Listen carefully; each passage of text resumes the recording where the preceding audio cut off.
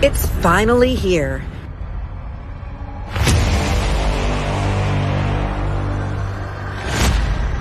New voices, new faces.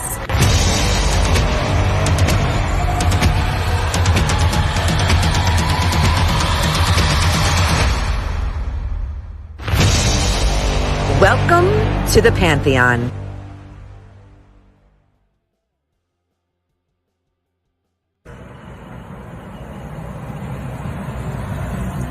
Let's get this party started! I could be brown, I could be blue, I could be violet sky, I could be hurtful, I could be purple, I could be anything you like. I could be brown, I could be blue, I could be violet sky, I could be hurtful, I could be purple, I could be anything you like. I could be brown, I could be blue, I could be violet sky, I could be hurtful, I could be purple, I could be anything you like. I could be brown, I could be blue, I could be violet sky, I could be hurtful, I could be purple, I could be anything you like. I could be brown, I could be blue, I could be violet sky, I could be hurtful, I could be purple, I could be anything you like. I could be brown, I could be blue, I could be violet sky, I could be hurtful, I could be purple, I could be anything you like. You're watching Poindexter Lounge. You already know. You're watching Poindexter Lounge for the unity. Why don't you set aside an hour or two? We'll have a few drinks and a cup of coffee. I don't drink. Hi, you're watching Poindexter Lounge. I'm choking on chicken. Hey, you're watching Poindexter. That's great. I don't. You are watching Poindexter Lounge. That's great. I don't. You are watching Poindexter. Thanks for the lights, Jay. Roger, Rose, and Call of Duty. I smell like onions and you're watching Poindexter. That's great. I don't. And now I'll make the point better. This joint's clever. In the lounge with Poindexter. So Poindexter Lounge, you know that we can get it in. And now I'm headed up like I'm Led Zeppelin. Hi, you're watching Poindexter Lounge. Do you like nerd stuff? Yeah? Then you'll love this. You never know what might happen or who might show up at the lounge. I just want to thank you for being here and being my friend. It's always good to have someone you could count on. And I'm glad you're that for me. That's great. I don't. Ladies and gentlemen, can I please have your attention? I've just been handed an urgent and horrifying news story. And I need all of you to stop what you're doing and listen. Cannonball! Poindexter, you're getting all excited.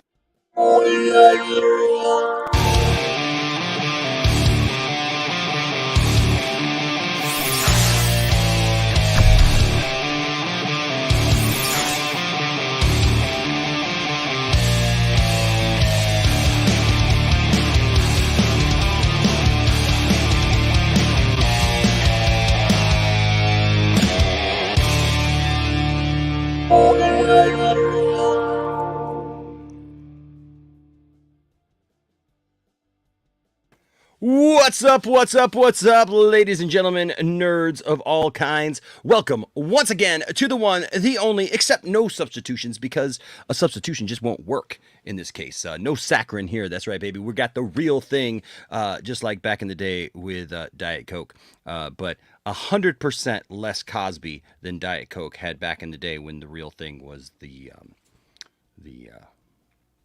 trademark thing. I don't know why I brought that up, but hey, you got the real thing right here, ladies and gentlemen, right here on the Poindexter Lounge. What's up? Good to see you all. I hope you're all doing well. My name is Enosh, and I'm glad to have you with me in the lounge tonight. If this is your first time to the lounge, hey, you know what? It's good that you're finally here. It's good that you finally found us. A lot of people, haven't found us yet, and so if you have found us, welcome. We are so glad that you are here. Welcome to the Poindexter Lounge. What is the Poindexter Lounge? Well, boys and girls, the Poindexter Lounge is a place for nerds. It's a place where you and me can get together and talk about all the things that we love, things like TV shows, movies, games, sci-fi, fantasy, comic books, superheroes, toys, and so much more. And if those things get you excited, then hey, you found the right place. So stick around. crack open an ice cold Dr. Pepper, because Diet Coke maybe has some shady background, to what to their advertising that they couldn't help back then. Come on, everybody loved Cosby back then. Let's be real. But hey, you know what? Crack open the beverage of your choice. Why don't you? And sit back, relax, and enjoy the next couple of hours as we endeavor to have some fun. Hopefully entertain you a little bit, include you a little bit in this. So join the chat. We'd love to see you in the chat and hear your thoughts as to what's going on in your neck of the woods, in your lounge, as it were. And hey, hit that subscribe button as well as that notification bell, all right? And become part of what we're doing here, because we like to have a good time, and we would love to have you be a part of that. Also, before we go any further, thank you to all of our patrons, everybody who supports the channel. You guys are awesome. Everybody supports the channel in their own way, and for that, I am very, very thankful. Whether or not you support the channel via the Patreon, whether or not you support it via membership. Membership is a real easy way to do that. We would love for you to join the membership tonight, and we give you the woo treatment when it happens. So if you don't know what that is, join the membership. It's as little as $2, or the Patreon, and you can be a part of that. Of course, everyone who gives super chats, thank you guys. We do get to the super chats. We do bring those up. So if you got something to say, please say it there in the super chats. And of course, also we have also other methods of doing this. And I will say that this is still open. We did a stream the other night about sending me to the Motor City Comic Con. And of course, that was all about the fact that William and others wanted to send me to the Comic Con. And so if you would like to help with that, we would definitely appreciate your support. You can do that through PayPal, Cash App, Venmo. All those links are in the description below. And, we appreciate your help with all of that. And then, of course, don't forget, we also do have a store with lots of cool stuff in there, and all these cool designs and more that you can pick from, you can choose from, you can have a good time with, and enjoy and wear proudly out in front of the public, as it were. All right, real quick before we bring in some people, I do want to say, hey, thank you to everyone who showed me some love today. Today, I got shocked back into the rhythm. As Tiffany says, the rhythm is going to get you. Well, the rhythm got me today, and I don't know if they said that I had a little red mark there, but I don't. Basically, I had a paddle put here and a paddle put here, and they basically went, and they put me back into rhythm. My heart was out of rhythm, and so now I am back in rhythm. And I slept most of the day because of the, they put you out when they do that. So I was under anesthetic for most of the day, and I was just like, they told me, don't make any major decisions today. So hopefully I don't make any major decisions here on the lounge tonight. So there you go. Anyways, but yeah, I had to wait for 2 weeks for this. And the reason I had to wait for 2 weeks is because they want to make sure that you don't have a blood clot, because little anatomy lesson here, boys and girls. You got the top chamber of your heart and the bottom chamber of your heart, and this is the way it was explained to me. And when you're in AFib, they're both beating at different, times and stuff. And so what that can do is this can cause blood to swirl in one area of your heart. And if the only reason they didn't shock me back the day that they found it was they didn't know exactly when it happened. So because they didn't know when it happened, they didn't want to risk that I had a blood clot and then send that up to, my brain, and then you get a stroke. And you don't want that, boys and girls. Definitely don't want that. So you want to avoid those things if possible. So they put it off, made sure that I was on the proper medication to be able to, dissolve any blood clot that may have been there. They did a scope beforehand and actually took a picture of my heart, making sure I did not have a blood clot, and I did not. And then they shocked me back in, and man, I was in and out just like that, and it was done, and I felt good, and I can physically feel the difference between what it was, because it was just heavy, and I was just really tired. And that's because it's like your body is working out, and that's how your heart is, your heart rate can be amped a little bit. And so, yeah. So, but I am doing really well. I'm back into normal rhythm, back into normal, beats per minute, all that good stuff. And I'm thankful to all of you guys who stuck with us here over the last couple of weeks. Thank you to everyone who supported everybody in the Pantheon.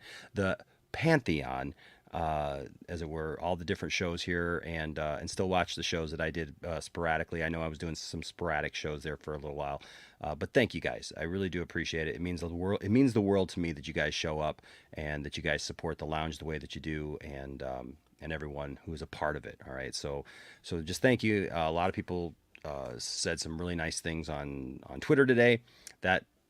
That's awesome. And Twitter, Facebook, all just, the different ways that you guys communicate with me. And so thank you guys from the bottom of my heart, literally, and the top, because now they're in rhythm. Thank you so much for all the love. It really truly does mean a lot to me. So thank you. Real quick, we're going to jump right in. Starts us off right away with a $5 super chat. Says, hey, Enosh Lounge and chat. It's a pleasure to be here again. Oh, it's a pleasure to have you here, my friend. It's a pleasure to always have you here. Let's see. Jason Ease is here talking about the Flash movie and wanting to be excited about watching it and stuff. We're going to talk about that a little bit tonight. Yes, because there's some new information on that. What's up, Aaron? Yes, I am feeling better. Thank you so much. Anthony Beltre in the house. What's up, Enosh? Hope your night. How was your night? Are we going to react to Project Justice League? So we are. I'm going to give you my reaction. We're not going to show Project Justice League, but I will drop a link for it for you guys to be able to watch it yourselves if you have not watched it yet. And I'm going to give you my thoughts on it. Okay. And then hopefully this week, we will actually have some of the participants of Project Justice League here on the lounge to talk about the entire project. Dat Dude Vince is here. What's up, Dat Dude Vince? What's up, Hal Jordan? Thank you so much. Says Enosh, hope you're feeling better. Thank you. Hashtag Ezra is my Flash. What's up, Bipolar Nobody? What's up, Chris? For the hundreds here. For the hundreds! And the thousands that will watch later. I have just one question for you. Are you ready? Do you smell what I was cooking earlier? You're awesome, Chris. Let's see. What's up, Marcus? How you doing, man? Hope you're doing well. Let's see. Laser Luke says, what's up, Enosh? I hope you're okay, my dude. By the way, did you see Project Justice League? Yes, I did. And you say, wow, it's amazing. Awesome. Awesome.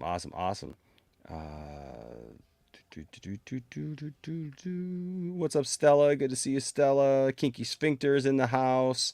Music Man is in the house. Good to see you, Music Man. It's always good to see you, man. You Do Suck is here. Will Enosh be playing Lady Shocker now? Lady Shocker? Really? I can't just be Shocker? I got that drop someplace, I think. Where's my Shocker drop? I had a Shocker drop, and I may have gotten rid of it because I don't think I was using it anymore. It was kind of long, and it wasn't. I think I got rid of it. Maybe. Yeah, I think I got rid of it because I wasn't using it anymore, and it didn't really make much sense. Oh no, here it is. Here we go. Get back here, Shocker! Shocker! You can't escape me! I'll chase you to the ends of the earth! Question on that, like, it's Spider-Man chasing him, but he's saying he'll chase Spider-Man to the ends, or was that Spider-Man? I don't know. Either way, thank you, You Do Suck. You know what? I'll play any role. Hey, anything they give me at this point. What's up, my friend Thade? Says hello, nerdy humans. Yes, the show is starting. Spherical Man in the house. Shock to the heart. And you're in time, Enosh. You give nerds a good name. Thank you. Appreciate that, Spherical Man. And I love that picture of Cyborg Superman. That is awesome. I always love that picture of Cyborg Superman. What's up, H. Bart's in the house? Always good to see H. Bart's. Always good to see him. What's up, Jared? Always good to see you, Jared.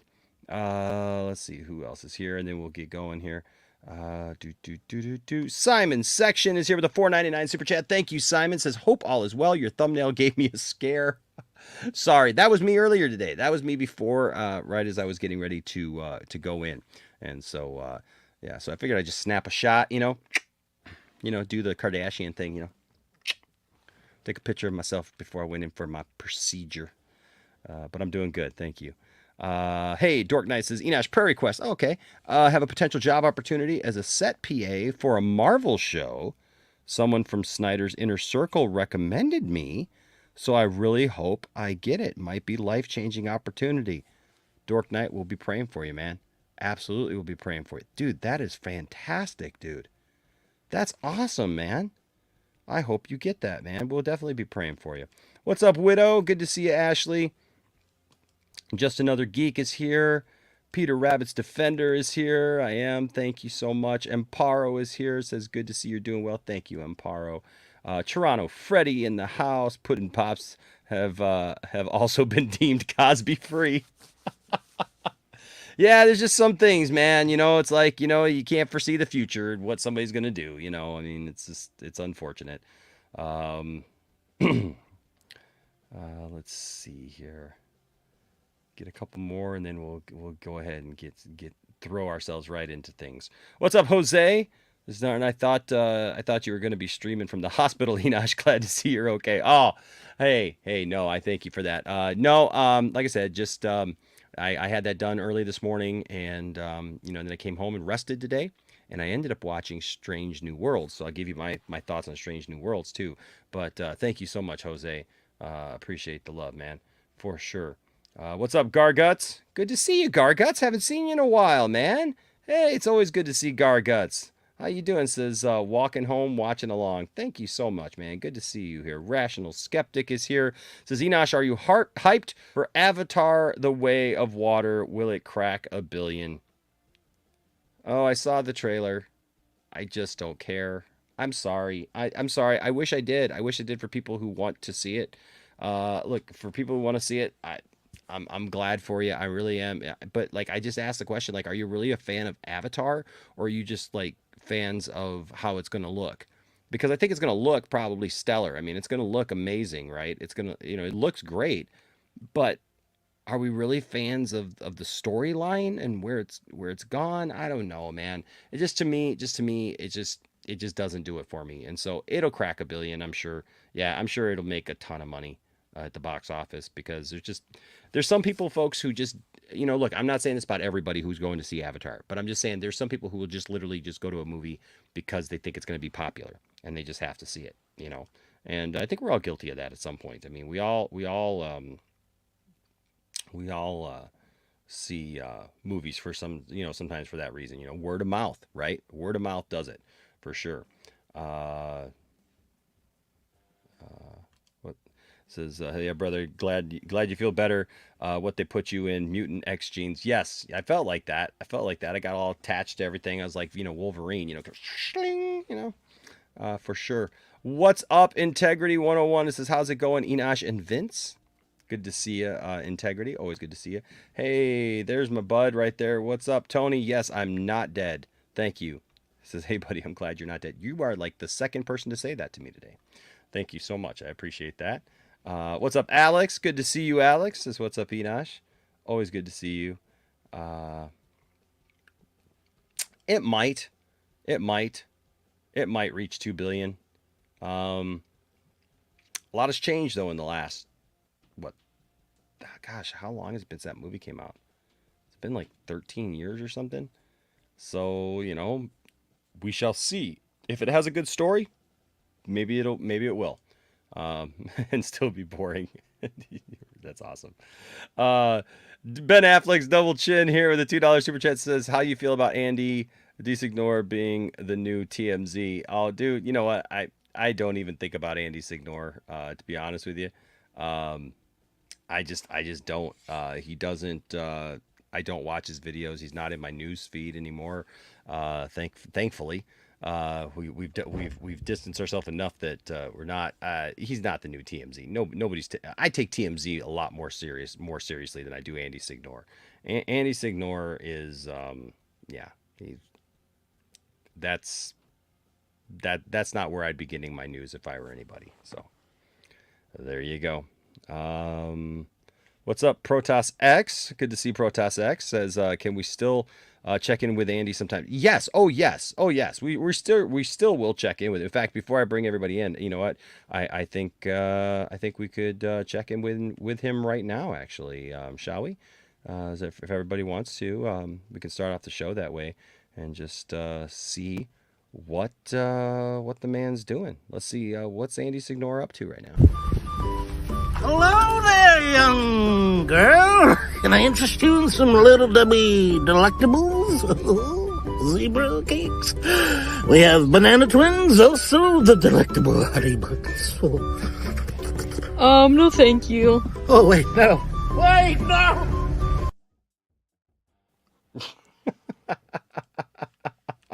Yeah, we'll always have that. Yeah, I just and like the real guy just isn't on my radar. So, but before we do that, hey, let's go ahead and bring a couple of our friends in, both Chris and Stella. What is up, my friends? How are you?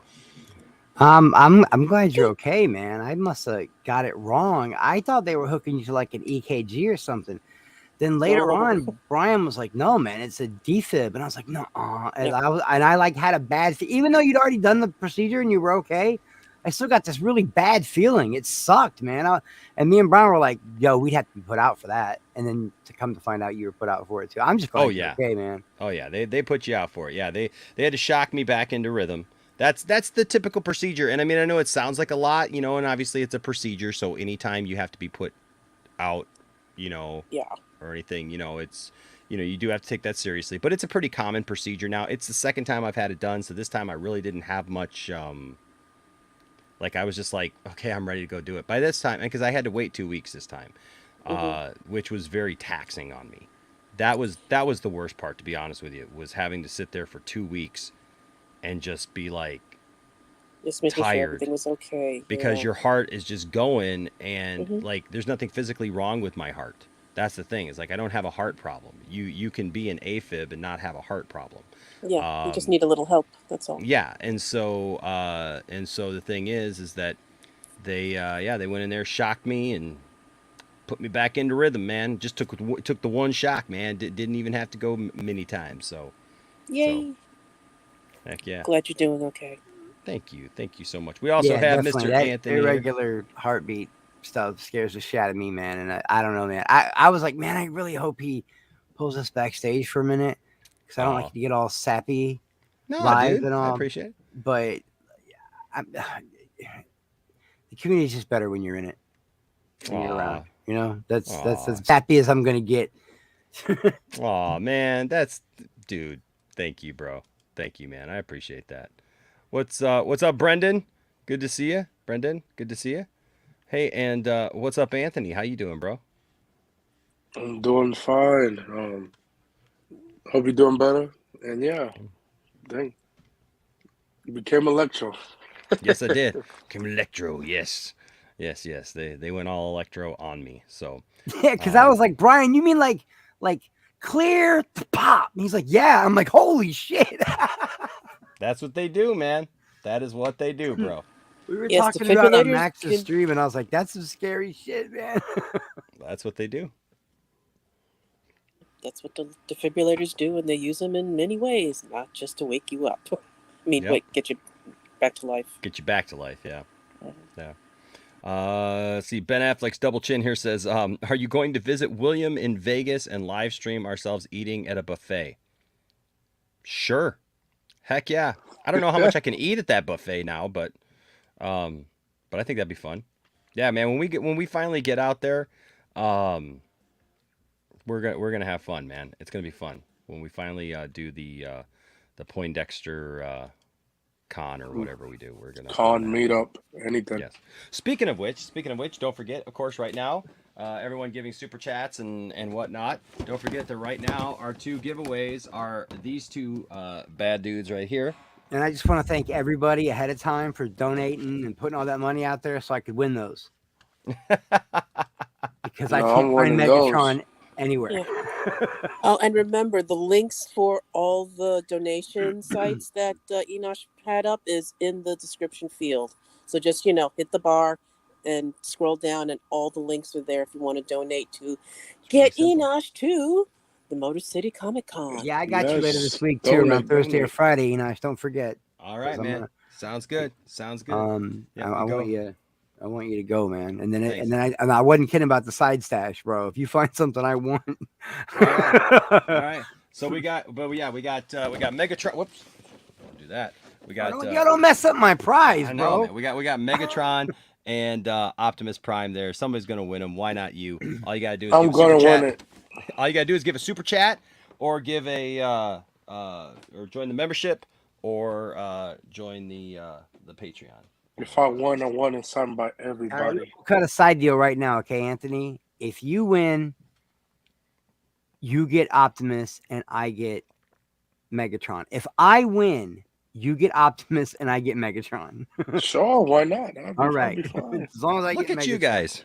Look at you guys. Look We're at you cutting guys. sidebars over here, bro. That's hilarious. We're splitting the pot, Splitting the pot. You got new Oh, I love toys this week? I don't have any new toys yet. No, I haven't been out shopping, man. Like I was kind of Why out would of you it. need to? You just I went know- to some I know- giant I know mall there and came was, home with a haul. It was That's what I'm saying. pictures of the McFarlane Dr. Fate for the Black Adam movie. Yeah. And clones, yeah. It's weird that Dr. Fate has no eyes in his helmet. Like, what the fuck is that? I don't know. I got the regular Dr. Fate figure. Yeah. The regular Dr. Fate figure is awesome. Like the regular one that they made is Yeah. fantastic. I don't know, like Anthony, I'm right there with I was just about to say the same thing, Anthony. I don't understand why they did that. I don't understand. That's weird. That's I don't That's understand. weird to say so. It's a really, really weird thing. Brendan here says the EZRA news is such a positive step. Yes, we're going to talk about that tonight. Like, I love Dr. Fate, just like, really, like, Rock. I know, Rock, I like you, but come on. You could have given him ice at least. I guess, whatever. You're gonna put that on Dwayne? Like he made that call? Yes, he did, because he's the one who produced it. He's the one who stars in it. Oh, He's the well, one who yeah, it puts- might be on him then. Yeah. But usually when you do stuff like that, you bring in creative consultants and wardrobe and things Because like that. I mean, it's not a real costume. I mean, the only real thing is the helmet, and the whole costume is CG. But, like, I hope it's good. I hope we get a second trailer later this year. Yeah, I'm sure we will. So, have you guys watched Strange New Worlds yet? Yes, me and Brian can't shut up about it. I'm surprised Brian ain't in here. Can I tell you something? I watched it for the first time tonight with Tiffany, and dang, it's good. Yes, it is. It's so good. It's so Trek, good. that to me brought Trek back. Like we're back after on watching that, Enterprise I was like, proper. this is Trek. This is Star Trek. This is what we've been waiting for, man. Like this is Seeing Captain Pike back in that chair, man, that was a big deal. And they brought in a different Uhura, and they got La'ana. It was just dope. It's so good, man. and look, I can't don't want to wait for do the too next many spoilers. I mean, have you guys Yeah. talked spoilers yet? In the show, On 10 not forward, really. yes. On We did 10 on- forward, you guys have talked spoilers. Oh, so yeah, I don't 10 want to talk forward, too many yeah. spoilers for anybody who hasn't watched Strange New Worlds, but I like the way that they address his end. Yes. Over and over too, man. Oh, so good. I love that he knows anything connected to Enterprise is going to lead to his fate, and he still does the right thing and goes on the Enterprise. He could try to change his future, but he's more concerned with doing the right thing. It's Right. crazy. It's so good, man. It's so good. I'm telling you, man, I cannot believe how good it is. And I- me you and know- me and Brian, we got a double dose because we had just seen WandaVision. They were both in it. Mhm. Okay, and then we got that Picard season finale, which blew my mind. It maybe is one. It's maybe the best season finale I've ever seen. Mm. The Q stuff with Picard was so deep. I haven't finished Picard yet. I just went ahead and started, man, watching you're Strange New fine, Worlds because it's like I got to. Tiffany was willing to watch it with me, and she really liked it too. So got the design of the Enterprise. Yes. The design scene, the Enterprise, that first episode. I mean, like it's very. Yeah, they integrated as much of the original show as they could, and it's beautiful. and still kept it modern. It's So so good, man. that they kind of go rogue, you know. I mean, it just in that first episode, very. How great is that scene, Enosh, in Montana where he's on that beautiful horse and the shuttle comes in and lands and there's snow everywhere and the big wind farm. I was like, dude, this is the shit, man. Me and Brian can't shut up about it. I can't wait for the next episode, dude. The show looks so good and it's so well written so far, you know, from what I saw. And I love the lighthearted stuff. It's not super heavy, and that's what I like about it. For God's sake, that's the problem that we've been having lately with Trek, I think. Like, it's a problem when I started watching Discovery that everything felt so heavy. Yes. Right? And even Picard, I liked Picard, don't get me wrong, but everything felt so very serious and heavy. Even though they would try to sneak some jokes in there every once in a while, it just felt so heavy. Where I think this felt very fun and adventurous and yes.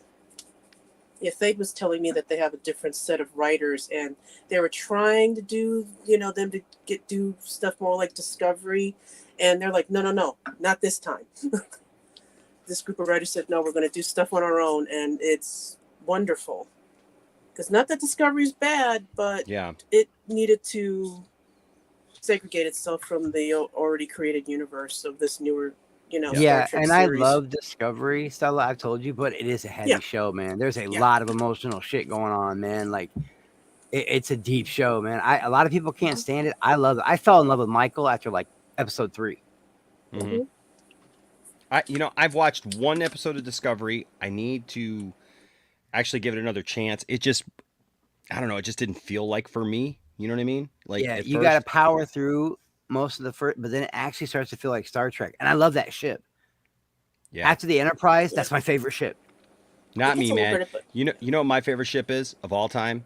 I gotta say that okay. So the movie ship, right, from the original series movies, is a great ship. I'll be honest with you, man. This new ship on Strange New Worlds.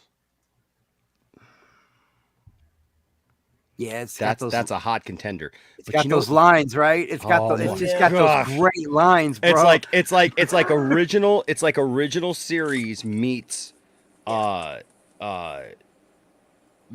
technology, you know? Yeah, and it's so great. Oh, it looks so good. With the budget that they needed and technology that they needed back in the 60s. I love that they made the warp cores like edgy and squared, but also smoothed out, rounded. I'm one of those guys. I appreciate lines. I'm a car guy. I'm an artist, and the lines on that ship are perfect. I'll tell you what, man. But I will say this. Though. There is something about the Enterprise C that just does it for me. The Enterprise C. Okay, that's not the one. The Enterprise C is. That's the one that was from yesterday's Enterprise. Yes. Here, I'll pull it up for you. Prize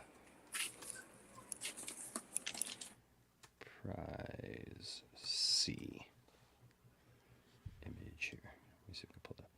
There is something about No, the C was dope. Yeah, I liked E though, man. The E was mine because it. Man, I don't like the Borg. I just don't like E. A lot of people don't like E. I don't know why. There's no distinction between the saucer section and the actual, the warp core and stuff. In the cells. Yeah. There's just something about this ship that I just really dig. I don't know why it is. I like the warp engines on this. There's just which movie is this in? It's not in a movie. It was seen only once. Here, Simon, I'm going to get to your super chat in just a second. Oh, that's right. I forgot. I can actually bring this up. Hold on just a second. Yeah, who taught you? Was it Caden? Somebody. Yeah. RJ? Somebody. Yeah, it's the episode where Tasha Yar comes back in the alternate universe when the timeline switch. That's right, from Next Generation. Yes. Yeah. Yeah. Heck yeah. I mean, just look at it's just a sleek ship, man. It like that combines. Is dope. It looks like it's going fast, sitting still, yo. Right? I'm just saying, man. There's just something about this ship that is a nice ship, and it's got a really big saucer section. Yes, like it's extra big. I mean, look at that. There's something about it, man. I don't know. It's kind of blocky, you know. No, I like blocky. I like blocky, man. If the lines are nice and those are nice lines, why do you think people don't like Voyager? I think Voyager looks sleek as hell. I like Voyager. But see, you see how the connection between the bottom of the ship and the saucer section is thick like that. And they got that red lighting. Yeah. See, to me, that would make sense because there's elevators and everything going up in there, right? And so there's got to be some connection where it's like a lot of the ships just have like a really thin, you know what section car there. guys call that, when they're fat like that and they come together with a short wheelbase, they call them a chub. It's a chub, bro. Dude, I get one just looking at this, man. Oh my God, and it's the Enterprise C for chub. I love it. There you go. It's Enterprise Chub. I love it. I love it. But I mean, look at this, man. It's just, oh man, there's just something about it, man. I don't know. There's, I've just always loved this ever since I first saw it. It's just a nice looking ship. But I mean, look, I like this classic look, anyways. This is like kind of, and I love the D. Don't get me wrong. Somebody's gonna clip that. But I do. I was thinking about it before you said it. I know. There's another drop, boys. There you go. And ladies. Yep. But I mean, dude, this right here. Oh. This just. Yes, Constellation class Enterprise. Oh, it's beautiful. It's such a beautiful thing, man. Another one that was really dope, and people are just like, yeah, but it was only the big giant one that was 3 times the size. From the movies that Peter Weller was in. Yeah. Specifically for the military. Yeah, the huge thing. Oh, I've got the little like Hot Wheels size one of that. It's oh gosh, what was that? I forgot the name of it. That's a sweet looking ship, though. Starts with a V. Like a huge hunking starship. It's not the Vengeance, is it? No. It starts with the V. I think it has the same name as what those big ships were in The Last Jedi, the very first ships. When Poe was like, "We've never taken out a whatever before." Not a dreadnought. No, is it the dreadnought? No, I think it is a dreadnought. No. Dreadnought class. Yeah. Yeah, dreadnought. I think it is the dreadnought. I think it was dreadnought. Yeah. Oh yes, it is. Yes, it is. But, hold on, so we gotta do Star Trek here. It was massive, and it just looked like I just was like, dude, a lot of people don't agree because they're such hardcore Trek fans. They don't like militarized Federation ships, starships. Yeah, they feel that that's not what the Federation is. But I love it when they militarize them. But it's Starfleet. I mean, come on. It's Starfleet, man. You gotta have a military, and that thing's arm. badass. Mm-hmm. And in the movie, don't they say it's built to have a skeleton crew, like something like 10 people can operate that entire ship? Yeah, at bare minimum, yeah. It's crazy. And then Khan takes it over and wrecks that shit. But it's nice, man. That is a badass ship. It is a nice ship, man. It really is a nice ship. Okay, Simon section here with the $4.99 super chat. Thank you, Simon. Appreciate it. Says, hey Enosh, glad you're doing okay. Thank you, man. I was looking forward to your Doctor Strange 2 spoiler review. Did I miss the podcast? No, not yet. I just hadn't got to it. So I'll probably do that probably sometime this week. Maybe Thursday we'll hit up some Doctor Strange spoiler stuff. How about that? Before I go to Comic-Con. Yeah. So we'll definitely hit that. I definitely have some ideas and thoughts on it. We've kind of like done a couple of spoiler I did it like the other day with the 6-hour live stream. Yeah, somebody kept bringing it up, and it was like before we got into it, like I was so tired, I just realized halfway through, like, oh crap, we've been talking about spoilers. Whoops.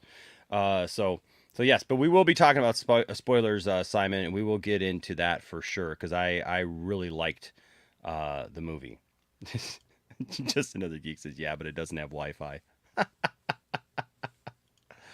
Oh my gosh, that's funny. I stopped watching Star Trek after the JJ movies. But I heard everybody's loving the shows, but I might start watching again. I enjoyed the JJ movies for what they were, but the third one really disappointed me.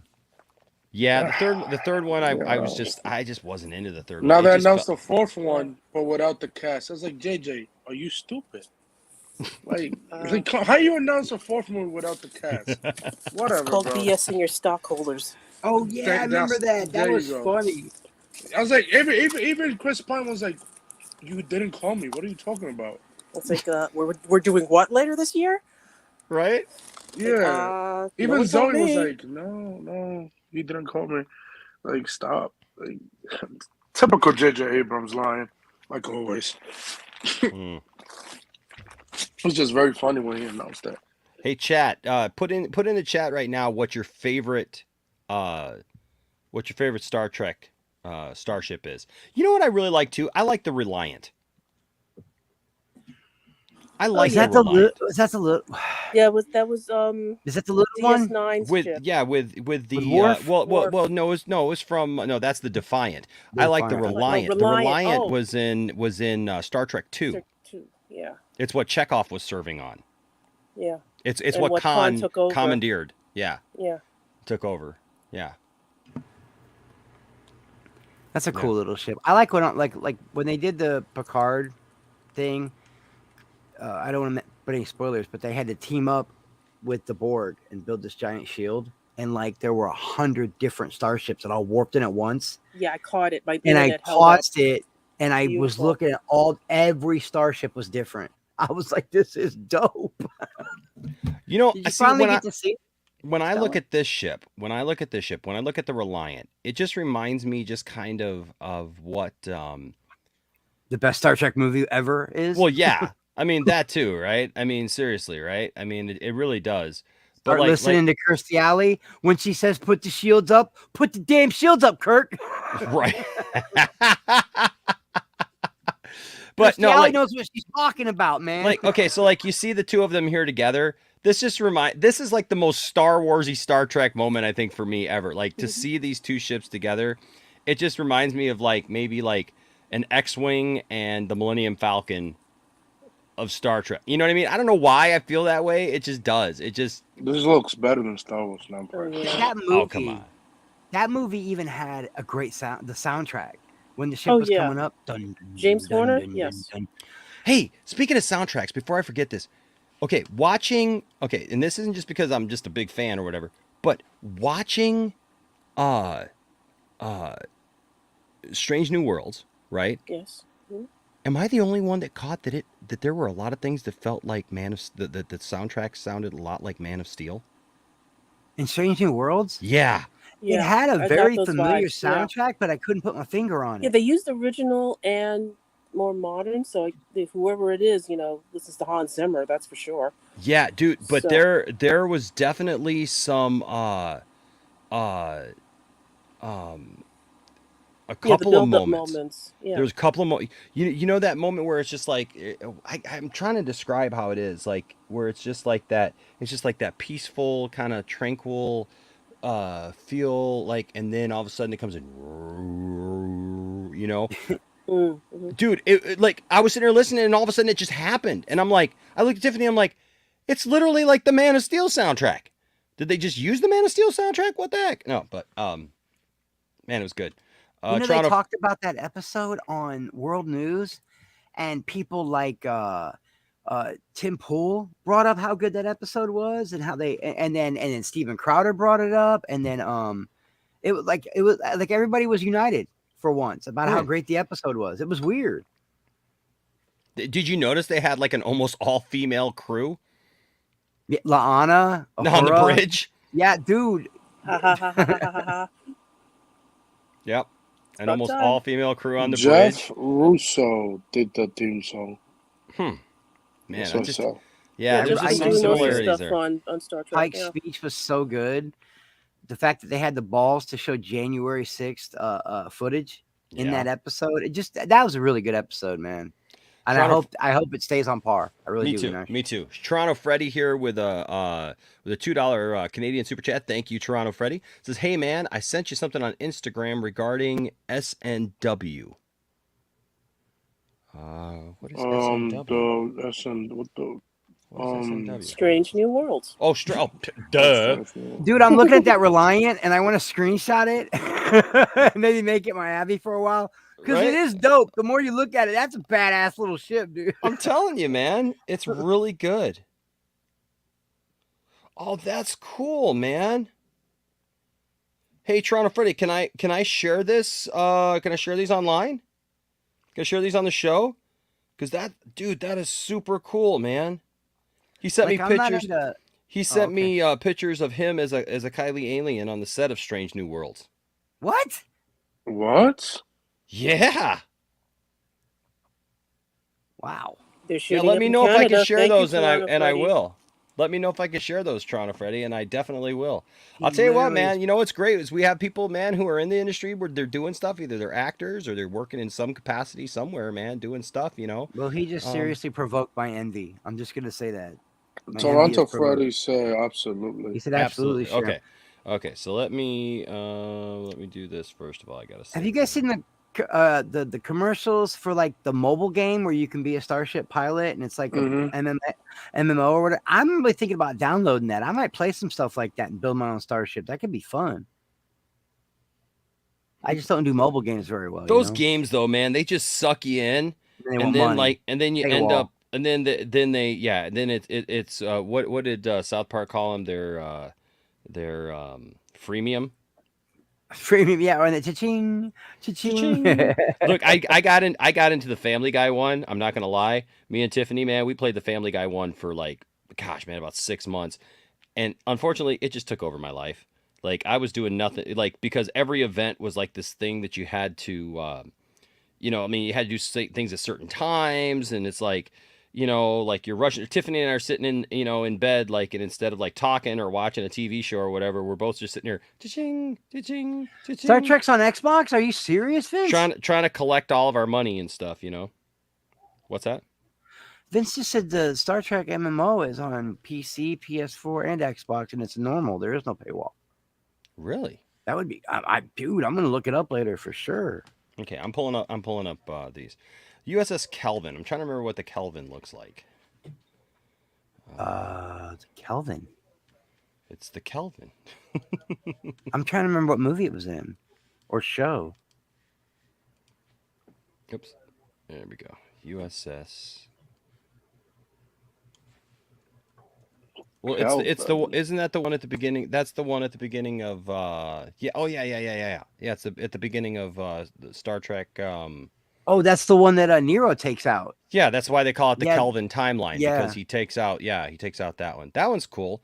I also did you like the Archer?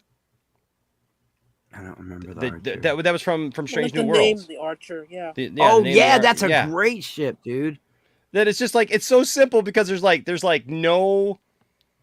no warp engines on the outside or anything like that. It's just like these top and little things, man. Just like the saucer section and the cigar section, and that was it. Yeah, I just didn't like the over under warp drives, warp cores, or whatever. I don't really care for that. That's got one warp drive. It's up on top, and then it's got the cigar section, which I think is the crew section. Engineering and stuff like that. Let's see who else put one in there that they like. Let's see if we can find something. The Defiant. We showed that one.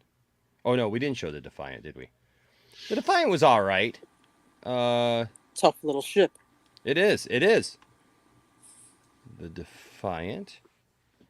Yep, that was a cool little ship, man. It's a cool little ship, departure from the other ships and stuff. Perhaps today is a good day to die. more of a one-on-one kind of combat, ship, nothing wrong. Small, with that. maneuverable. Absolutely. Let's see here. Enterprise. Yeah, Enterprise, Cherie. Look. Yeah, I love that. Hold on. What is oops, I missed something here. What is the Eagle 5? Hold on a second. Come on, where'd it go? Somebody just said Eagle 5 and then this whole thing jumped. Okay. Yeah, we just showed it, another Protus. geek. We were just looking at it. It's called the Dreadnought. Yeah, the Dreadnought, yeah. What is the Eagle 5? I don't know if I know what that one is. Let's see. The USS Eagle. Oh, is it? So it's Constitution class. So That's it's the same as the C, I think, is Constitution class. Oh, it's NCC 956. So I mean, it's because for a while, it's the Constitution class, right? So it's made to look like the Enterprise. I mean, it looks like the Enterprise because the Enterprise is, That's cool. That's cool. I don't know. There's just something about how basic the discovery is. The scimitar is cool. The scimitar is cool. It's triangle with a circle and 2 squares. I mean, the discovery ship is like, to me, it's one of my favorite ships. It's got that middle saucer section. Mm-hmm. Inside the saucer section, yeah, the discovery is really cool, especially now that they put that new stuff on it.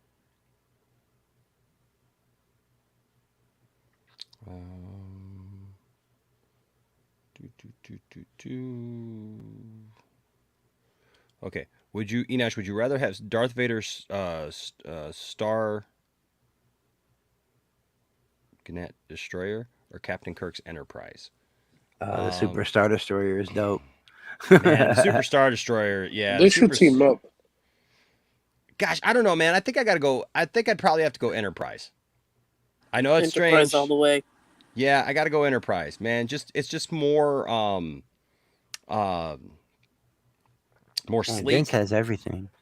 It's just more sleek. It's more I feel like it's more maneuverable. You know, It's just a better looking ship. Just a better looking ship for sure. Sith Holocron here says today is a good day to send Enosh to Comic-Con. Heck yeah! So if you would, like we said before, we're still taking donations to help out with our Comic-Con thing. I did secure the tickets. So Friday I will be meeting the one and only William Shatner. Yes.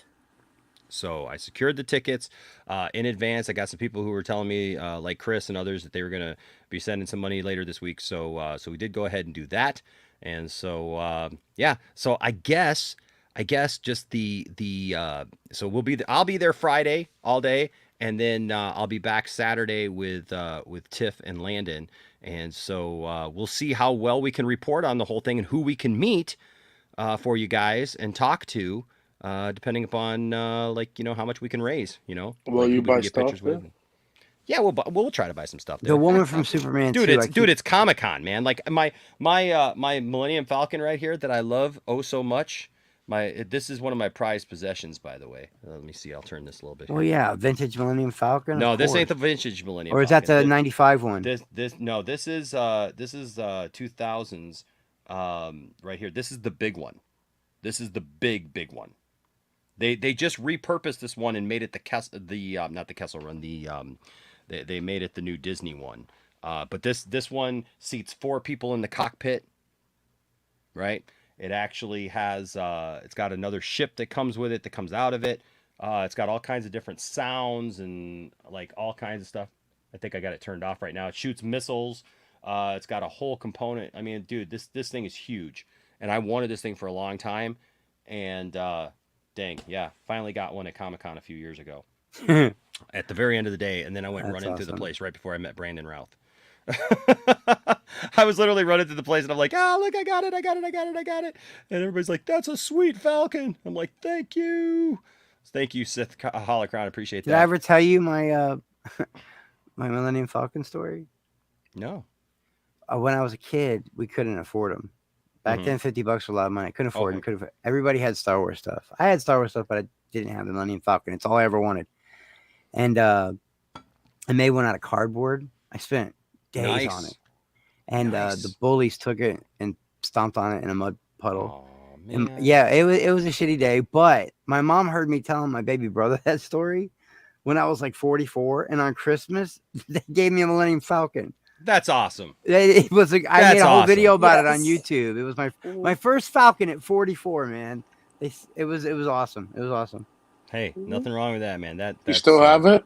Yeah, of course I still have it. It's a gift from my mother. Absolutely. 44. That's only 3 years ago. Never. It's only 4 years. It's 4 years ago. But 3 years ago. Right. H Bart's here with a $5 super chat. Thank you, H Bart's. Says over the weekend I finished Righteous Gemstones. It was great. You know what? Funny. It is funny. It's a great show. Look, you guys know I'm a pastor, so I'm just going to speak like openly about this and just like, I think sometimes people are surprised that I would like something like that, you know? Yeah, they think you're some straight edge Pentecostal or something. It's so weird that people think that. Yeah, I don't get that. I don't know if I give off that kind of vibe.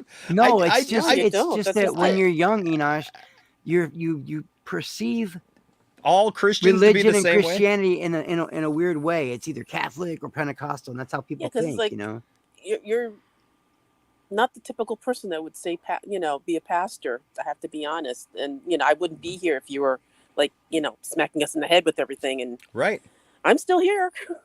Well, I mean, like Stella, even a while back, you were watching one of our services, and I was embarrassed about something that was going on in the service, and I'll just say that person is no longer with us.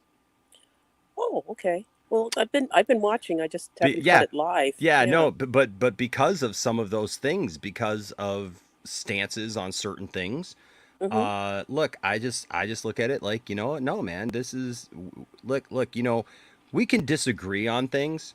Okay. Yeah. I don't think that I think I'm honestly, like, when I look at society right now, like, everything is like so cut and dry, right? It's like, you're on this side, I'm on this side, so we hate each other. Or we're, like, we don't like each other. Or I see people like, well, if anybody likes this or anybody supports this or whatever, just unfriend me now or unfollow me. Like, we draw all these lines in the sand. And to me, it's like, well, if we do that, we're never going to talk and understand each other. Exactly. Right? There are schisms in families right now. People won't go home for Christmas because their dad voted Republican or something. It's crazy. Right. And it's like I was telling people, like, like even the whole Trump thing, right? Like, I don't, and I think it's funny because, like, I've had people come into our chats and in the same broadcast call me a leftist, liberal, SJW, and a Trump supporter all in the same show. Yeah. And it's because I'm a centrist. Yes, exactly. because I actually use my brain, and I vote for the person that I think is going to do best for me and my family. Well, isn't that selfish? Yep. I got to take care of me and my family, right? And so the thing is like, if anybody questions, first of all, I don't get into who I vote for, or what I do, or no, I don't either. I joke because about it, but I don't talk it's about not it. a point. But like, if people in my personal life ask me a question about who I voted for or what I do, I can very much so explain why I vote the way that I vote, or do the things I do, or abstain sometimes from voting for something because I just don't believe in it, or or I don't have a horse in that race, you know what I mean, or like I just don't do that. But I think the problem is like when people like are just like, hey, this is the way it is, and you got to think like this, and you can't think like anybody else, and you can't listen to anybody else or whatnot. We're talking about a subject tonight, actually, which is one of the reasons why I lost that person, was over Ezra Miller. Well, they start big too, they do it backwards. They worry about presidents and government. Listen, I start at the county level, then I work my way to the state level.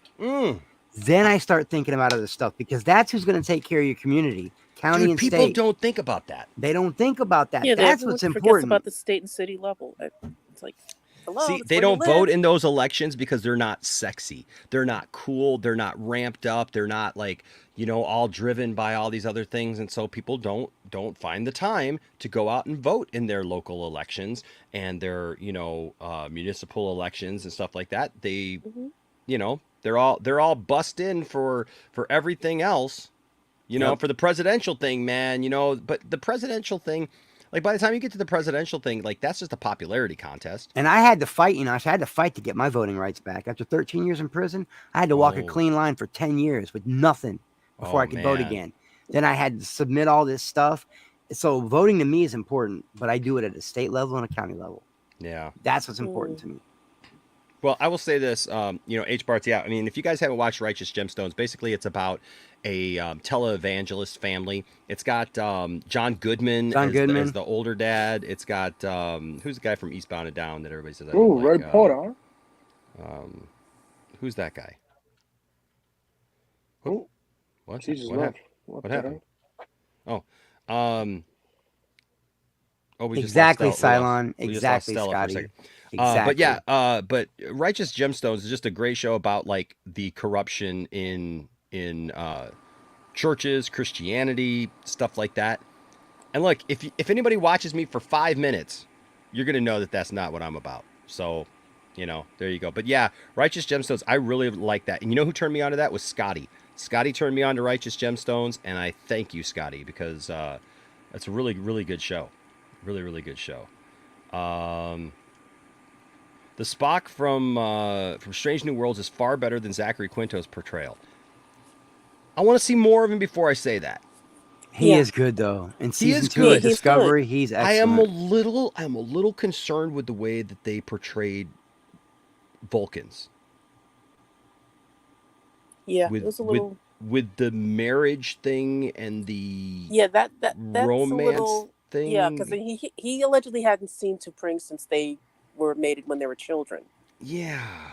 That was like the whole thing because it was like creepy. Everyone was like, "Is he a pedophile? What's going on here?"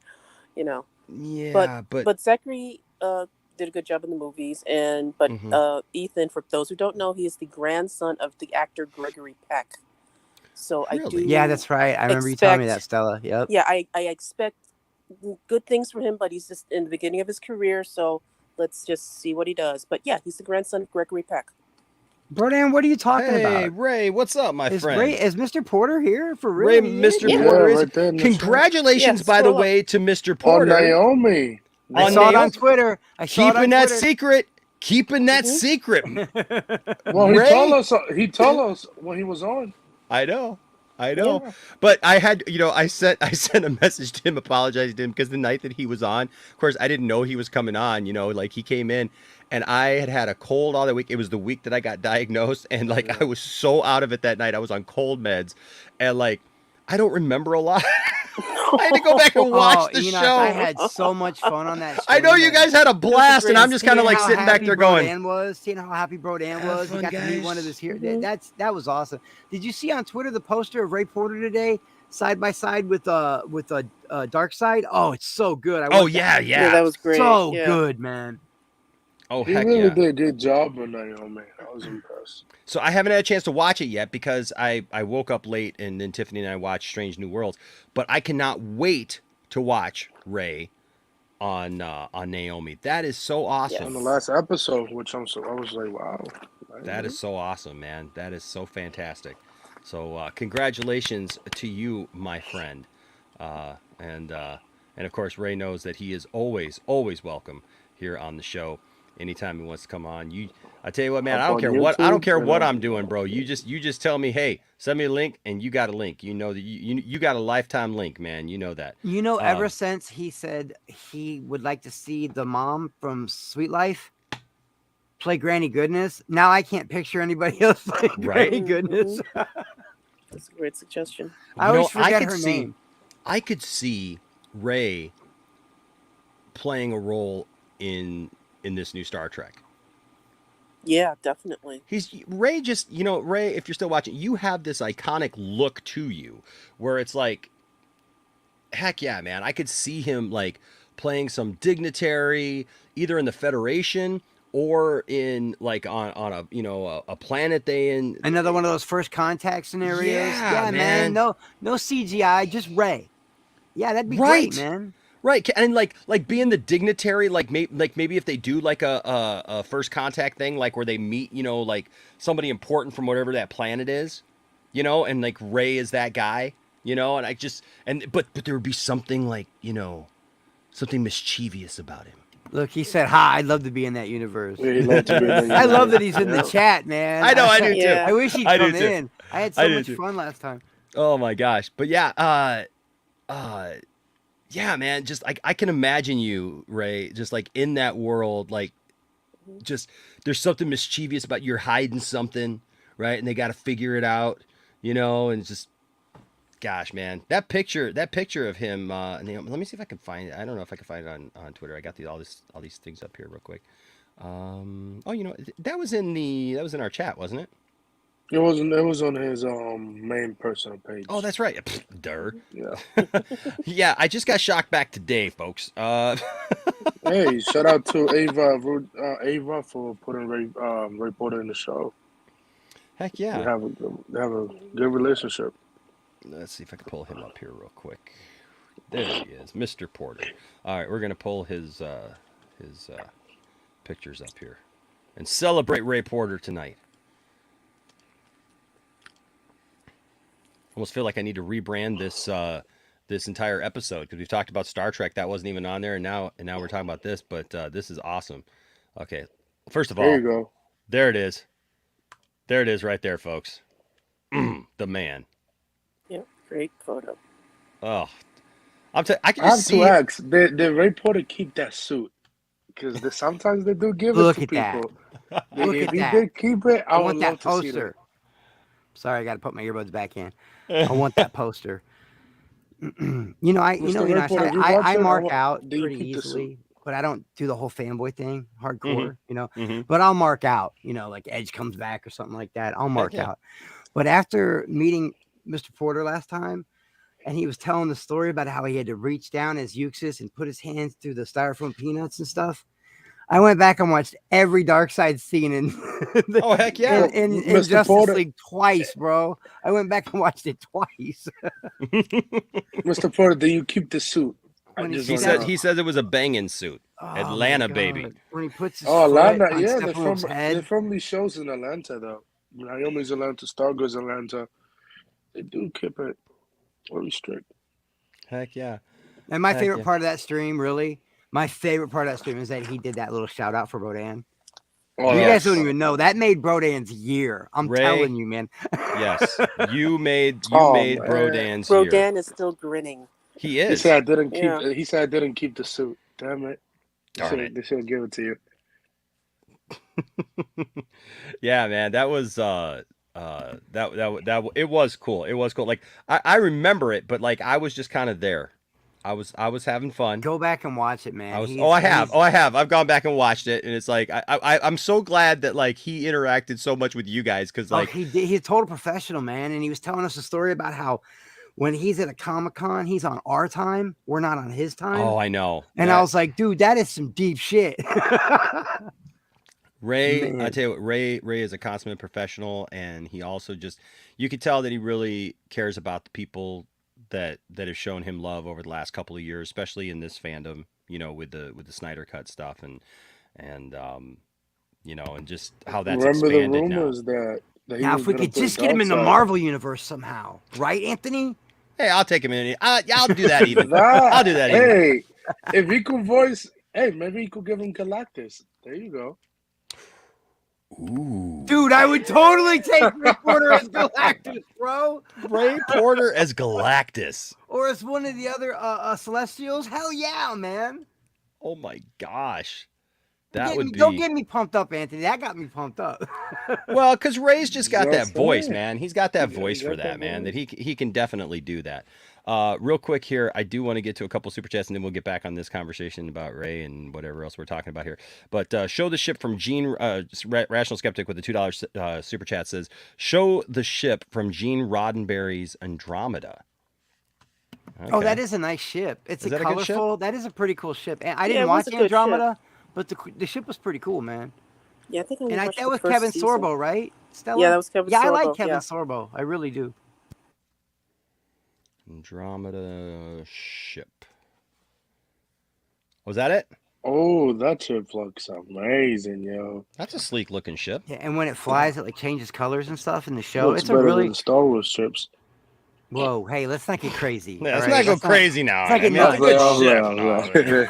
ship. It's a good ship, but let's not. You know, everyone likes the Klingon ships, but I love the warbirds. Yeah, Not the the Klingon Romulan- birds of prey, but the Romulan. Romulan warbirds. Yeah. Those Yeah. things are so cool, man. You know what ship has grown on me is the Orville. Yeah, the Orville's great. It's a tiny little ship. I know. It's like a mid-sized ship. I love that show. I'm so But I glad love it's that coming show, back. too. Yeah, I love I'm that show, so glad it's coming back. It's coming back on Hulu, I believe. Yes, I cannot wait. I'm totally watching the heck out of that show.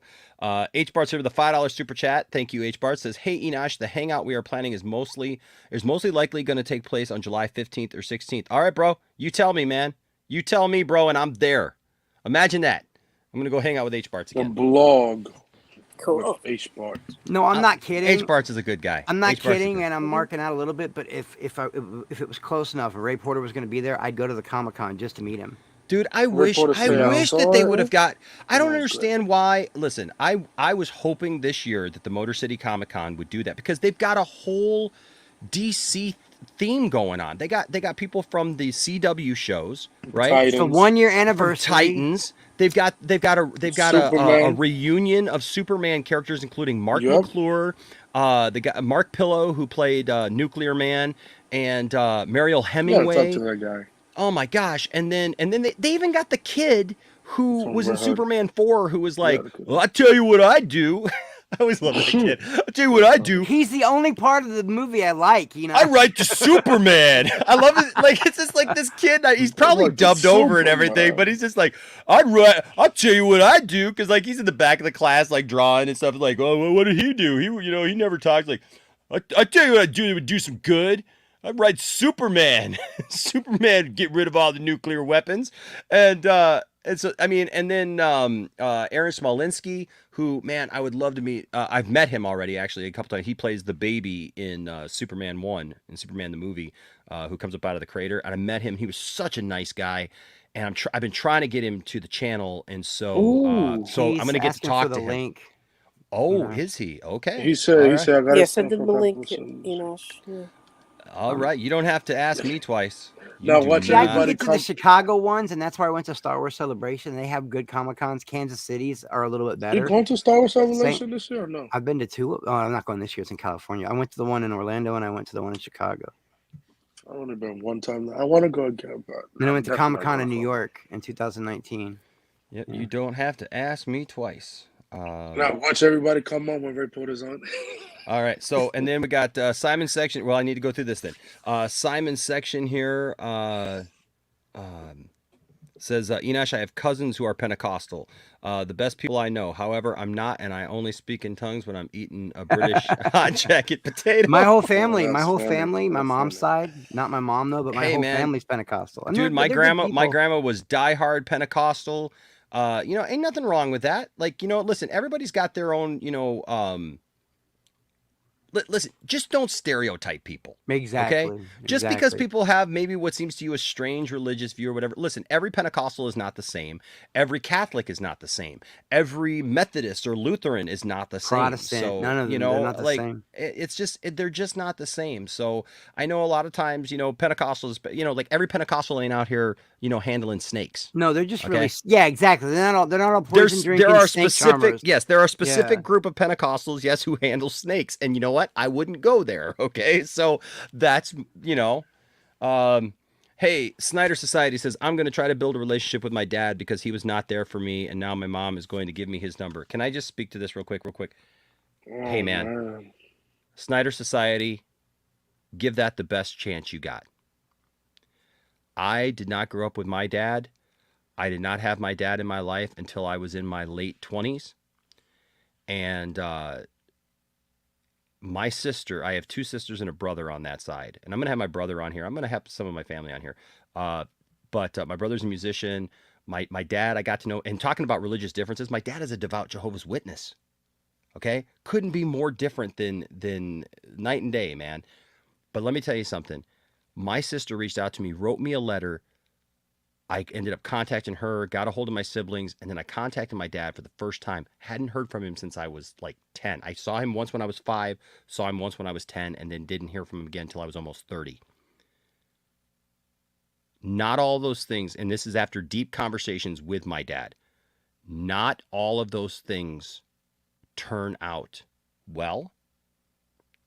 But I will tell you this. You owe it to yourself to give it a shot. My sister had a similar situation, did not work out well for her. Mine, though, I ended up developing that I have a family that I never knew. I love my dad. I love my mother-in-law, or my stepmom. I love my brother, my two sisters on that side.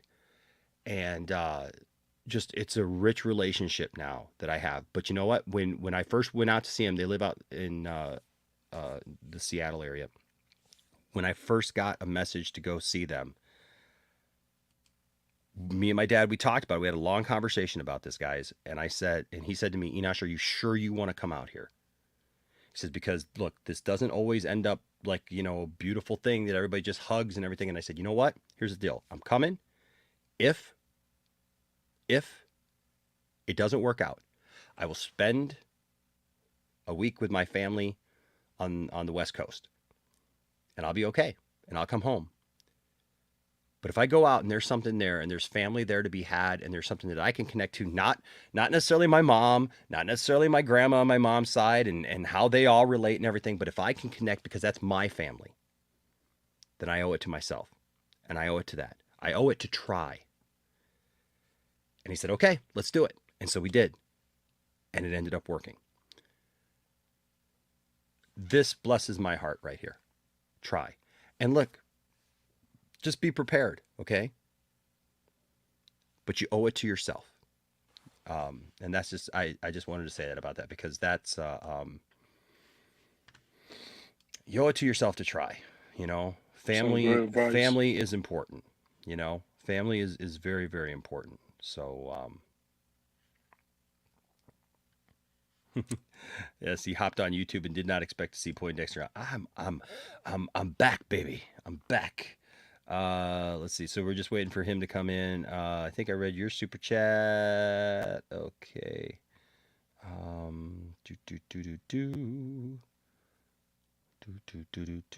Let's see what's going on here. Okay. Fourth 1000 here with a $10 super chat says, have you heard of Project Justice League? The Four Nerds Network made a motion comic on YouTube compiled of Zach's Justice League 1 and 3 storyboards with music and voice acting. It is very good. Did you happen to see the title of this video? I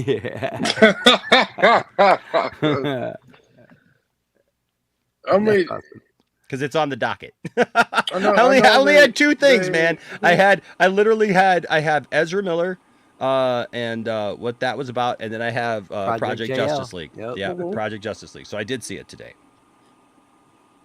I haven't watched it yet. I'm saving it, man. I'll watch it tonight. Ooh, hey, we could take this. Heck yeah. I'll voice Silver Surfer. He'll voice Galactus. Come on, Marvel. Let's do it. Come on, Marvel. It's the combo. It's the combo. You know that you've wanted. So there you go. Oh, that's what he was doing. So he's doing a couple of voice over auditions, but then send a link. Okay, so I got him linked. So actually, if we want to talk about that, let's actually talk about that real quick. We got off on the Star Trek thing, which man, I love the Star Trek conversation because, like I said, I loved Strange New Worlds. Brian's gonna be salty he missed it. He is. He'll go back and watch it though. I messaged him and he was like, "That's awesome." You know, I told him like Enoch's just talking Shrek, bro. Heck yeah, man. Heck yeah. So we're not gonna play the video here, but because I think it's something that you should go here and support this. You should support this, right? And look at that, $1,143 raise. Yeah, man, this is awesome, man. So all the money from this. So for those of you who don't know, Four Nerds Network put this. Look, last year there was the notorious motion comic controversy, which I still think is stupid. I'm sorry if you have a problem with somebody putting together a fan-made motion comic. That's on you. There were people who tried to get deep into it. Look, there were some issues, and they've talked about those issues, right? I mean, like, we don't even have to get into all those issues. There were issues with some of the people who were helping lead it at the time, who were involved in it, and there were some mistakes made. But such a huge overreaction to it, and what I didn't like was the idea that people tried to make it out that there was some nefarious things going on the parts of the people that I consider friends, the Four Nerds, for example. Yeah. I just don't think it was fair. It was not fair.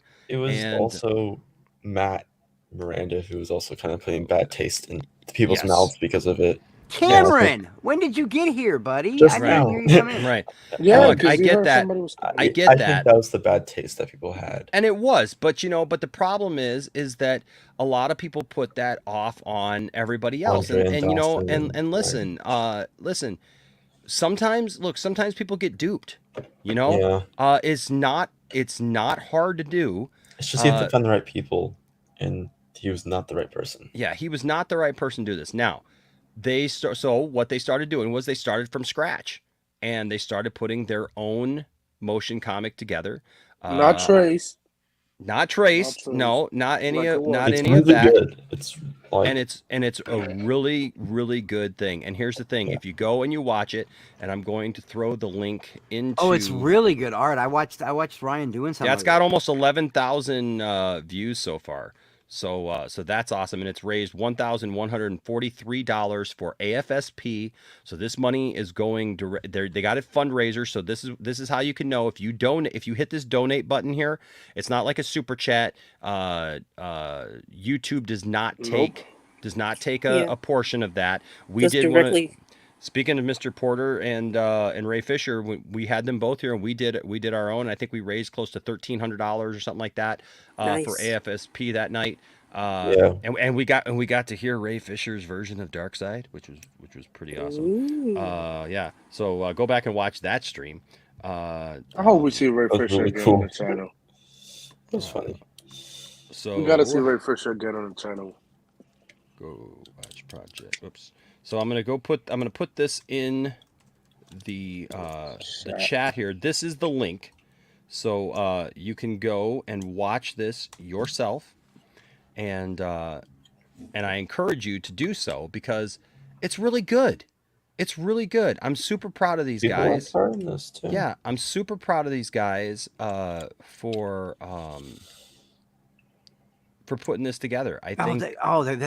They've been at it for months. You know, they're so dedicated. Yeah. Mm-hmm. You know what I mean? Like that. Yep. That alone. You know. Yeah, trust me, I'm donating. They're going to release part 2 and 3 later. Just part 2. There's not part 2. Yeah, part 2. Yeah. And I'm gonna pin that comment. So it's gonna be great. I'm gonna pin that comment. So go watch there, and then support AFSP. I feel like we haven't gotten a lot of that recently. Yeah. You know. But hold on a second. You didn't know Ray Fisher was on the channel?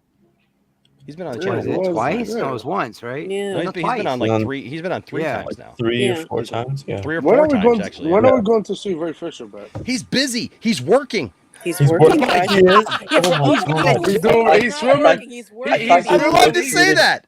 He's got a J-O-B. He's filming Rebel I thought he was the Moon most hated back-to-back. actor in Hollywood. Imagine that. He's working. His career's over. It's finished. He's done. done. He's not doing anything. Yeah, he's got a He's J-O-B. working. He's gonna work. The man is Stella, working. how So dare you say he's working? He's not working. How dare you? He doesn't have an ABC deal where Oh he's wait, like, who's one of the It's people other he's guy working that's with? not working. Mr. Zack Snyder. you guys didn't know? wait, guys you didn't guys know? didn't know that? Oh, wow. Really? Damn. Yeah, like. I guess this is new people. Wow, that's great. Hey, if you didn't know, then I'm glad that you've been here since then. But yeah, Ray was here. We did a whole couple hours with him once. I mean, Ray Fisher and Ray Porter were on together. We did that stream where we raised $1,300 for AFSP. He came back on when Wayne T. Carr was on. He surprised Wayne T. Carr because Wayne T. Carr has been on several times as well. And Didn't you guys yeah. like a I thought DC Wayne con T. or Carr- something? what? Like a What's that? digital DC? Didn't you guys do like a digital DC con? Yeah, the DC Justice celebration Con. or That's something? when I Snyder saw Con? it. With a couple Justice of Con. girls. Con. oh yeah, Justice we did Justice Con. Yeah, like I was in the back Yeah, you for that did one. Dave Yeah. Batista. You did Dave Batista and shit. Yeah. It was good. But speaking of Rays, ladies and gentlemen, welcome back to the program. This time I am not hyped up on cold meds, so I can enjoy the evening with him. Ladies and gentlemen, Mr. Ray Porter. Nice. Yay! Hey. Mr. Porter. Oh. Brutus is here. That's an honor. That's an honor of you. You know what that song is, right? No, what's that? Oh, yeah. Shock the Monkey, Peter Gabriel. Peter Heck Gabriel. You, Peter Gabriel. you sound like Tiffany. I have heard every shocking thing. Shock the monkey. Absolutely. I was just rhythm hoping is going to you could get maybe you. come over and jumpstart my car. Yes, I had Kickstart My Heart. Somebody was asking me if while they were doing the procedure if they were playing Kickstart My Heart. Yeah. Nice. He's now electro, guys. He has Did you the have power to of call electro. AAA to come to the hospital, or was that Taking a part of drink. your coverage? Or Yes. I have AAA plus, AAA. and the plus is they actually come to the hospital, hook you up, pull the truck Sweet. up. Yes, put you on the Dang, gurney. I wish I had that.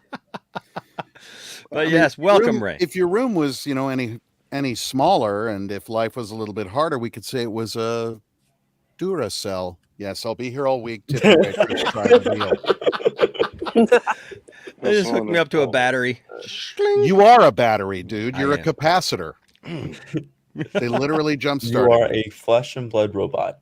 Yes, I am. You are. Yes. Does that mean I'm cyborg? What You am are I now? Picard. You are Picard. I'm Yeah. Picard. You're Picard now. Soon we won't be able to hear you talking if we both walk under a bridge together. You turned into a being of electricity, and now I am an Omega beam. You, yes, you are. You are. I think for Father's Day, your children should shuffle around on a rug for a while and then just come touch you. I've done that to people. I've done that to people. There ain't nothing funnier than that. Well, you can do that in the Midwest. I grew up in Indiana in the wintertime when the heaters are going. Oh, yes. Oh, hell yeah. You could like broadcast FM with the static coming off of you. Yes. Man. Hi, everyone. Lovely to see everybody. How's it going? What's up, Ray? There's been times I'll never forget. One time I reached to turn a light on, and apparently I had built up too much static electricity in the house, and I just went.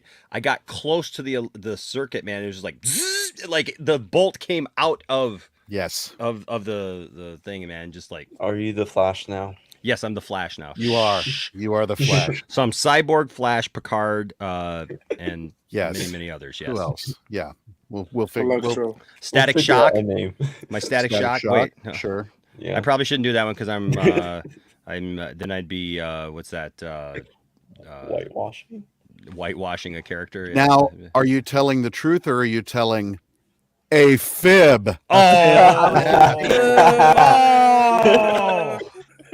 Oh, good one. Score. Dang. He's showing us his dark side tonight. Touche, sir, touche. He's being brutal. Like a Brutus. Yes, there you go. Brutus, there you go. Dude, Listen, congratulations, man. man. I didn't want to like jump in and like dominate shit or anything like that. I just wanted to come say hi, and I'm so glad that you're all right. Literally, I hopped onto YouTube to look at guitar videos, and I'm like, Poindexter is live? What is he doing? Why? He was, and He's the sure enough, Energizer there you Bunny, are. too. So, you're a diehard. And the bad jokes just keep coming. Wow. Keep coming and coming. Wow. Yes. Wow. How is everyone? Nobody's faces are up. Just really cool icons. Should I have a cool icon? I keep telling them that they got to put their faces online, but they just well, I can see Chris. They don't brush their hair. He's just holding really still. I recognize Steppenwolf. Head, crusty eyes, crusty mouth, crusty nose, crusty ears. Okay, okay. Look at this wreckage, and I still show it. That's all I'm saying. I know. Look at this destruction. You're still prettier than me, though. I just washed my hair, so it's all over the place. Cool. Control. Don't you? That's what guys like. This is for a film. No, Do you no, like no, this? no, They no, no. shaped me.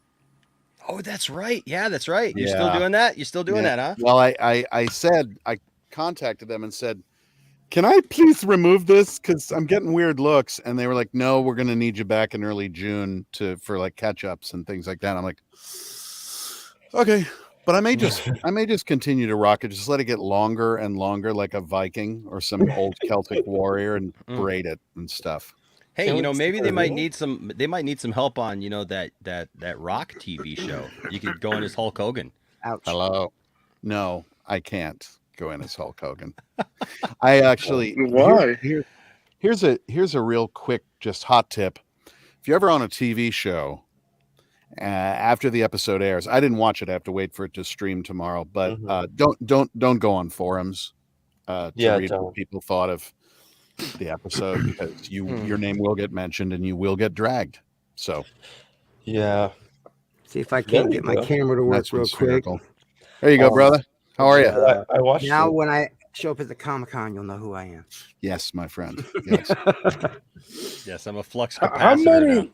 How many suits did they build for you? Do you know there was just that one? I mean, I had a stunt double, and so they obviously had to get two. Yeah. What's his name? But those are off the rack, and that's a bad suit. I loved That's it. a nice suit. Yeah. They should have kept Nice, it to you. yeah. I loved the colors that the designer chose. That like lacy weird cape thing that they had, with it, and I the design on the show. I got to say, honestly, stem to stern, from start to finish, everybody that I worked with on that show was so fantastic.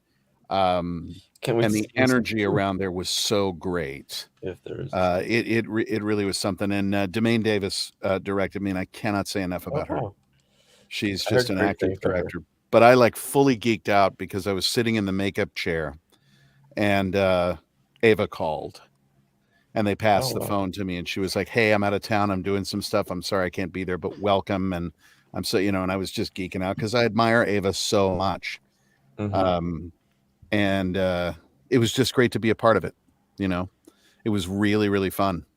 It looked fun. That sounds awesome. So I Man, haven't I seen love it that yet, poster. I want that poster. Look at Bro Danny shut up in the chat. I love you guys. He sees Ray in here. Rodan, what's up? Yeah, no, I sent that image off to my con agent. I was like, maybe put this on a banner. So yeah, but they were very nice. They contacted me today and were like, sorry, it's last minute, but would you mind putting this up on social media? I'm like, would I mind? Oh, send it. You know, so, yeah, it was cool. I'm doing this live. I'm saving this image right here. Right? Hold on a second here. Here, let me I'd hold like my it to vape. be a poster. I Like the really would. knife. Saving this image, and I'm going to go over here No, because so he didn't get to keep anything. Damn. Those were cool knives. I should go. That is a cool knife. Yeah. I should tweet at Motor City Comic Con like, what the heck, guys? Dude, you could have I'd had love this to go to dude. Motor City, man. Like you I could have know. had this dude this weekend. What are you doing? This and weekend, literally had isn't like it? his And that's driving distance for me. I Miami just showed up. debut. I'm in St. Louis. I can make it to Detroit. Oh, well, you know, I love St. Louis. I told you that before. Yeah. I got major family in St. Louis and major family history in St. Louis. Really? Yeah, I didn't know that part. absolutely. Yeah, man. Yeah, I love that. I was originally born and raised in Chicago. Well, Cicero, same thing. Cicero, And then- sure. Yeah, and then You know we how I moved know here. Cicero is from being in Kokomo, Indiana, and watching WGN. Yeah. Then that's our local WGN, man. channel. That's the channel. Yeah. Yeah. That's the Grew up Chicago watching. channel. That's how I developed my love for the Cubs. Chicago's very own Channel 9. That's where you got that bird commercial from, where it's pooping out there. Yes. Yo, yeah, the eagle. Yeah, Yeah. I know. Every time I play that drop, everybody's like, "I know what that's from. That's from Chicago." Oh yeah. But yeah, we left and then came to St. Louis. I was getting in too much trouble up there. It's just a bad place to be when you're young. Beautiful city. I love it. It's my hometown. I love it. But I was getting in too much trouble. Yeah, there was an author who once described the town, the fictional town in his book, as a great place to raise a kid and a terrible place to raise an adult. Yeah. And I my always thought that teenage was years. really, really astute, you know. My hometown was a little bit like that too, you know. I mean, when I was there, it's gotten infinitely cooler now.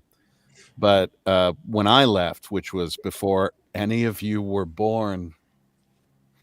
Any You're of not us? that old, sir. Yeah, I left- Darkness, I don't know, man. I cheer for every Chicago team there is, especially my beloved Cubs.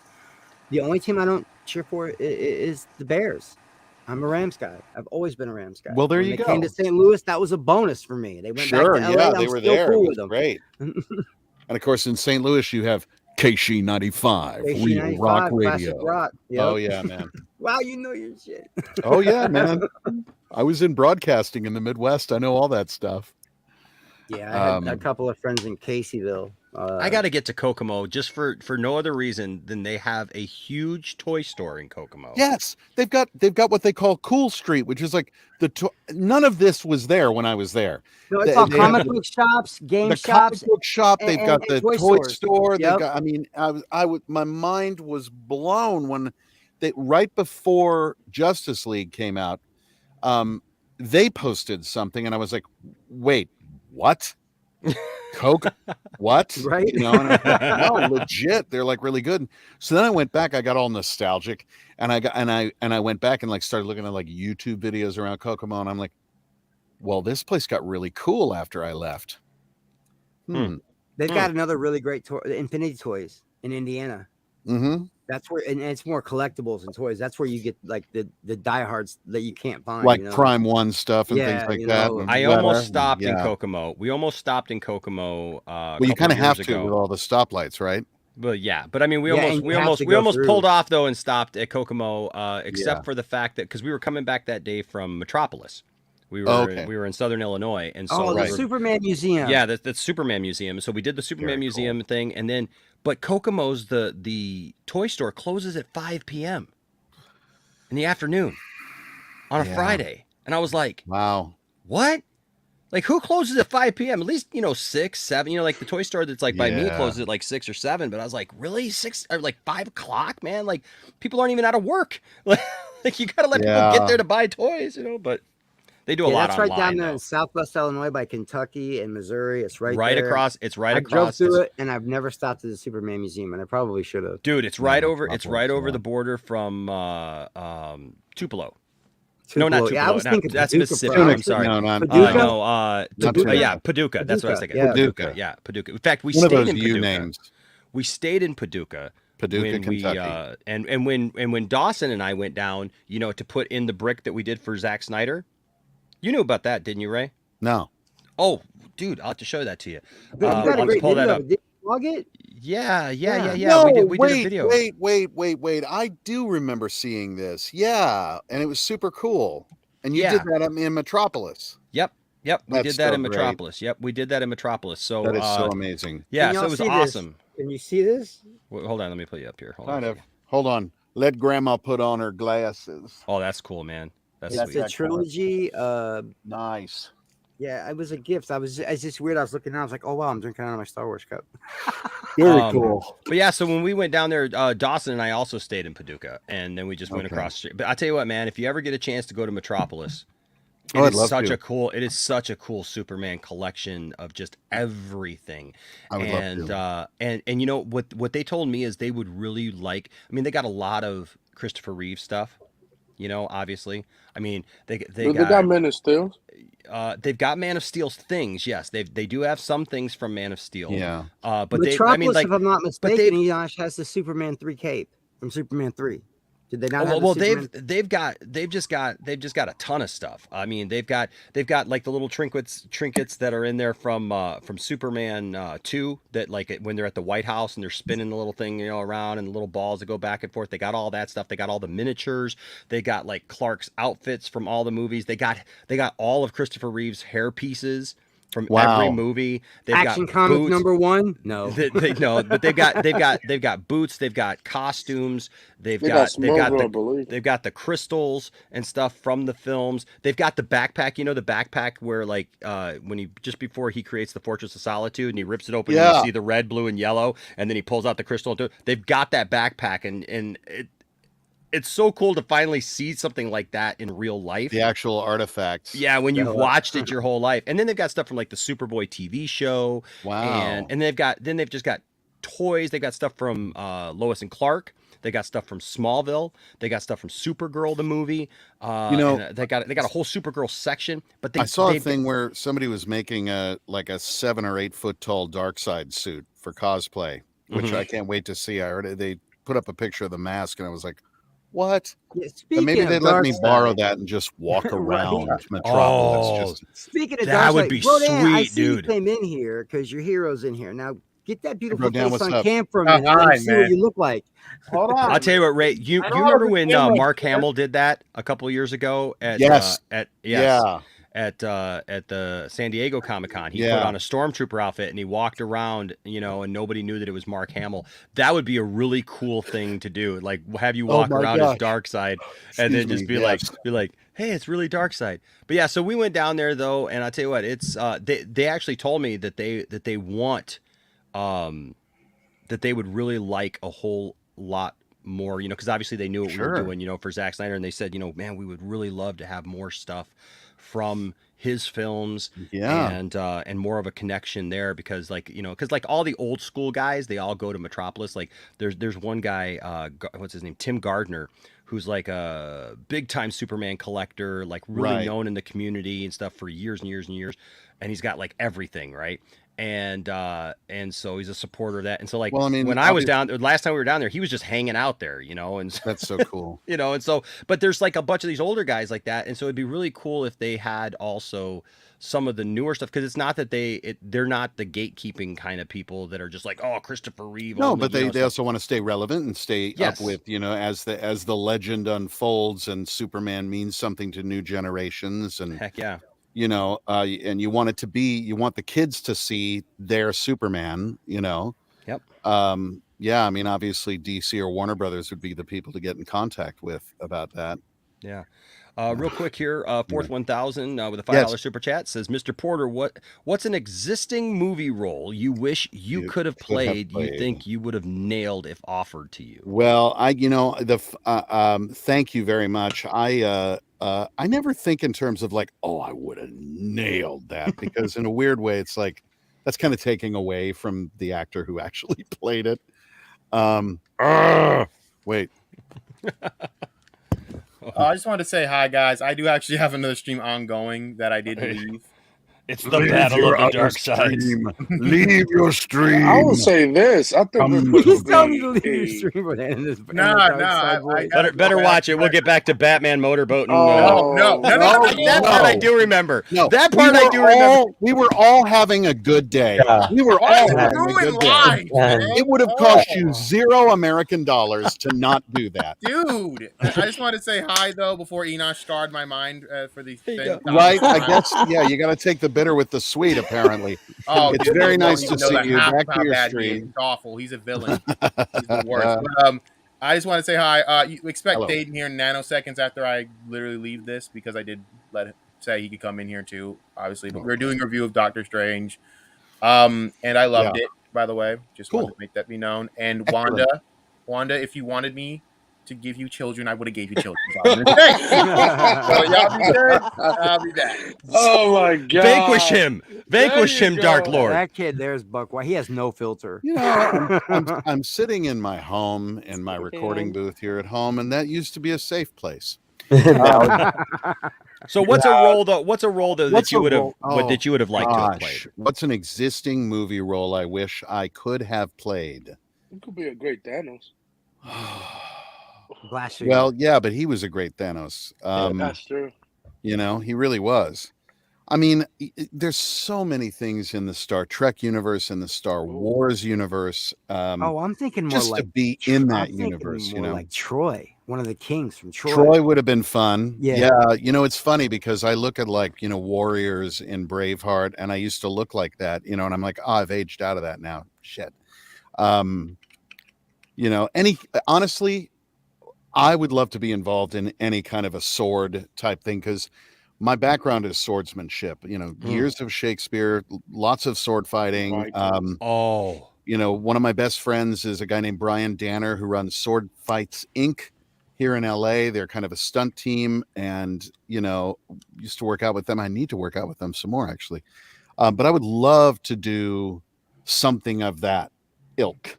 What did you think of? What about Northman? Did you get to watch The Northman? I haven't seen it yet. No, okay, because it's a sword movie, and I thought maybe. Yeah, no, and I really would like to see it, and it's definitely on my list. I haven't really had a chance to take in much lately. Busy man. I mean, I know this is a nerd thing. Yeah. I know this is a nerd thing, but I tell you what, they keep talking about wanting to make something like this. What about Draga from Thundercats? Okay. Talk about a sword movie, like the Sword of Omens and stuff. Did you see the Sword of Omens that I bought for Tiffany for her birthday? I bought her a real Sword of Omens. Oh my God. Yeah. I don't want to interrupt, but I just want to come by and say hello to Mr. Porter again. Hello. I'm actually in the middle of a stream with Brodan right now. Yes. About the Doctor Strange movie. We already know. Yes, we already know. Oh, I knew he was going to dip out and come over here and say hi. I knew. I wish you the best on your stream. I also wanted to come in and say hey. Well, hey, now if you guys are leaving your stream, who's flying the damn plane? Right. I was flying the plane while he was over, and now he's flying the plane while I'm over. Nice. Very nice to see you, man. Thanks for stopping by. Good to see you, Mr. Porter. I'm going to try to come back in later when we're done with the review. So I will see you guys probably in a We'll little see bit. you. We'll see you. Get out of here. Get out of Get here. outta here. Oh, yeah, whatever, Get out of Minaj. here. Go, Get go, go, outta go, here. go. See you soon, sir. Good to see you again. But no, yes, but no. Yeah, I think that would be fourth a really that would be cool. I could see you in that role, like being Yeah, that, that would be statesman. definitely fun. So yeah, fourth 1000. I mean, anytime you ask an actor if they could play a role, they'll just say yes, because actors tend to have like the biggest imaginations on the planet. I remember when I asked you if you wanted to play Ben Grimm, and you're like, I'd love to play Ben Grimm. I said Galactus. I really would love to do some Galactus, please. We'll just put that out in the universe. Yeah. Yes, please. Kevin Feige, it's a Galactus. Yes. There's also a character in a book that I just narrated called it's a book called Project Hail Mary. And there's a character in that. It would just be a voice gig, and I would kill to do that if they make it a movie. But there's a lot of different things that I would like to do. I would have loved to have been in the Game of Thrones universe prior to season 8. Wow. The season 8 is not good. No, Season I eight is just, not good. oh Thank boy. you. I mean, way to snatch defeat from the jaws of victory, to be the Thank most you. important show that On there TV. was. Yep. And then, Are you excited for the prequels?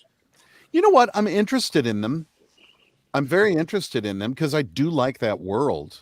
So I don't know, yeah, maybe, I'll definitely give them a watch and hope for the best. Yes. Enos, do the eye thing. Do the eye Yes. thing, Enos. What's that? Oh, Do the yeah. eye thing. I'm going to. Do So the sight thing. So Okay. I bought this. I bought this for Tiffany for Oh my her God. birthday. Wow. And I cannot believe the deal that I got. I literally, people say I spend too much time on TikTok finding drops and funny stuff like that. But I'll tell you what, this paid off because this guy on TikTok had a video of how he bought this thing. And I'll tell you what, it's solid steel. So it came with the leather sheath. Is the blade steel or aluminum? It's steel, man. Wow. Check this out. It's a real sword. Oh, it's got a blood trough and everything. Is it sharpened? It is not sharpened. Okay, good. Yes. But I mean, come on. No, it's excellent. It's excellent. And you know how much this thing cost me? How much? This thing was $73 plus. Stop it. Plus, dude. Yeah, no, I know that I mean, sounds it's very well. solid. It's, I mean, amazing. This thing is beautiful. And Tiffany's eyes just lit up when she saw it. And I told William when he's talking about coming over and trying to steal my toys, I'm like, good luck, buddy. I'm like, I will meet you. Thundercats.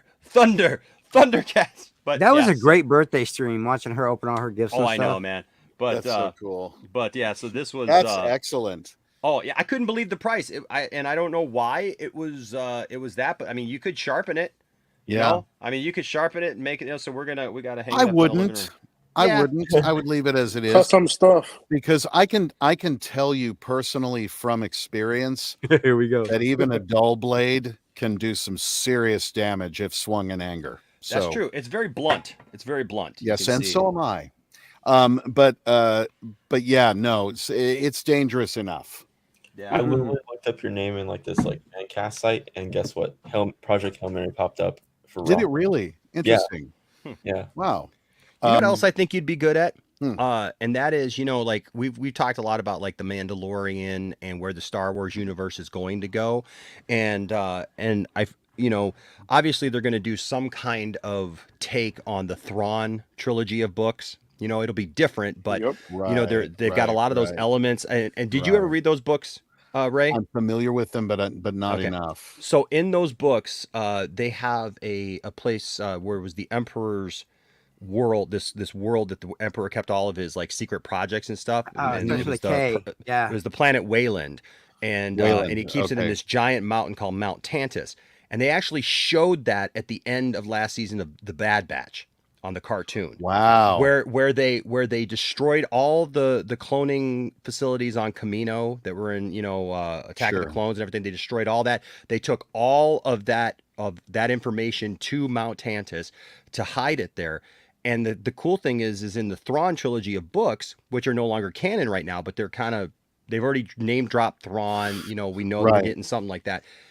They in those books, Thrawn goes to Mount Tantus to find this clone of a Jedi Master named Joruus C'baoth.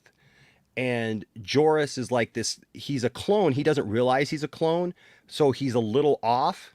Okay. And but Thrawn realizes that the reason why the rebels were able to win is because the Emperor was killed. That the Emperor was using the Force to hold all of his forces, the Empire's forces together. And once the Emperor died, everything went to hell.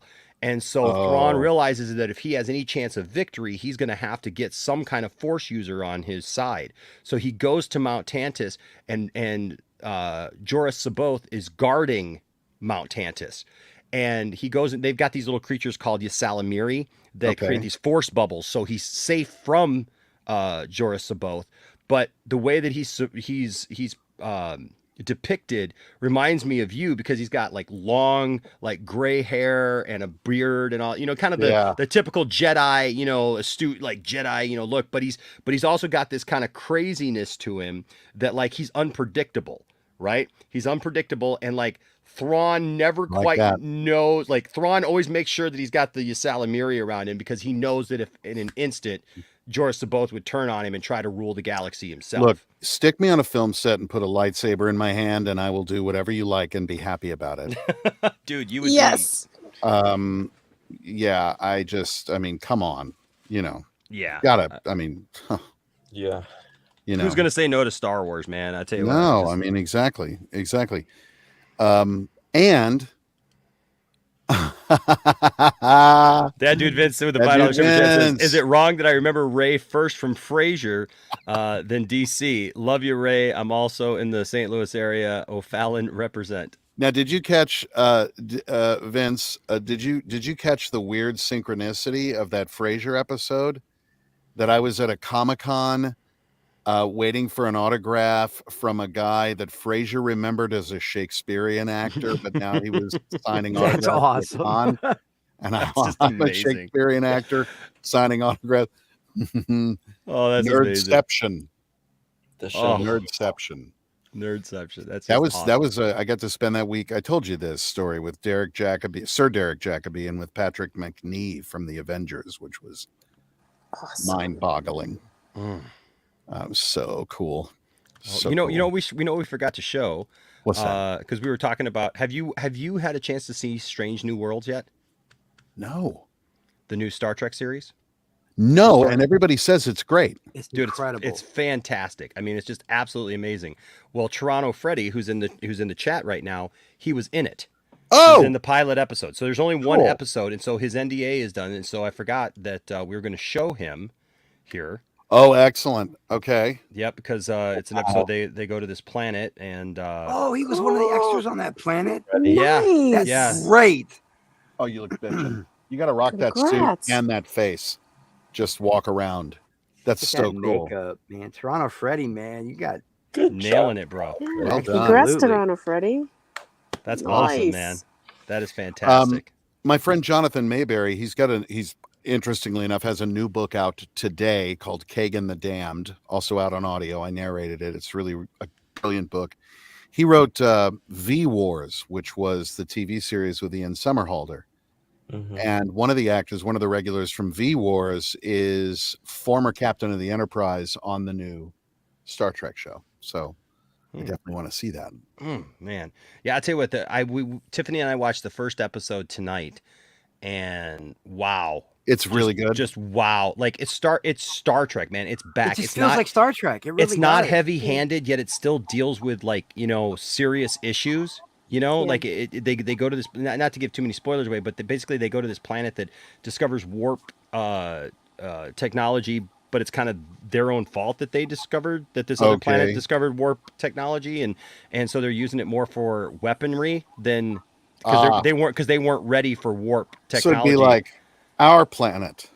Yes, and they relate it that way. They show World War III. Yeah. And like the early 21st century and how we got there. They actually show they show footage from January 6th, from the January 6th insurgent stuff. Yeah, like it. But the great thing is that the show is very lighthearted. Mm-hmm. Like in most of it, it's colorful because they're back wearing the color outfits and stuff. The guy that they got playing Pike is amazing. And if you're a fan of the original series, you know, we You all mean know like OG. Yes, we all know Pike's you know, Yes. future, right? And he knows it. Oh. He's had a glimpse of it, and so he knows, and so he's haunted by it everywhere he looks. It actually shows him in the future in that pod, and you're just like, whoa, this show is going to be something. That's so cool. Something amazing. You know, I love seeing Captain Pike in the chair again. That was enough for me. But knowing that he knows his future and it's connected to the Enterprise, and if he just stays away from the Enterprise, maybe he can change it. But he still does the right thing, and he gets on the Enterprise. It's brilliant writing. It really is, man. Yeah, he just does the right thing, man. It's so cool. Oh, Welcome, William. Hello, William. Hey, how you doing? Did you watch the episode that led that where he first sees his future? No, I did not. No, that was on Discovery, right? No. Well, that's not a spoiler. That's not a spoiler. That's actually okay. Yeah, what it is this series exists because of that second season of Discovery.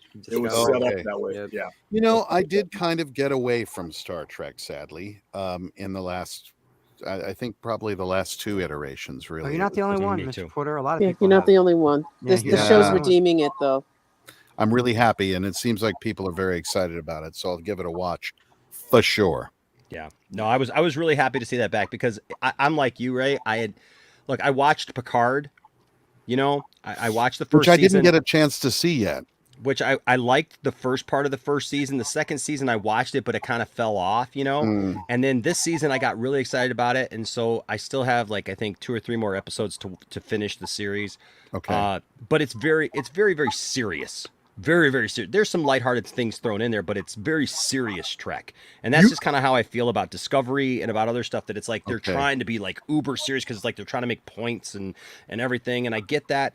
But they also, had that in Strange New Worlds. Strange New Worlds is probably some of the darkest Star Trek you're going to see. Yeah, but dude, even with the stuff they did, what I really enjoyed about Strange New Worlds, though, without getting into too many spoilers, obviously for Ray and others, there was a lightness to it. There was a lightness. There was a brightness to it that it felt like fun Trek again. Like, because they're out there just exploring. They're out there just trying to have fun and see what's out there. They're finding strange new worlds. And yes, they encounter something very, very serious, obviously. But even the way that they handle it, William, is very much like against the grain, you know. And so I like that. I just hope we don't drift back to colorful, fluffy Star Trek. Because I don't think. Well, William, we all know that you would love it if they just gutted everybody every week. No, but you got to understand. Every planet and just like decimated every planet. Hold on, you got to understand the time you're living in. Nostalgia is cool, but you're selling this. You're not just selling this to 47-year-old and 50-year-old men anymore. And if you want it to grow and flourish, you have to do the things that grow and flourish things. Otherwise, I always say that. But I don't think that it's frilly. Just because it seems like hopeful and bright. I just feel like it's.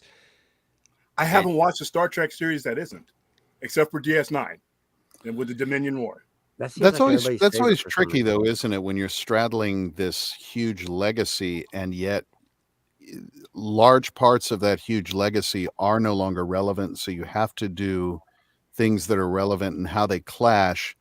I mean, you can see where, you know, the writing might end up being too heavy-handed, or it might be too frilly because they can't really strike that right balance. I mean, that's got to be a challenge, you know, when you consider, you know, a monolith like Star Trek and I mean, so and it's you're trying to please the true fans, but bring in new ones at the same time. Yes, I mean, and you have to honor both, I think, and that's not the easiest thing to do all the time. That and Doctor Who, these are probably the two hardest, and probably I guess you can to a certain degree. Well, the brilliance of Doctor Who is that recycling every couple of years, and you know, essentially, it's implied it's a whole new game. Yeah, you know. So William, I went back to BBC and I started watching. You guys are right. It's great.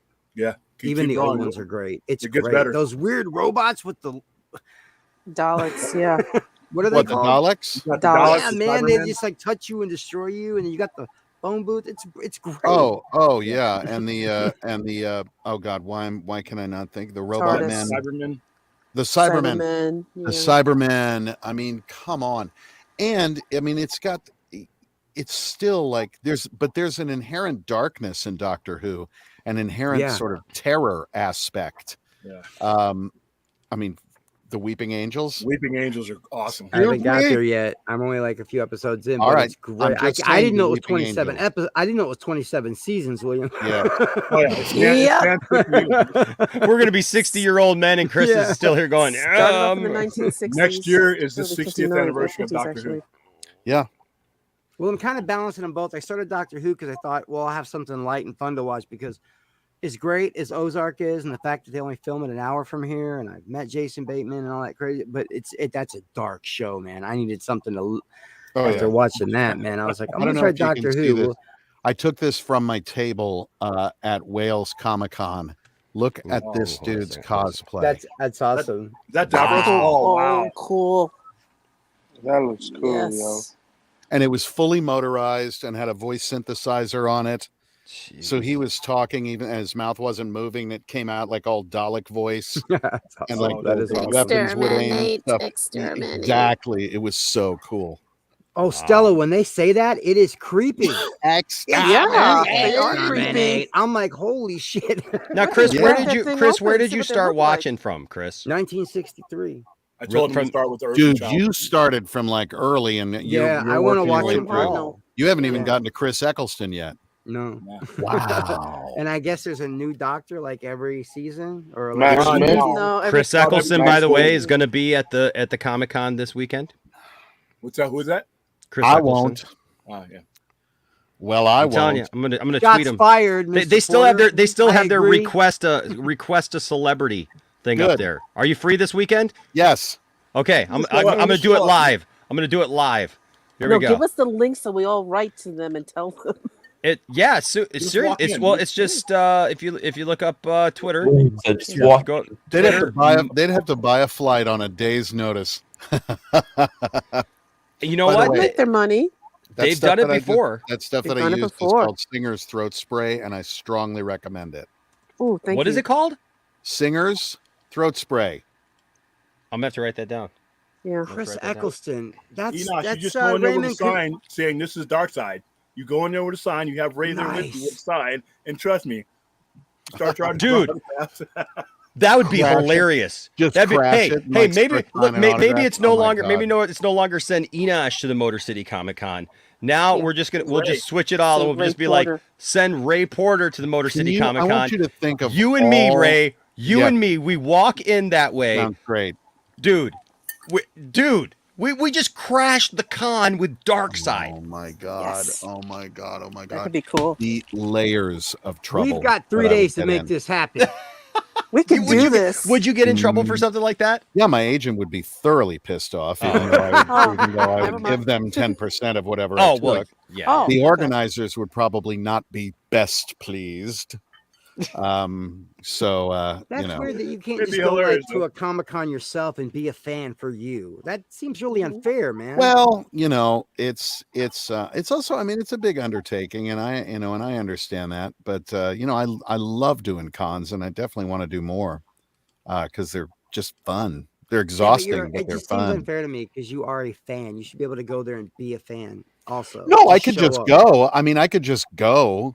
Oh, I okay. just can't okay. hang I out can my just go shingle right and by be his like, side. "Hey, I'll sign your Yeah, autograph." you just for can't show up as Dark 40 Side. I bucks, get it. you know, or whatever. Yeah, I can't make money off of it without getting into trouble. Well, Enoch So. can make the money. No, I was kidding. Oh, okay. Loopholes, money laundering. Loopholes. Oh my God. Yeah. No, I would absolutely love to do it, but obviously it's 3 days notice. That ain't gonna happen. Yeah. So, but I'm hoping because the thing happened with COVID, all those cons were canceled, and so a lot of the cons just kind of rolled over the guests that they had already booked into the new con this next year, and so it's meant that for new dudes like me, there hasn't been that much because they've already been sort of fully booked with all of the celebrities that they the same had thing before COVID. So The same it's thing now happened with all starting the to Ren stabilize. fairs around Yes. my area. It happened with Yeah. the Ren fairs too. They just like rolled everything over. Mhm. Yeah. Which I'm okay with because all the same vendors show up, and that's really what I'm in it for. I mean, I want to meet the people. Meeting Dude. Felicity Jones was like It's all about the Dude. merch, though, isn't it? Come But on. the merch, man, the vendors. I'm telling you, I'm giving Enosh a few extra bucks, and he's side stash. If That's there's why I something want to there, somehow, man, that I want want. to somehow get into the NAMM show just because of all the free stuff, man. Yeah, the swag. You get so much the swag. swag. I love the swag. It's the best. I would love I'm to get some messaging them right now, though. Excellent. I'm gonna message them though. I'm messaging them right now. Fade will be in shortly. He has to take a detour to. I didn't care to listen, but he has to take a detour. I don't know. Can you imagine? Enosh, I'd be tempted if he actually could get there. I would drive there. Like I would drive there. That's a long drive. You're my in friend. driving distance. Yeah, well, anything's within driving distance if you have the time. Tierra del Fuego is technically in driving distance. Yeah, well, That's for a me, long I mean, drive, man. it's St. Louis to Detroit, 10 hours. It's not terrible. No. Okay, so I have basically private messaged California. them, and I have sent them the picture of you as both Darkseid and Naomi. So they already have like a promo photo that they could use. Yes. So and then now I say we go tweet them. Next week I'm going to be on 911. Ooh. I'm watching it. Which one? Just the regular 911? The regular 911, the Okay, season all right. finale. I'll be on that.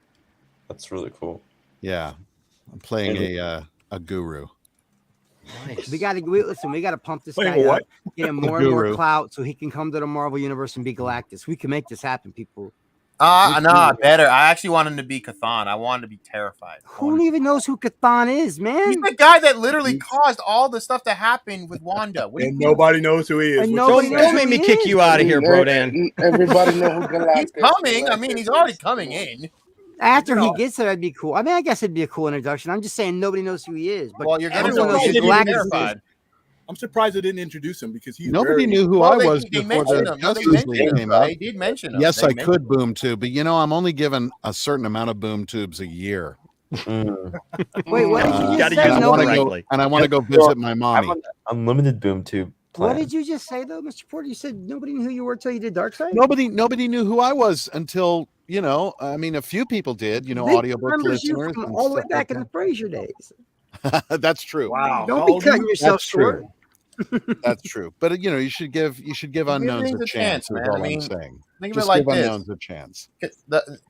Thanos was a villain. People knew him, but he didn't become huge until Josh Brolin put him over.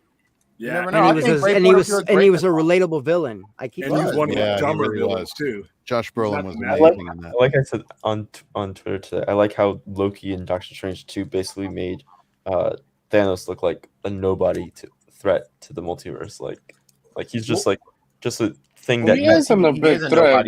Remember how the Infinity War ended in the comics? Remember, this is to remind Yeah, it you was just very how different. dumb, Yeah. how dumb Thanos is. Oh yeah. Right? Remember this? They made him into a mastermind in the comics, but people forget just how dumb. Remember the clown tries to merge with the universe, leaves a gauntlet behind, and for some reason the niece or granddaughter he's been carrying around half burnt for all these months decides to pick it up and undo everything. Look at Ashley. I knew she was gonna come in and Marvel Stan. I knew she was gonna do it. that is the mistress of Marvel right there. Ashley should come on. Ashley should come on, man. And say hi to Darkseid.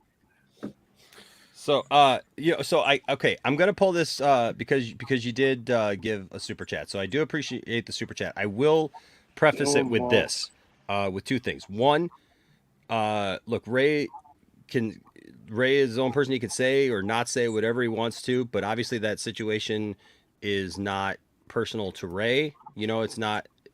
But and also, Now I'm worried.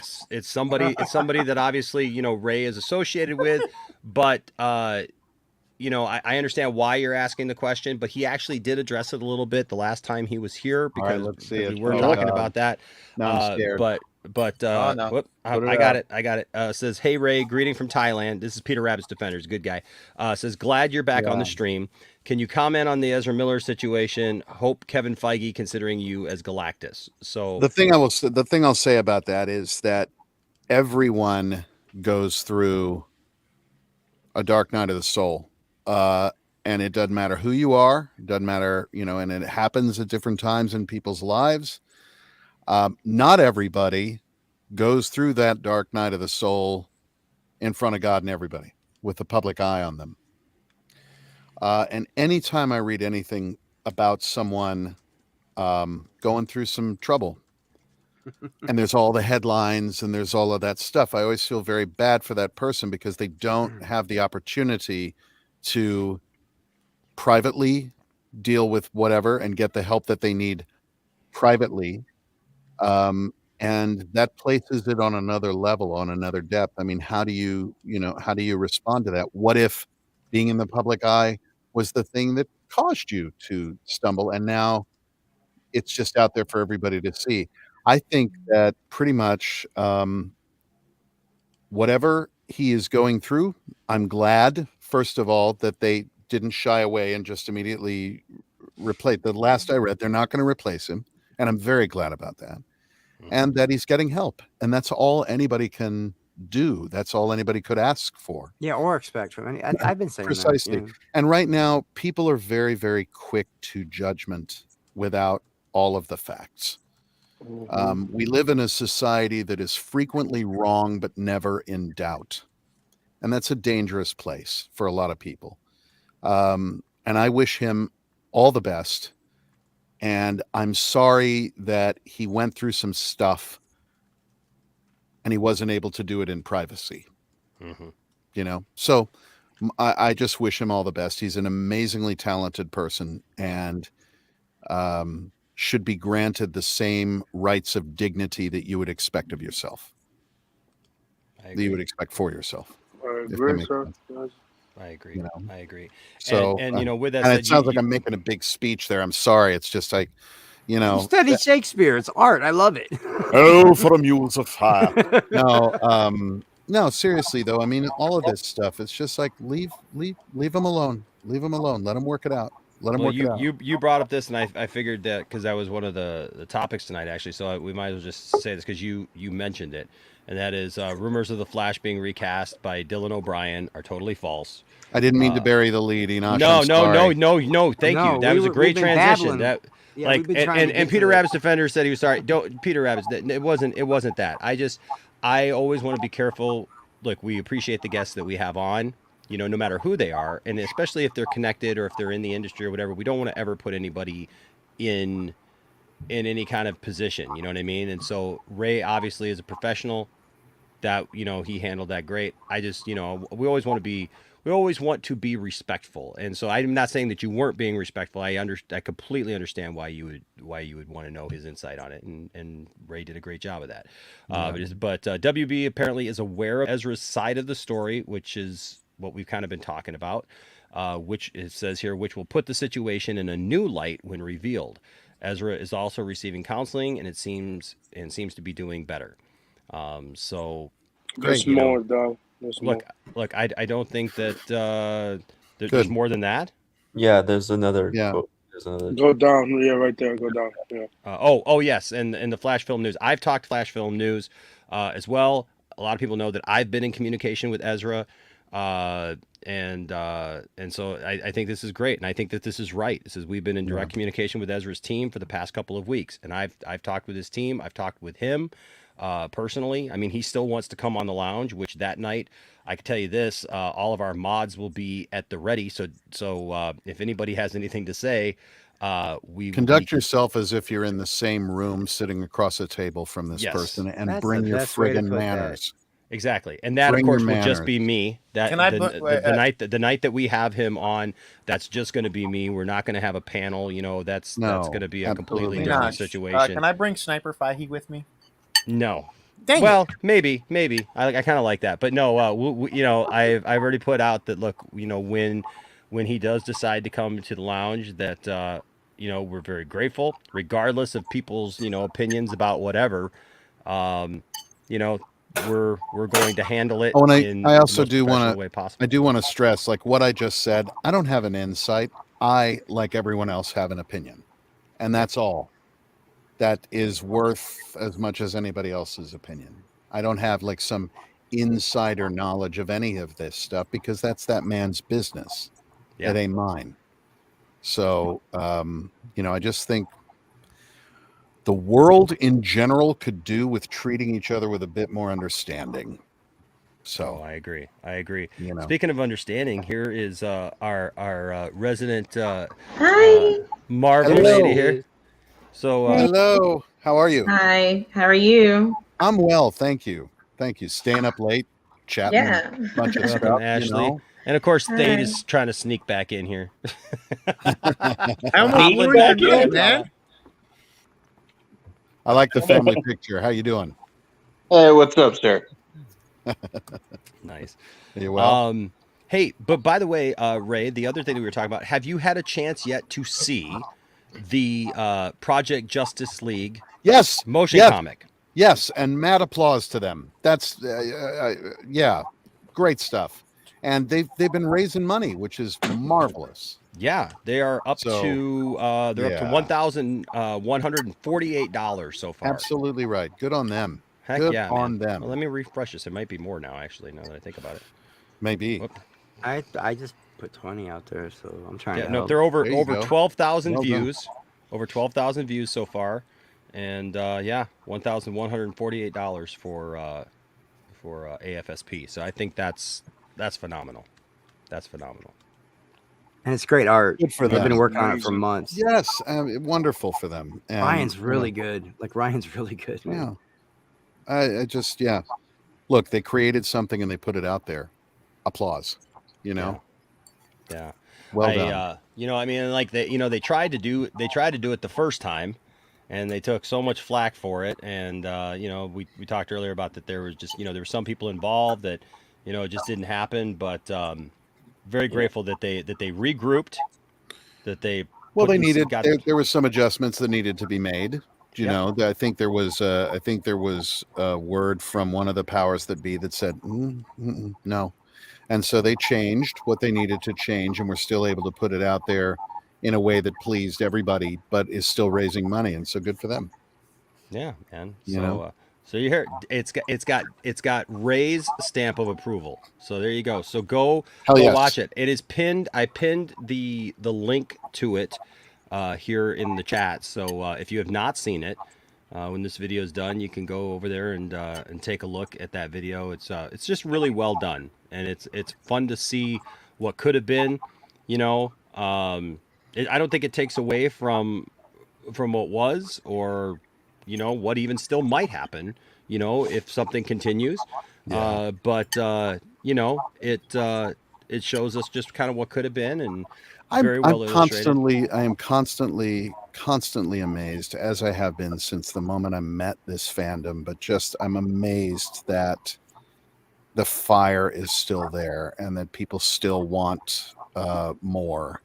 It's incredible. It's really They humbling. want good DC. Well, yeah, they do. That's the best way I can put it. And it's just amazing to me. I mean, it's like, yeah, I really love it. And people do art and stuff like that, and they put it up on Twitter. I swear, there are days where I feel like, it's like I want to have a giant refrigerator where I can put all of this stuff. I've saved a lot of it, but people are putting creative stuff out there and just good thoughts and good energy, and it makes me very happy. Well, here's what I'm thinking. We have Mrs. Feige on the panel, okay? Yes, and she's got a little bit of she's got a little bit of pull, okay? Yeah. Can you? I'm just saying, throw it out there. Just throw out the fiction line. I would like to see Mr. Ray Porter play Galactus. I think you can make that happen, Ashley. Oh my god. Yeah. I can. Yes, Yeah. I'll call him. Let me text him real quick. Yeah. Let me text him real quick. Yeah, he doesn't know he's he doesn't know he's my husband, but he okay, is. well, that's all right. It'll be a night of revelation for him. Then. Yes. Okay then. Well, I got him right here. I got him right here. Would you like me to bring him in? I mean, like we know that he's a big fan. I mean, tell him. Man of Steel looks awesome. Yeah. See, I love that. Yeah.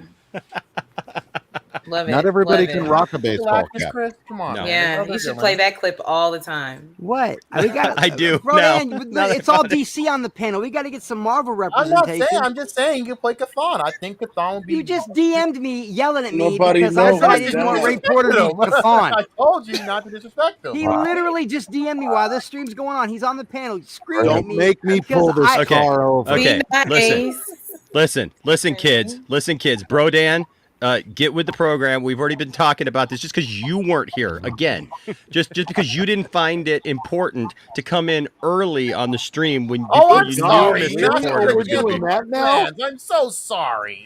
Sorry. Both Ray and I will pull this car over, and we will bet. No. I'm separating myself from you now, Ready Kilowatt. You got all harsh. I was being whimsical. You're because like, that's what he does. Warning. Come in here Damn, yelling at Chris. Get off of Chris's case. I'm defending Chris. I ain't going. I'm not just going on Rodan. I'm saying you weren't here to know. Seem like a yoga master, dude. He really does DM me all the time if I don't know a certain comic book character. Like I was like, who knows who Cthon is? And he sent me a paragraph yelling at me. Because I've been telling you who he is for a week. That means you don't listen. Isn't he like the boss of Mormamu or whatever? Dormammu? He's the reason Mormamu. Who is that? He wrote the Dark Mormamu. He's the that's no. He said Mormamu. That's why. Well, so what? You said that's what you said. Earlier. He said Mormamu. That's what he I'm said. high. You said Morbin time earlier. Mormamu is about 3 miles east of Paducah. That was saying I did not really nice coffee shop there. That's said awesome. I strongly recommend the Knish. Jeebus, if you could get a better install, I might listen to you. Yeah, I retweeted it. They got okay. you. I will say this. I will say Odin, absolutely. We were talking. We were talking earlier for Brodan, who wasn't here, and Thade, who You know wasn't what? here. You know what? We were talking about great roles that Ray would be really good I'll at. take no heat for this. If if they rebooted or if they, if he had been a part of it. And I got to say, Draga, you're right. I'd love to do that. That would be great fun. Ooh, Odin. But they're going to bring in a Skarsgård for that. They've got a Skarsgård for every generation. They're going to bring in a Skarsgård for that. They've got the Viking army. Still to make plenty of them too. Come on, the dude's got the dots above the letter in his name. I can't, Mr. Porter, I love you, but Anthony Hopkins did well as Odin. So I liked him as Odin. Anthony Hopkins is a god. He is. He actually is Odin in real life. I'll tell you what. If there's one thing about that Superman flyby movie that. Oh, don't talk about it. Hold on. Listen, the script for it that was in the early 2000s. 2005. Yeah, 2000. Yeah, it was before they settled on Superman Returns, and J.J. Abrams was connected to do Superman Flyby, and you can find the script online. It's just a bad script. It's just it's rough around the edges. But apparently, who they wanted as Jor-El was Anthony Hopkins. And that would have been one of those moments where it's like, even in what probably could have been a bad movie, he would have shot. There's a list of people that I really, really would love to meet, and he is right up there at the top. I would love to just have an opportunity to tell him what his work has meant to me. Yeah. But I will say, Mr. Porter, in Marvel, I would really love to hear your voice behind Galactus. I'd love to do it. Yeah. I'd love to do it. Sign me up. I'm gonna make sure you get that job. Okay? Yeah, speak to your husband, please. Yeah, I love Anthony Hopkins, but for a long time, all I saw was Hannibal Lecter when I looked at him. Well, it was a very definitive role, and he knocked it out of the park. But I love him in Legends of the Fall. But go back and look at some of his earlier stuff too. I was actually, Chris, get out of my head, dude. I was about to say Legends of the Fall is the definitive Anthony Hopkins for me. I love that movie. And the one where he was the butler. If you want to be more depressed than you've ever been in your life, go through an entire box of Kleenex and be wrecked for about 4 days. See the most recent one he did with Olivia Colman. Oh Lord, I've heard about that one. I don't know. I saw one scene from it, and it absolutely did me in. Yeah, it absolutely did me. And Legends of the Fall is a tearjerker too, though. Like, oh yeah, that's a yes, it is. Yes, it is. Well, what about the Stephen King movie he did? What about Hearts in Atlantis? He was brilliant in that. He was probably the best Ted Brodigan ever. I read a lot of Stephen King. Yes, I read a lot of Stephen King, so do I. He was probably the best person I could have picked to play Ted Brodigan. So, he was absolutely phenomenal. And top 5 celebs I want to meet aside from Mr. Hopkins. Okay, Dame Judi Dench. Oh yeah. Helen Mirren. Mirren's so gorgeous. Robert Downey Jr. Johnny Depp. He did save all of us. Johnny Depp. Okay. Keanu. Is that 5? That's more 5. than 5, That's I think. more than 5. That's 5 exactly. Yeah. That is 5 right there. It's got more to do with, weirdly, I think it's got more to do with like personhood. Mm-hmm. You know, I mean, obviously someone like Judi Dench or Helen Mirren or Anthony Hopkins, literally it would just be like, hey, can I just have a moment? I know, yeah, we're both actors. Yeah, how are you? Can I just go for about an hour? Would that be all right? Yeah, I would. Because, whoa. But Keanu Reeves is someone that I would like to meet because he's done a lot of good for the world, and he's, by all accounts, a genuinely kind person. And I do not want to talk about the current legal proceedings, but as a person, I would love to say hello to Mr. Depp. No, I see that. I see that. Yeah. What You know about who I musically? just- Because you're a huge music guy too. Yes, very much like, so. Like very much so. Like, you know, Yeah. and I think once you get to a certain age, like I know for me, Part you of me know, be just like, you met Keith Richards. That's cool. You know. I've got to meet a lot of my heroes like that musically and stuff like that, and I, you know, and seen a lot of bands and seen a lot of things, you know, whatever. But and I think especially like if you're doing the thing, if you're up like, you know, and maybe it's this way with you with acting too. Like I think some of the shine of that, you know, kind of, you know, that celebrity thing, you know, kind of drifts. But there's still one person, and I know it's funny, but for me, and maybe it's just because of my personality, but because I've kind of done all the serious things, I just want to really meet Weird Al. Absolutely. I just really want That's to. a really good choice. He has Yeah. inspired me so much, and I know people Yeah. look at me weird sometimes, but no pun intended. But like I gotta say, like when people ask me what my favorite shows are that I've ever been to, Weird Al is the top. And people look at me and go like, they think I'm joking with him, and I'm like, no, the dude was doing multimedia stuff before people were doing multimedia Absolutely stuff. right. He does a costume Absolutely change for right. every song. His band is the same band since 1979. Yeah. They're amazing, and they have to be because they do so many different musical styles. Like, and once I say it that way, people go, oh, well, I never No, it's thought of great. it that way. See, that's the deal, is nobody ever thinks about, because when you put out when you hang your shingle, you know, as doing like what Weird Al does, you don't actually really consider the kind of creative mastery that you have to attain to be able to pull that off. Right. You know, as ridiculous as it might seem, as whatever, musically, as a performer, all of that stuff. No, mad respect. That's a great choice.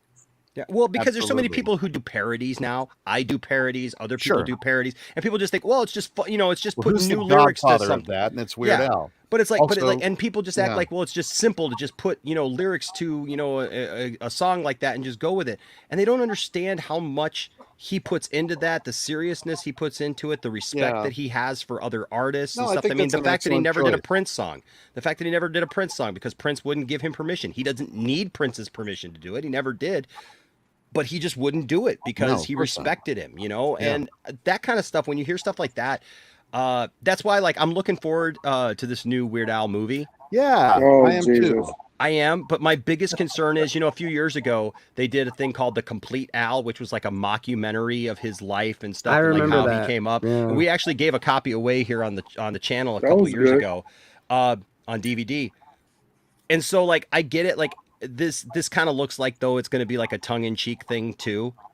And so I would, as much as like you know, with the jokes in it and stuff like that, if this isn't a serious take on his life, I think it would be cool though to see like a real take on how Weird Al got his start. I mean, he had one record deal his whole life for 14 albums. He fulfilled that record deal, and his last album was his first #1 record.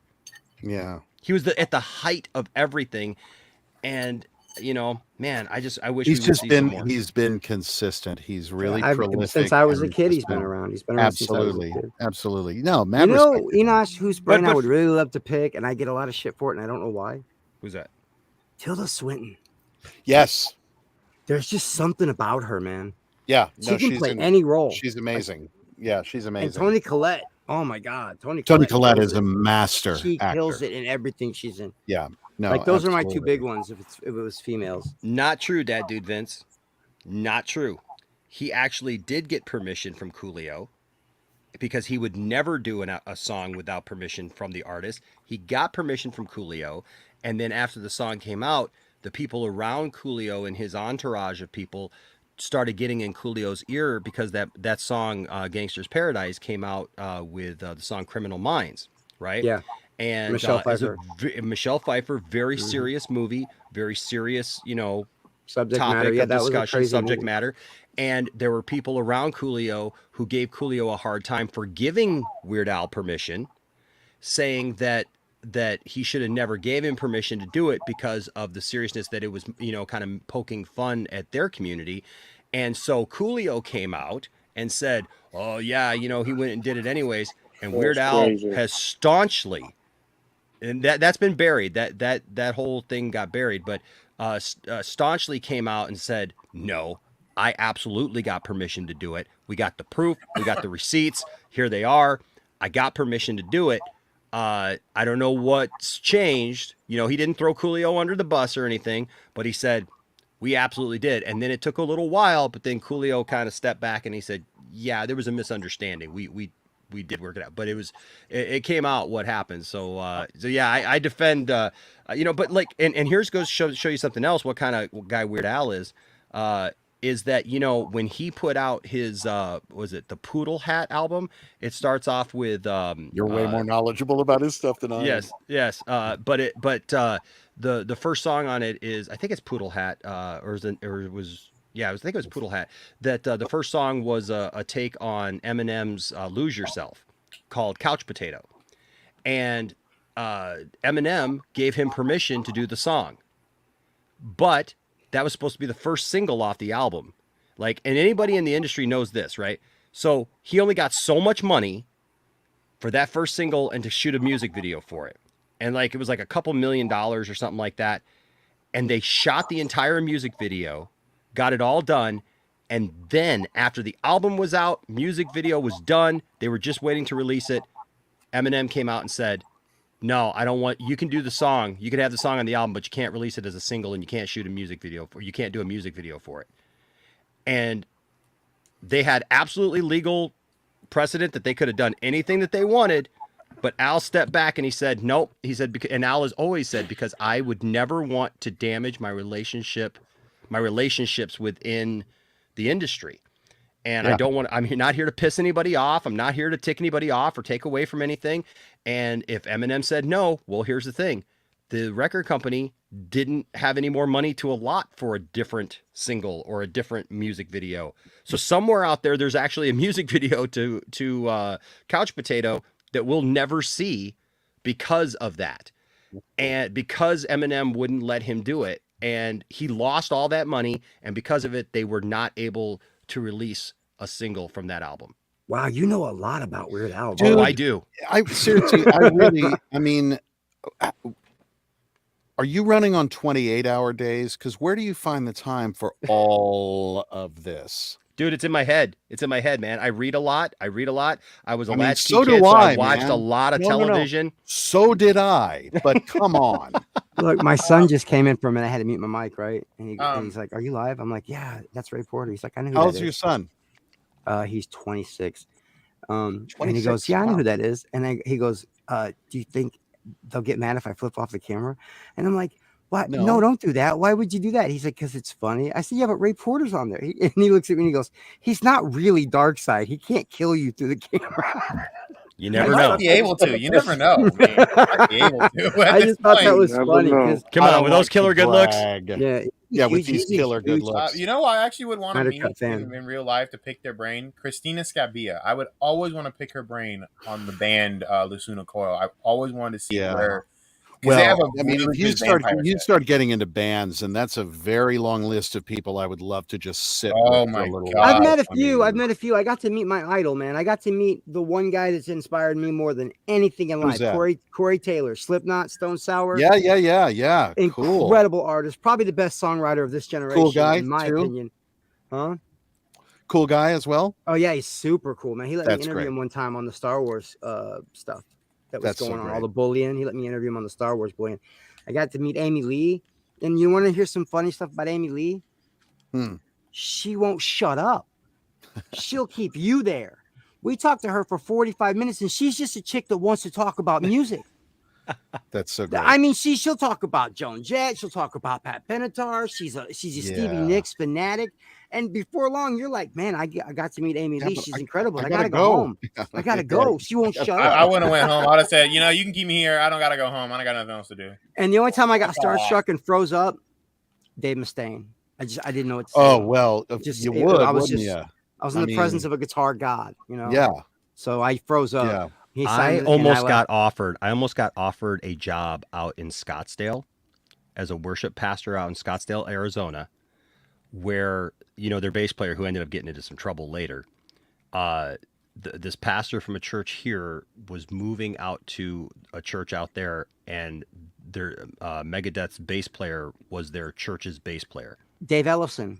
Yes. Wow. And he was like, hey, he pulled me aside and he's like, hey, if I go out there and I give you a call, your bass player would be the bass player for Megadeth. And I was like, dang. That's like me trying to lead somebody like, hey, guy who has sold millions of albums, let me tell you how we need to do this, right? Are you ready for me to blow your mind? Yes. Megadeth? Yes. Devout Christians. Oh, I know. Singer, I know. Dave Mustaine is yep. Devout Christian. Slayer, devout Christian. Yep. This guy sings songs about ripping people's flesh off. He's a Christian. There was a lot of bands like that, though. Like Slayer there was a fair amount of flesh ripping in the Bible too. If you look at there it, is, there is, yeah. It's not a stretch. Well, there's a lot of biblical imagery in metal. I mean, that genre of metal and everything. I mean, Don't you know it's satanic? No, that would be I wonder okay. if Weezer. I wonder if Weezer are Christians. And probably not. I don't know. I mean, I don't know. They are. They are actually. I'm just checking. You know everybody. Kevin Feige got you hooked up, man. You just. Yeah. Well, I mean, I know a lot about Weezer because okay, cool. That's the Mistress of Marvel right there, and her music. Yes. And a Weezer apparently. And a Weezer. Droga here with the $5 Australian super chat says, "Imagine Ray as a Sith Lord. I can." Yeah, he's either the stately. He's either the stately. See, that's what Joris Saboth is, though. It's a nice combination because the original Joris Saboth was a Jedi Master, but this version is that crazed clone version of him who has an evil streak in him that he starts attacking people with force lightning and stuff in the book. It's amazing. Yeah, those are the ones that are fun to play where you don't know what the hell's going to happen next with them. But Darth Plagueis would be a voiceover thing. I would love to see you in live action. That would be fun too. Because Darth Plagueis is a moon in there, and Darth Nihilus. I'm trying to remember what he is. He's all energy, and the armor holds him together. Yeah, that's right. Because very Darth Vader-esque, armor and stuff. So that segues into the question I wanted to ask Ray. Actually, yes, Dave. Yes, sir. Would you consider doing Star Wars, or if something came along? I swear to God, man, these guys come in late and they miss the first 45 minutes. I would kill to be in that. Listen, I'm still so much of a geek about this stuff. The other day I had to go do because I'm doing next week's episode of 911, and I had to go in and do ADR, and it was at Paramount, and I had to go into Paramount on the Melrose Gate, the really famous Paramount Gate. I still geek out about that stuff, man. I've been in LA for 1 billion years, and it's still like, I love that stuff. And yes, I would gladly be in the Star Wars universe in any way, shape, or form. Just to say and to segue on that. Sorry for speaking of you. I'm just. No, you're good, man. You're good. Fine. To segue that, would you also ever consider Star Trek? Of course. Definitely. You always got to make it about Star Trek. Absolutely. No, man. I could see him being a Captain Brodan. He could be. I know, but Star Wars, Star Trek, any of that stuff. And back in the day with Next Generation, they loved having Shakespearean actors on and classical theater, classically trained actors on the show. And so a billion of my friends have been on it. And I got brought in for one audition for a Klingon, and it never happened. I didn't get the gig, but I was just like, because I so much wanted to be a part of that, just to say I was there, Yeah, man. When I did that, sorry, you've done Shakespearean acting, or Oh yeah, I did about 20 years. I was about to ask the same question. When I was younger. How about Rebel Moon? Are you in it? Has he done Shakespearean act? Yeah, I did. We need to have a prerequisite. If you're on a show with Ray Porter or Ray Fisher or something, you have to watch previous episodes of the Poindexter. Keep in mind, Enoch, I don't know this stuff like you do. I know. He's quoted Shakespeare. Hey, don't forget Wayne. I was gonna He's say noted that, as a Shakespearean actor. That's No, I did. I was at the when I Oregon was younger, Shakespeare Mr. Porter. Festival. I actually did some acting at a local. Oh, where? And Someplace where his internet worked. Oh, his internet's cutting out. Yeah, he His went internet. in and out. He does this. I used to work in the theater. Did you? What'd you do? Ashley? I was a stage manager. You were a stage manager. I worked at the Bell House in Naples. When yeah. Okay, stage managers are yes, I did that. I started out on the stage, and then the next show they needed an assistant stage manager, and then I fell in love with it because I'm a micromanager, and so and then I moved on to stage managing. One of my favorite theater jokes Yeah. is how many stage managers does it take to change a light? It's already done. One. It's already done. You can tell somebody else to do it. Sorry about that, Mr. Porter. Yeah. Sorry about that, Mr. Porter. I got Welcome back, Cade. I lagged out there for a second. I was going to say I did some stage acting in my early 20s at a local theater down here. So I've always been kind of interested in stage acting and stuff like that. So. That's cool. It's tough, and I've got the scars to prove it. I talked about this, I think, a little bit last show. I have permanent injuries from doing theater. I mean, on a film and on a TV show, you're safe. You're really safe. Live theater, you if you've done it with any alacrity for a while, trust me, I've fallen off the stage a couple of times. I've fallen off the stage accidentally a couple of times. I tore my meniscus in front of 1,200 people in the middle of a play, and like an idiot finished the show. I have permanent hearing damage from gunfire, and this year I've got sword scars all over my body. So what plays have you done? If it's just a handful of plays that you've done. Let's see: Timon of Athens, Titus Andronicus, Coriolanus, Winter's Tale, Comedy of Errors, Henry V, Henry VI, Henry IV, Richard II. Should be what you haven't done that you'd yeah, like to do exactly. that Shakespeare. I never did Romeo and Juliet. I was There you never go. in a have. production of Romeo and Juliet. That was actually one I've done twice. I was Paris at one point, and I was Mercutio at another point. There you go. I also did the play. I also did the play Brigadoon. Brigadoon, sure, yeah, of course, yeah, absolutely.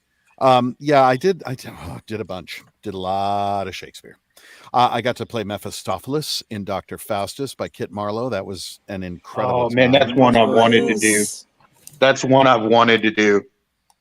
It's funny because if you know Shakespeare at all and you're comfortable with Shakespeare, when you start to do Marlowe, it's like going from a really nice BMW 5 Series to a tiny sports car. It's really quick, it's really responsive, and it will kill you if it gets the chance. It's a totally different game driving that. If you're comfy in Shakespeare, when you do Marlowe, you're like, oh, it's happening now.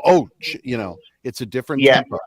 Yeah, I've heard Marlowe is insane. Never gotten a chance to do Marlowe, but I wanted to. That was my favorite part of the Keaton comeback. That's what I call it. When he did Birdman, and they would show how intense it was to be a play actor. Yes. Like those scenes, how stressed he would get, and how Ashley, you managed people like that.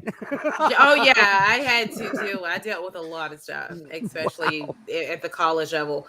But our shows were still serious levels. We would still do 10-week runs of shows. Yes. And it's after the first run, it was all me, and then I had to deal with all this drama with the actors, and I had to be their mom and set them down and be like, this is what we're gonna do. We gotta do the show. Why you're good at being the den mother there. And then and it was actually because we were doing the Henry Thoreau, we were doing that play, but we did it with a modern twist, and that show had 285 light cues and 150 sound cues. So it was and that was my graduation show, so it was a mess. I was so stressed out during that show. Yeah, but I was mothering one of those everyone. types of things where they do 3 shows a day. We did a show. We did Thursday, Friday, and Saturday, and Sunday was the matinee. Oh, matinees. Oh. And then the last show that I was actually in, I was in Working the musical. That was the last show that I Working. did. Yeah. And then that was like the last show I was on stage in. And then we did Thursday, Friday, Saturday, and then Sunday was 2 shows. And that ran for 12 weeks. Amazing. And that was You were in Working, Ashley? You were in Working? Yeah, I was in that show. I've never seen the play, but I think I've seen like the movie thing of it. Oh, I think you did. I might be thinking. No, it is Working. Yeah, it was. So Working. Ray, Well, Working is. Oh, go ahead. I'm sorry. Go ahead. No, go ahead. No, go ahead, Josh. Widow. No, go ahead. I was just saying, Working is like really like the way that it depends on how you direct it, because it's like it's a series of basically like monologues from each person. But the way that we did the show, we like set it in a bar, so it looked like that everybody was kind of like interacting with each other when they would say their specific lines and stuff like that in the song. So it's a really cool. It's just like how the director interprets it, and that's how he did it. It was fun, but it was exhausting. Buddy of mine's in a show called Coal Country, just had a run off Broadway with Steve Earle, who wrote the music and was involved with the production. So he was in that. And there's another play that's kind of like Working, and it's set in a bar. That's a fairly new play. Cannot remember the name of it right now. Anyway, somebody's probably screaming it somewhere out there in the world. Listen, Enosh, I'm gonna go ahead and finish this last episode of Ozarks and hit the hay. But all right, man. Every time you come on, the supporter, it's just I mark out. I fanboy. I don't know why I do it. Nah, whatever, dude. Pleasure hanging out with you, man. You have a good night. I love you guys. Ashley, you look great. Stella, I'm gonna mail that ring to you. I'm out of here, guys. I love you. Hey, brother, be safe. What is man. the ring? Be safe. I back to the original question though. I don't think we ever heard from you, Ray, on the musicians that you would have. Oh God, I mean, we'll be here all night. Yeah, we'll be here all night, literally. I mean, from older musicians to some musicians who aren't around anymore to people who are new. I mean, just off the top of my head, like newer musicians, I'd love to meet people from Ginger. I'd love to meet the people from Ghost. I'd kill to like spend any amount of time with people from Rammstein. Trent Reznor would be somebody that I think would just be amazing to like just talk to. There's so many musicians that I admire so greatly. I'm friends with a guy who's a lead singer of a band not a lot of people know, but it's kind of a legendary band called Neurosis. Yeah, I know Neurosis. Well, Scott Kelly is a friend, and seeing them, I had the experience seeing Neurosis like I've had the experience seeing some other bands live, where it's like people in the theater should be striving to create that kind of energy.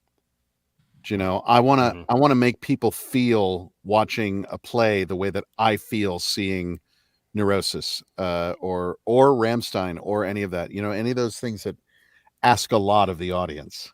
You have to come on this ride. I love that stuff. So yeah, that's a too long list of musicians I'd like to talk to. I mean, that's just rock. We haven't gone into like folk. We haven't gone into jazz or techno or any of the other. I mean, my iTunes looks like 4 people who don't talk to each other share an account. I'm sure that's me too. Mine too. Yeah. Mine too. That's exactly me. Yeah. So yeah, I know, people always peg me as this rock guy, and I am, but it's really funny to me because like when I get into stuff with people and they're like, wait a second, you listen to that, or you know these people, or this, and I'm like, yeah. I mean, that's the thing, we haven't even gotten into like R&B and soul, and oh my gosh, or my thing about Delta Blues because I play slide, those old guys, Sun House, Tampa Red, Bucka White, Mr. Johnson, that's like a huge thing. So yeah, that's just there's too many to list. Good. One person that I wish that before she passed, I would have gotten to know or gotten to meet Just because I think that she was classic in the fact that she was classy, but yet she had that streak to her, and everybody knows it here on the channel, and that is Betty White. Oh yes, Betty White, man. I'll tell you what. You mean the GOAT? The GOAT. I'll tell you what, the greatest of all time, Betty White. And Tiffany bought me this little book. We've actually been doing this. I forgot to do it at the beginning of the show, but it's a book of Betty White isms. Right, and it's just the little guide to Betty White. We've been reading one, and so it's amazing because it's so true, some of these things. But because last time we read, I just make it my business to get along with people so I can have fun. It's that simple. And that's great. But here's something she said. Here's tonight's Betty Whiteism for all of you. Friendship takes time and energy if it's going to work. You can luck into something great, but it doesn't last if you don't give it proper appreciation. There you go. Great stuff. I just I loved Betty White, and cool. Rest in peace, Betty White. But Absolutely. Yeah, man, she was just so fantastic, and I miss that. Now somebody brought something up here, a couple things, because you're talking about Star Wars. Now, would you want a special color lightsaber? I do like the purple ones, but that's Samuel Jackson's bailiwick, and I certainly wouldn't want to encroach. Revan has one too. Yeah, Revan's got a purple lightsaber. True, he does. Yes, I do like. There's a couple out there. Yeah, I mean, obviously, it would have everything to do with who am I playing. Yeah, I want to sign one, to be honest. I could see a molten gold. Molten gold would be bitchin'. Oh yeah, it'd be perfect because the Eternal Fleet. I think he'd be perfect for that. That would be bitchin'. Yeah. So that again, I think that's one of those things where, I mean, real Star Wars fans, and I'm not saying I am one, but the people who are really in the know the sort of code of the color of the blades of the lightsabers, and it's a real thing. Honestly, I think a really good character, Sith Lord wise, that you could play would be Valkorion, who was the Eternal Emperor. About 4,000 years before. About 4,000 years before Palpatine. But let's do it. Sign me up. Yeah, from me. Come on, man. The Eternal Emperor. I'm free tomorrow. Let me know. One of the funny things I think. One of the funny things I think about every time. One of the funny things I think about every time we have somebody like you, Ray, or Ray Fisher, or Wayne T. Carr, or whatever, people always ask you, like, would you? Like, like wouldn't I? Right, yes, right. Like would. It's like, like you're just sitting there going like, I might want to do Star Wars sometime, but I'll just. No, Enosh, I wouldn't want to assume. No. I'm not talking about you, Thade. I'm just talking about. It's just funny to me because like that's like the biggest questions. Like people will send me messages and stuff and be like, "Hey, can you ask if they would do this or they would?" And I'm not saying it's a bad question. I'm not saying that, Thade. I'm not at all. I'm just saying it's always funny to me because like now I've been on enough of these panels with Ray and with others and stuff like that. When people get asked these questions, and it just kind of makes me smile because I always see it and I understand it now. It's like, well, yeah, I would do it. Can you call me? Call me. I mean, that's really the thing. I mean, I'm a giant fan, not a mega fan, not really knowledgeable, but I love Star Wars and I love Star Trek and I love a lot of things. I'm very much a nerd about a lot of different subjects, and of course I would. Oh my God, to get it. I did this thing with Lost. Oh yeah. And it was just additional stuff on the DVD after after the show was over and it all came out. They were trying to tie up the story, but I did it. And when I was done, one of the guys working the camera came up to me and was like, "You're in the Lost universe now." And I was like, "Yes, I am." And just to kind of be a part of like that sort of canon or even a small part of the saga or of the storytelling is tremendously exciting to me.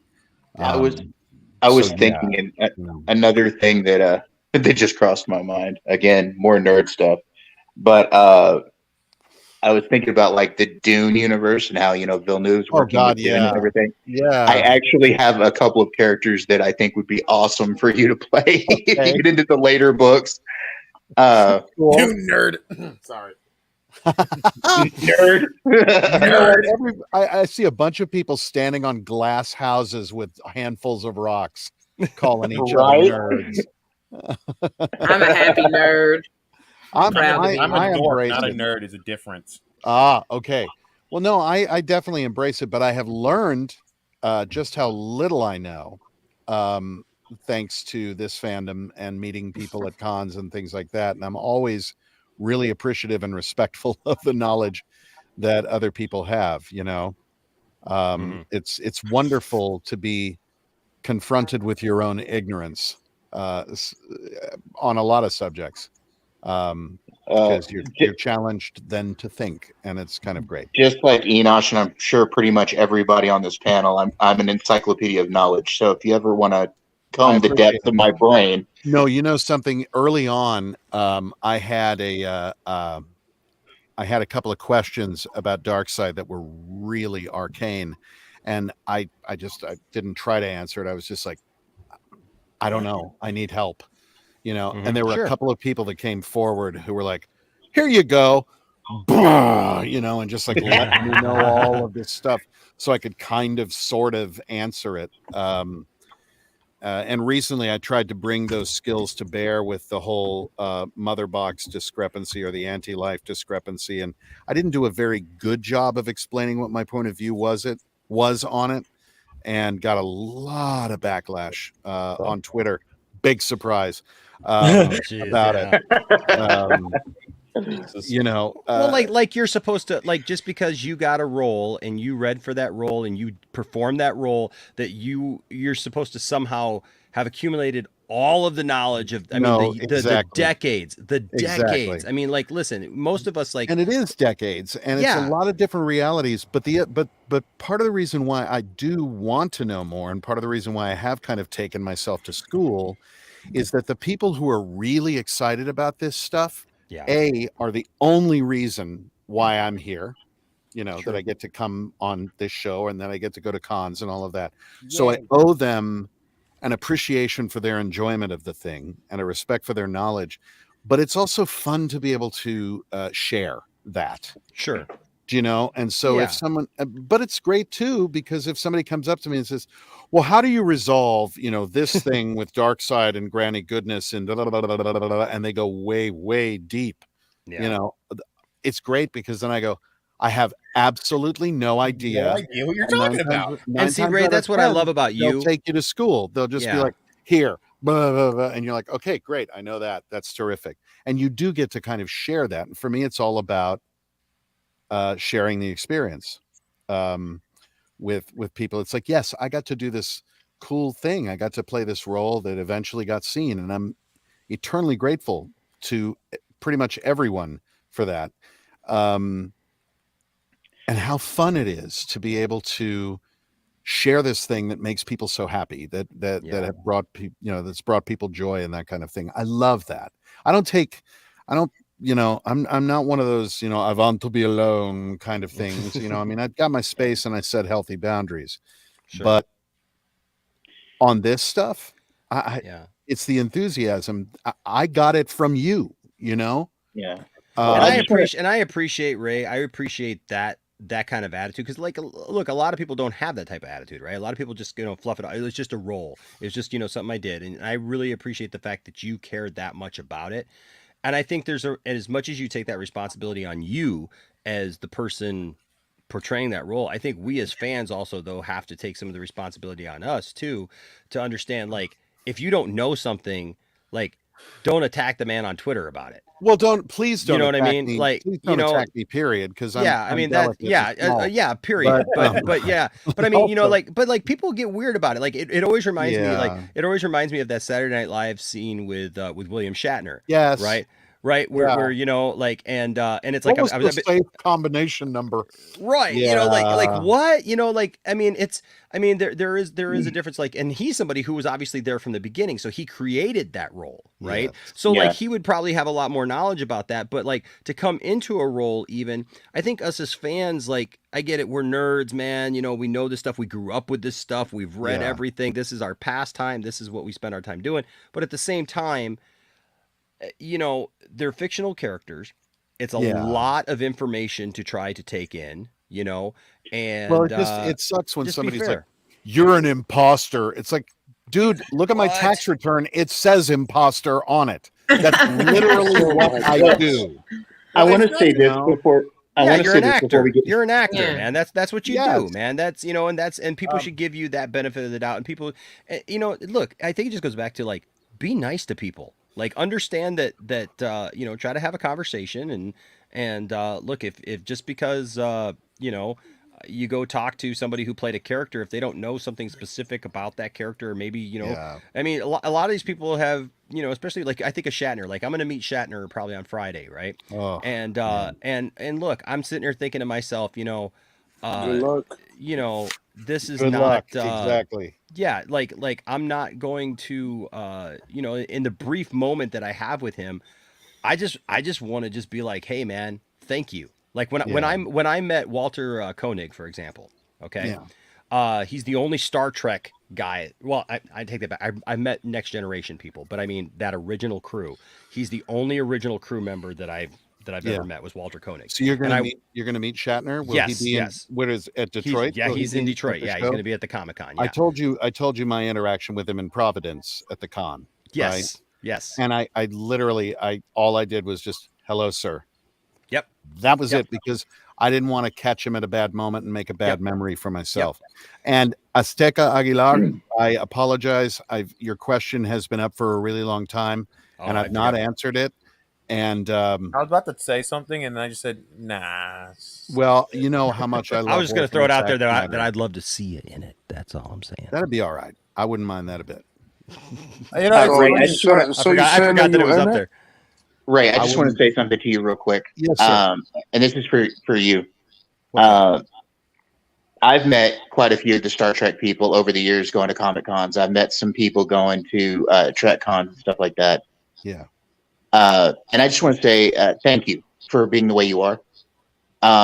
Because I've met some of these celebrities, I've met some of the Star Trek people and all that, and I've actually had lunch with a couple of the Voyager crew at one point. Oh, cool. With a great aunt of mine that's all she did, because she won money in the lottery, and then she went and did Star Trek conventions for the rest of her life. And she took me to. I love that. She took me to one in London where we got to eat with the guy who played Tom Paris and the chick who played Volana Torres. Cool. And they were great, and I'm not saying they weren't, but I've had experiences with different celebrities where they weren't so personable, and I just want to say I appreciate your personability. Yeah, man. I appreciate that you're willing to come down here in the trenches and talk to people like us. It ain't down. I appreciate it. It ain't in the trenches, and I appreciate you, and I appreciate everybody who welcomed me into this world. I mean, it literally changed my life in so many great ways. And I'm coming from a place of gratitude. You know, I used to put roofs on houses in Indiana, man. This is gravy, you know? So my whole thing has always been, and I was taught this, my grandfather was with the circus, and he also fronted a bunch of touring shows all through like the 30s, 40s, you know, up into the 60s. And my mother was in the business too. And I remember getting lectured when I was way too small to make a career choice about humility and gratitude in this business. And then I did a production of Henry IV, Part 1 with Tom Hanks, and I watched Tom interact with people. And I was like, okay, there we go. That's what you do. That's how you do it.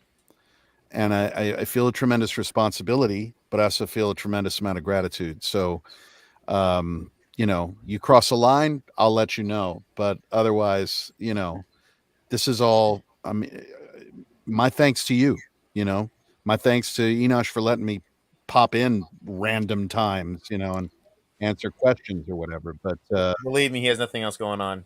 Nothing else. Nothing else going on. He had This is it. AAA came over and jump started him today. Right. Right. Oh, that's by the nothing. way, It's just a scratch. by the way, Enosh, I just wanted to say, man, I'm great. I'm glad you're good. I was worried about you, brother. Thank you, man. Uh, And I appreciate that. I appreciate the love for sure. Yeah. I appreciate this man. Just like, tweeting at me I today, actually was, just, my appreciate dad all had the that. love. My dad had that procedure done a couple of times, and I was worried about you. So Well, this was definitely better than 5 years ago. 5 years ago, I was 430 pounds. I was in a whole lot different situation than what I am today. And my resting heart rate, like, because I had never had anything like this before, and I literally just I couldn't breathe one day. I mean, like, I couldn't breathe, and I was telling Tiffany, I'm just like, That you sucks, gotta. man. I was over at my grandma's house.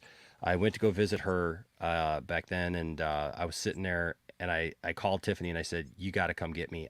I'm not even going to drive myself to the hospital. You got to come get me. And so she came and got me, took me to the hospital. My resting heart rate was 165. Dude. Yeah. They were like, can't you feel that? And I'm like, nope. They're like, your heart is just pounding away in your Literally chest. tachycardia. Yeah. And they're like, you can't feel that. And I'm like, no. Like, my only thing was I couldn't breathe right. And so they got me right in. And I ended up spending 5 days in the hospital. Like, and it was so bad to the point where it's like, if I got up one night, because I got there Thursday night. They kept me till Friday doing all tests on me and stuff. And once they decided what was wrong with me and that they just needed to shock me back, they scheduled me for Saturday. Well, Saturday they came in after all day long and they said, well, by the way, all the people who do that aren't here on the weekend, so we got to wait till Monday. And then Monday they did it late in the afternoon, so they kept me till Tuesday. And so I spent 5 days in the hospital. But one day, like, I'm literally just up brushing my teeth. Right, I went into the restroom and I'm just brushing my teeth, and the nurse comes running in because I was on the monitor and everything. She comes running and she's like, "Are you okay? What's going on?" And I'm just like, "What?" Like, she scared me more than anything, man. She made my heart rate jump, and I'm like, "What?" And she's like, "You got to go lay down now. You got to go sit down now." I'm like, toothbrush in hand. I'm like, hold on." She's like, "No, you need to. We got to get you in that," because my heart rate had spiked up to 165 just walking to the restroom to brush my teeth. And so, but they shocked me back, and I was fine, and I've been fine for the last 5 years. And they've said there's nothing wrong with my heart. That time was attributed to my CPAP machine, because I do have sleep apnea, and apparently it was not calibrated correctly. So that's always now my commercial to everyone. Look, if you snore, that's not normal. Go get it checked out. Snoring is not a normal part of life. It shows some obstruction of some kind. Get a sleep study done. And if you have sleep apnea, if you have a machine, please, for God's sake, use it, because it will cause you. I'm doing one this coming week. Actually, I just was in to see the doctor today. Because it will cause you all kinds of problems if you don't, that you don't even realize. Yeah. And if you say, well, this doesn't feel comfortable, find one. They got plenty of apparatuses that you can try to get comfortable with. The other thing too is the knock-on effect of never actually fully getting REM sleep, which your body desperately needs. Exhausted. And it can affect everything: your heart, your muscles, Oh, literally everything. So if you ain't sleeping right, get it fixed. This time was totally different, though. This time was totally different because this time was weird. Did you leave your headlights on? Yeah, I think so. No, you know what? I stressed myself going into Easter. Like, my grandma passed away in November, and I took over her church a few months ago. And so I've been doing that. And I went from a church, of like 1,500 people where everything is there for us. There's people to do all these different things, to all of a sudden I'm a church of 20 people. Right. And we're doing everything. We're in the inner city, man. We're trying to make a difference. We're doing all these things. And it was our first Easter. And I was like putting all this stuff together, and I'm doing stuff the old school way, right? So like even down to like putting like words up on a screen. We used to have a program that just automatically downloads everything and puts it into format. Now I'm doing it all in like PowerPoint, like old school, right? And it's taking time. And the 2 weeks leading up to it, I was falling asleep on my couch without my CPAP machine. They've had me on a medication for the last 5 years. And the ironic part was I had literally talked to my doctor just a couple of weeks ago, and he was just like, you know what, we're going to, I want you to go see the cardiologist, new cardiologist. He says, because nobody thought that I needed to be on the medication anymore. because they're like, you don't show signs that this is an ongoing thing. You haven't had any symptoms. You haven't gone out in 5 years. We need to do some more tests, but we think that maybe you don't need this anymore. And so the ironic thing is, I'm always the type of person, man. I use my CPAP machine. I take medications the way I'm supposed to. Blah blah blah blah blah. I was not taking my medication the way I was supposed to because I had all these days that I was just gone all day long, and I'd miss a couple doses, and then and then I was stressed out because I was trying to do it all. And I think I just like pushed myself way too hard. But then the day after Easter, I was just running around doing errands, man. I went to the chiropractor, I went shopping, and I noticed when I went into Walmart that day, and I noticed that like when the cold air hit me, because it was cold then, I just felt like a little short of breath. But I was like, what was that? And as the day progressed, I just kind of felt like I was maybe coming down with something. And then I checked my pulse rate. I actually came home and I was sitting in my garage, and I checked my pulse rate, and it was just like, it felt like it was sporadic and all over the place. And I was like, that's weird. And so I thought, you know what? Tiffany wasn't here. Nobody was here. Like, I couldn't just tell Tiffany, hey, can you just take me someplace? So I drove myself. I went to the urgent care around the corner, and I said, hey, can you just like hook me up and just like make sure that everything's chill, because I'm taking my own pulse and it's kind of sporadic, it seems, and weird, but maybe I'm doing something wrong.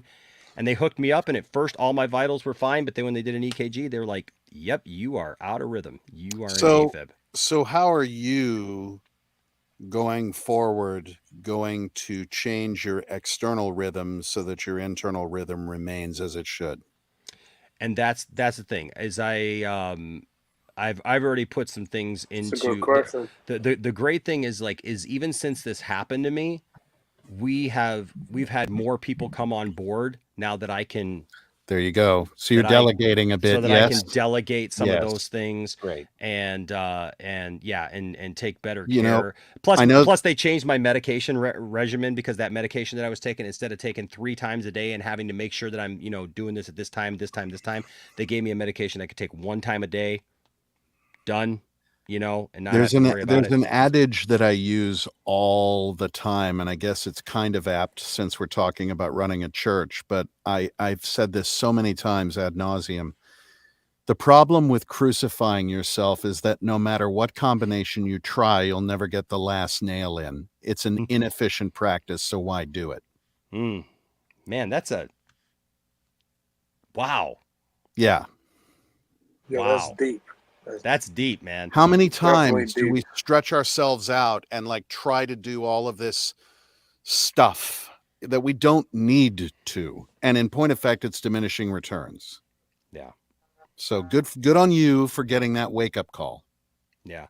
And heeding it. And also, if you feel like, this is the other thing, like when I went in to the urgent care, when they found it, they said, good on you for being aware of your own body and not just putting it off.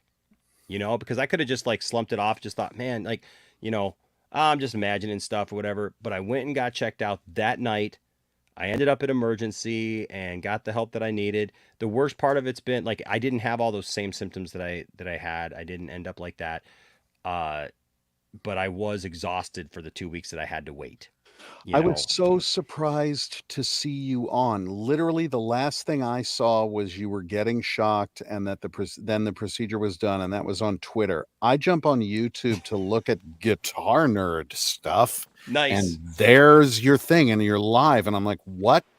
What kind of guitars do you like? Oh man, I have too many guitars. No, Ray, let me correct you. There are never too many. There is no such thing as too many guitars, Ray. No I have such thing. I have a Les Paul, a couple Strats, a Tele. I've got a 1931 National Triolean, a 1933 National Duolean, a 1934 National Trojan, 3 Larave's now, Larave 6-string, a Parlor 6-string, a 12-string. I have a Breedlove that I use Nashville strings. I have a Taylor baritone guitar, acoustic, which is just a trip. And then I have my beloved old Alvarez that I've had since I was in high school. Oh, that's nice. That's nice. A lot of damn guitars. Man. So Yeah, no, tonight I just I slept most of the day today. So you're going to boost her up. That's a Now, good thing, though. No, it was a very good thing. So and you're I able needed to that. like cut back things tomorrow and stuff like that. You're not gonna, I've got one appointment. I've got one appointment tomorrow. I'm actually one of the things I'm doing. A couple of people who have started coming to our church. They're awesome people, and I really love them. And actually, she's a kindergarten teacher, and she's helping out. She's going to be on my board, helping Great. oversee our kids program and stuff. But they have 2 sons who are on the spectrum, and they're both grown. And so they've been looking, obviously I haven't been working a full-time job. I'm not yet taking a salary from the church right now. I'm still kind of living off some money that my grandmother left me and some other things. Hence the reason why my friends said, you know what, we need to do a stream to get you to go to Comic-Con. Because everybody was like, are you going to go to the Motor City Comic-Con? Are you going to go? And I was like, well, if I can, but I don't know if I'm going to be able to afford to. And they were like, hey, let's do a stream where you can raise some money and do that. So that's why we were doing that the other night. And still taking donations, by the way. You can find all the links down in the description below. But the thing is that so I'm still kind of doing that. And so like even with all the stuff that's going on, I can't imagine like right now trying to work a full-time job and do what I'm trying to do right now, trying to get the church off the ground. Just please stick around. Okay. Oh, I am. For sure. All right. But what's been really great is that like when I took over this church, there were like 4 or 5 people. We're now 30 to 35 in just a couple of months. And online, thanks to everyone watching and everyone who follows us, we average anywhere between 1,000 and 1,500 people a week watching the services. Amazing. Yeah. So, and I'm not all, obviously everybody knows I'm not about the money, but we have a lot of people who have started online giving and stuff and helping that. And obviously we're in a situation like like I said, I'm not even taking a salary, right now.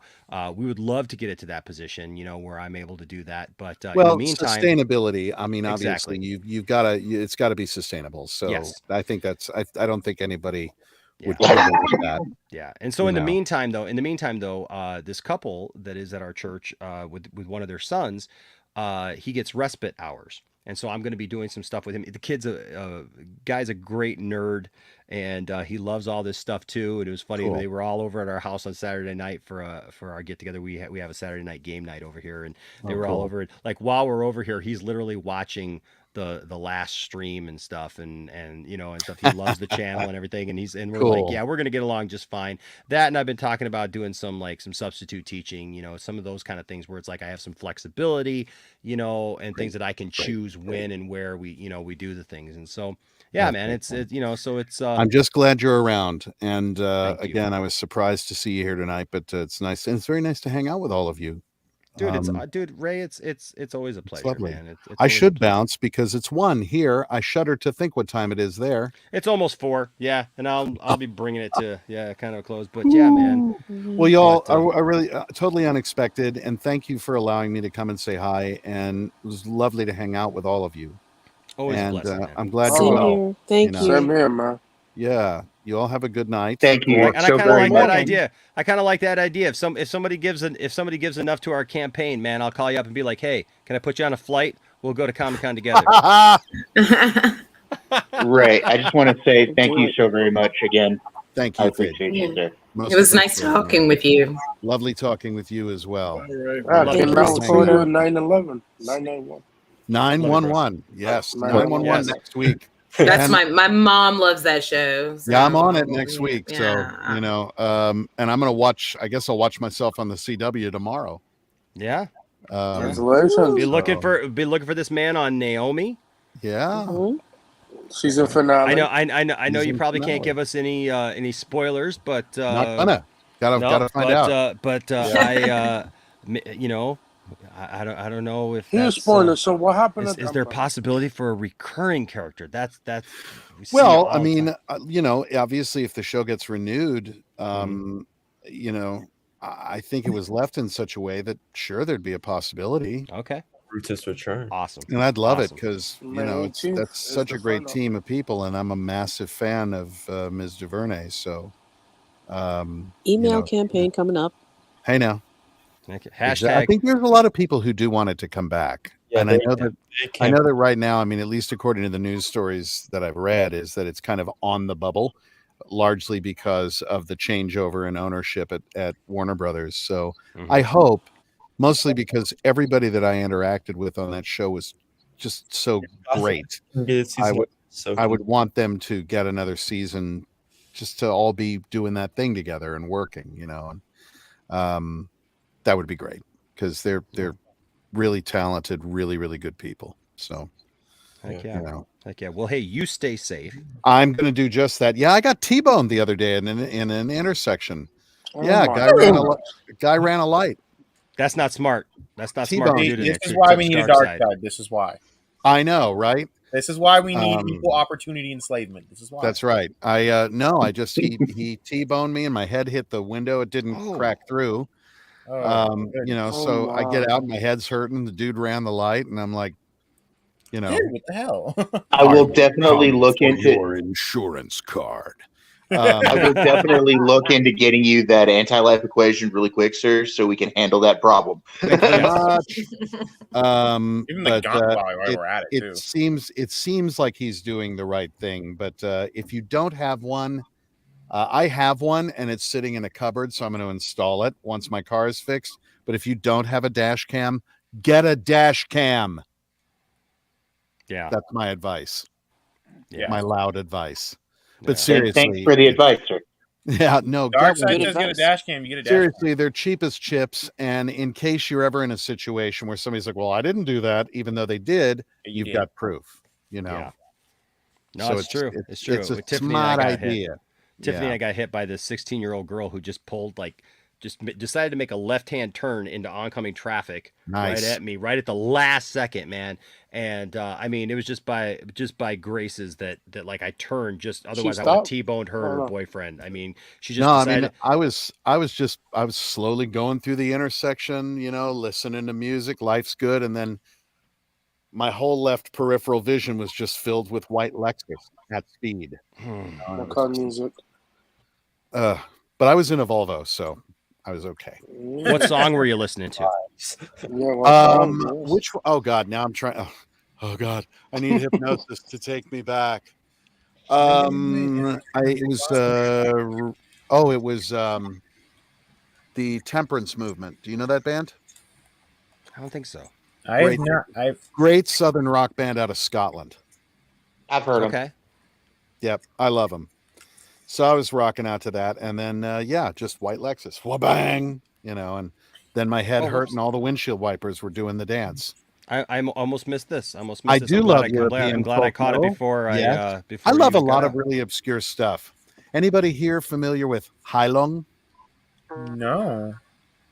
Look up Heilung on YouTube. Heilung. I got another person, Floor Jansen. Look her up. Okay, I will. You're welcome. Is all I'm gonna say. All right. I grew up in the UK, Ray, so I listened to a lot of like UK stuff and all Where'd you that. grow so. up? I grew up in a little village called Ipswich. I know Ipswich. I lived in Berkhamsted for 2 years. I was. Wow. I was in Hertfordshire for 2 years. That's good. That's I cool. love the UK. I want to move back. Well, my dad was British, so. Cool. Very cool. Yeah. I'm actually thinking about like, how can I get citizenship? Because I've never been to a place that fit more for me for whatever reason. Oh, it feels like home. Trust me. I mean, I was Yeah, there it until I was does. about 12 or 13. Yeah. Amazing. Amazing. Well, we're gonna have to. We need to find a proper pub then. Sit. Oh, right. sit and Obviously. talk a load of old shite, all night long. Right. Kind of like Yes. kind of like this, Yeah. but without beer. Yes. Right. yes. Right. Right. We get beer makes it. Yeah, beer makes it just that much better. Then she was a part of Nightwish. I'm pretty sure. I don't know if she's part of Nightwish now. I'll look her up. I'll check her I out mean, for sure. I could be confused. Tarja Tahunin could be a part of Nightwish. I don't know. I think Tarja Okay. was there first, then it was Floor Jansen. Okay, I'll check them out. Yeah. Yeah. Look up Heilung. It's not something you're going to listen to all the time. Well, neither is Floor Jansen, so. But just Well, give it a listen. I listen to Gregorian chants, and I can't listen to those all the time either. So. Hey, do you know Father Seraphim Bidharibi? Yes. Okay, great. I was just listening to him today while I was installing things. So Oh, well, that's good. Yeah. That sounds like a drop. Enosh, for some reason. you gotta check him out. He has a his ministry is in Georgia, Eastern Europe, and it's a community of Assyrians, and he does chants with the choir singers within the church, and he sings in Aramaic. Oh wow, that's cool. Yeah, it's amazing. There's great footage of him when the Pope came to visit the Eastern Church. They had him come and sing, and it got the Pope like seriously emotional. And you listen to it, and you're like, "Oh, this is what it must have sounded like." I'm sorry, this is brilliant. So, give him a listen, Father For sure. Seraphim Bid Haribi. All right, I will definitely. Yeah, check there's it an out. obscure music reference. Not that obscure. Dave knows about him. Here's a musical reference for you. Did they teach you the bearing down technique? They haven't. They didn't teach it to me, but I've seen it and I tried it. It says I go out of rhythm and put myself back. Yeah, I've seen that. Now it didn't work for me, but there's a few different techniques to put He yourself. did, back however, in. have to change his trousers. So, I did. Yes. Yes. You got to be careful with that bearing down technique. Right. And with Gregorian chants and a bathroom joke, I now leave you. We bid you adieu, sir. Yes, lovely to see you all tonight. Go Thank safely. you. Be safe, Rick. All right. Good Thank you, night, Rick. Thank you, Mr. All Porter. right, blessings, Bye. man. Oh, that was cool. Man, always cool to have Ray. And I told you I was going to be late, man. I don't like that side swipe. I told you I was going to be late. I told you I was going to be late. I don't like being disrespected, sir. I told you this. Wait, hold on. Are you know what? You got a problem? See ya. All right. So, anyways, I'm gonna get you back for that. Get him. I've never gotten you back for this stuff. I've been too nice to you. I'm getting you now. I am getting you back for that. Sure. Now Brodan is the center square. And then Brodan's gone. Amazing the power that I will. You're starting to turn into Caden. It's not good. Not a Ooh, good look at there. We can put him over there. We can put him over here. Turning into Caden. Not a good look on you. Put him over here. Now I'm the center square. What the heck? Oh no, now Caden is. Nah, he's bottom. He's a bottom. Fade.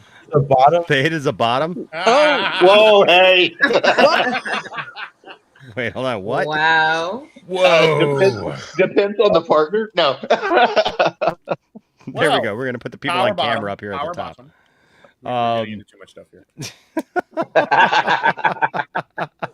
Oh god. Oh my gosh.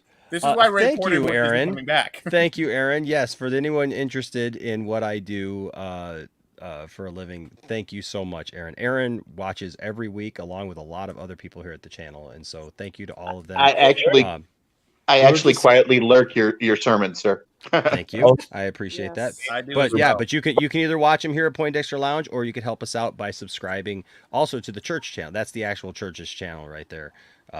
Then I will go and do Echoes of that. Faith I did Family not know Church. that there was a separate channel. Yes, I there didn't. is. If you'd listen, you'd know.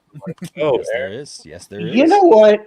You would also know that Ray Porter will do Star Trek and Star Wars and in any other good role. I haven't gotten through your whole back catalog yet. I don't have that much time. You should hit the greatest hits. The greatest hits. Ray Fisher, Ray Porter, Wayne T. Carr. I'm gonna have to brush up on Ray Fisher before the next time he shows up. I don't want to seem like a moron to him. So.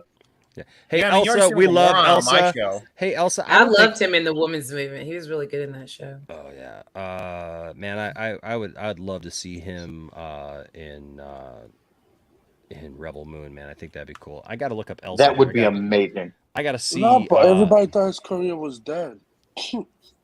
Yep. Well, yeah, well. Pretty much, man. They're just totally. Again, it's the other one that isn't working that I kept telling people, but oh no, what would I know? I only worked in the legal department and saw all the violations in other cases. So yeah, don't mind me. Yeah, Stella doesn't know what she's talking about, guys. She's just. I can't tell you what I've seen, but the things that a certain person that the guy above me doesn't want me to mention the name of must have had a lot of human, labor violations going on. Stella, you're just another. What guy is that? So you don't know anything. Yeah, I don't know anything. I just work You know in what the I do industry. know? You know saw what a I lot do of know? crap. I do know that Elsa does really good needlework. Yes, she does. And this is absolutely freaking amazing. And It's getting better. It's just amazing. This whole bottom part is done now. This is fantastic. Keep going, Don't do Elsa. the sequels. They trash. Do the sequels, please. Please do the sequels. She Please. doesn't like the sequels. Listen, Hallelujah. Do it anyway. How Elsa and Do I the sequel just to melt Beltre's brain. No, do the prequels. Do them all. Do them all. Hey, you know what? Here's the thing. It's okay because Elsa says no. Oh, darn. Elsa and I became friends over the fact that she doesn't like the sequels, and I still treated her nice because I still love everybody. Like you don't have to like everything that I like. You hate me. It's all good. And you know what? Shout out again to Drunk 3PO because Drunk 3PO gave to my this is the thing. We can have differences of opinions about things, but Drunk 3PO gave to my Comic-Con fund. Well, Drunk 3PO is the likable one of the group. And actually, yes, he is. And actually mentioned that he actually watches the church's stream sometimes. So, cool. Jay's a good cool. dude, man. If it was just It's him cool. and Goofy Gamers, I wouldn't have a problem. Jay's a good guy. Yeah, Jay's awesome. If only he was just doing it. I love the fact that Ray Porter just liked my tweet to Motor City Comic Con. That's awesome. Motor City Comic Con, come on, get with it, man. Come on, all of you over there. When the guy himself is like, yes, I will come on. Now how many properties does he have to be a part of now? He's going to be on 911. He's on Naomi. You got other CW people there this year. He has to be everywhere. They got other CW people there this year. He was Dark Side. Come on. I mean, if he's playing Dark Side, he's got to be everywhere. Well, all you sequel haters, I don't know if this incorporates them too, but Freddie Prinze Jr. is going to be there this weekend. Wait, what? And Freddie Prinze Jr., I'll tell you what, I know a lot of people don't like him now, but I'll tell you what, I believe the man spoke some truth a couple years ago. Oh, yeah. When it came to Star Wars, man, I'll tell you what. And it's so funny because that was before, like, people liked Dave Filoni before, but then now, since then, the Mandalorian stuff and everything, and now everybody's like, oh, Dave Filoni, and stuff. I mean, and it's like, Freddie Prinze Jr. was trying to tell everybody a couple years ago, like, look, I'm literally working with Dave Filoni. Like, the people are like, Freddie Prinze Jr. doesn't know what he's talking about Star Wars stuff. And he's like, I'm telling you what Dave Filoni and George Lucas have literally told me out of their mouths. If you don't like it, and I get it, like some people like mention like because they don't like what he said about, well, if you don't like it, you're just a bunch of guys who don't like the fact that Han Solo gave, his ship to a girl. And obviously that doesn't apply to everybody, but there's a lot of people who are just like that though. And honestly, we talked about it the other night. There's just people who they don't want to hear the story. They just want to, The only thing that I wasn't happy about that he said during that whole little thing that he was talking about Star Wars. We should stop complaining because Star Wars is for kids. Now I never complained, but it's Star Wars is more than just for kids. I mean, Star Wars is for everyone, but yeah, I mean, I get it, but George Lucas himself said that. You know that, right? Yeah. Yeah, of course I know that. Okay. Hello, Star Wars fan. Well, I don't know. You were questioning a lot of other Are you a Star Wars fan? Are you a Star Wars fan? Are you a Star Wars fan? Caden, don't instigate. So, Caden, in 1977, this movie came out. It was called Star Wars. That's so amazing. Yeah. That's crazy. But no, seriously though, I mean, like, and I get it, right? Because honestly, every generation, the last few generations have had a trilogy, right? My generation had a trilogy that endured for a long time. So that original trilogy encompasses a lot of people. And then there were the prequels, and not everybody is into the prequels. I was born during the prequels. But there were many young people who came up during the prequels, and that's their Star Wars. And I don't understand how they can like that more than the originals. But that's them. That's them, right? And I like it because it's Star Wars, but I like it a lot more now than I did then. And for me, you know what I think is the equalizer? Here's the problem. When you thought that was going to be the last of the Star Wars, that was disappointing, right? But now that you know that there's other stories and stuff, I think we should just be more forgiving. If you don't like the sequels, don't like the sequels. But there's a whole generation that's going to like them. You know what I mean? 'Cause that's their... We talked about it the other night, Enosh. We said that, that when the prequels came out, people were upset about the prequels. Now people love them and all of that. And the sequels are going to be just the same. Eventually, people are going to lay off or whatever. Yeah. I mean, for whatever reason that you don't like them or whatever, and there are aspects of the sequels I don't like, but I can overlook those things. They're very minuscule beyond anything else, to me anyway. Yeah. The majority of people I run into prefer the sequels over anything because they're of a generation that, like I said, in order for a lot of people to have a connection to the original trilogy, you're in your mid to late 40s, 50s, or 60s, and the majority of the demographic that's into all this stuff would have grown up with episodes 1, 2, and 3. So they just don't have that connection to the original trilogy, and they are becoming the majority. Eventually, they will be pretty much 75% of all Star Trek fans. Star Wars. I'm Star Wars fans. Sorry. Same thing. Who cares? No, it's not. You. Same thing. I'm joking. No. My goodness. I think I know the difference Star Trek and Star Wars, guys. Peter Rabbit's Defender here with a $4.99 super chat says, Enosh, if somehow you and your family come traveling in Thailand, that'd be a fun trip. I would love. Look, Tiffany and I have already talked. Like once our boys are out and whatever, gosh, we want to do some traveling and stuff, man. I'd love to come to Thailand. Thailand is great, man. That'd be fun. Thailand is awesome. But he says, I'll be your guide and give you guys a tour to awesome places, especially. I'm sorry. Phuket and Chiang Mai. He's gonna butcher those. It's Phuket and Fuck Chiang it Mai. and Chiang or Chiang Mai. Come on, man. Fuck it and Chiang Mai. No, what? Chiang no, what? No, it's down, Florida. Come on now. No. Phuket? Is it Phuket? Phuket. What is it? Phuket and Chiang Mai. Is it So Phuket? Chiang Mai. Okay. Chiang Mai.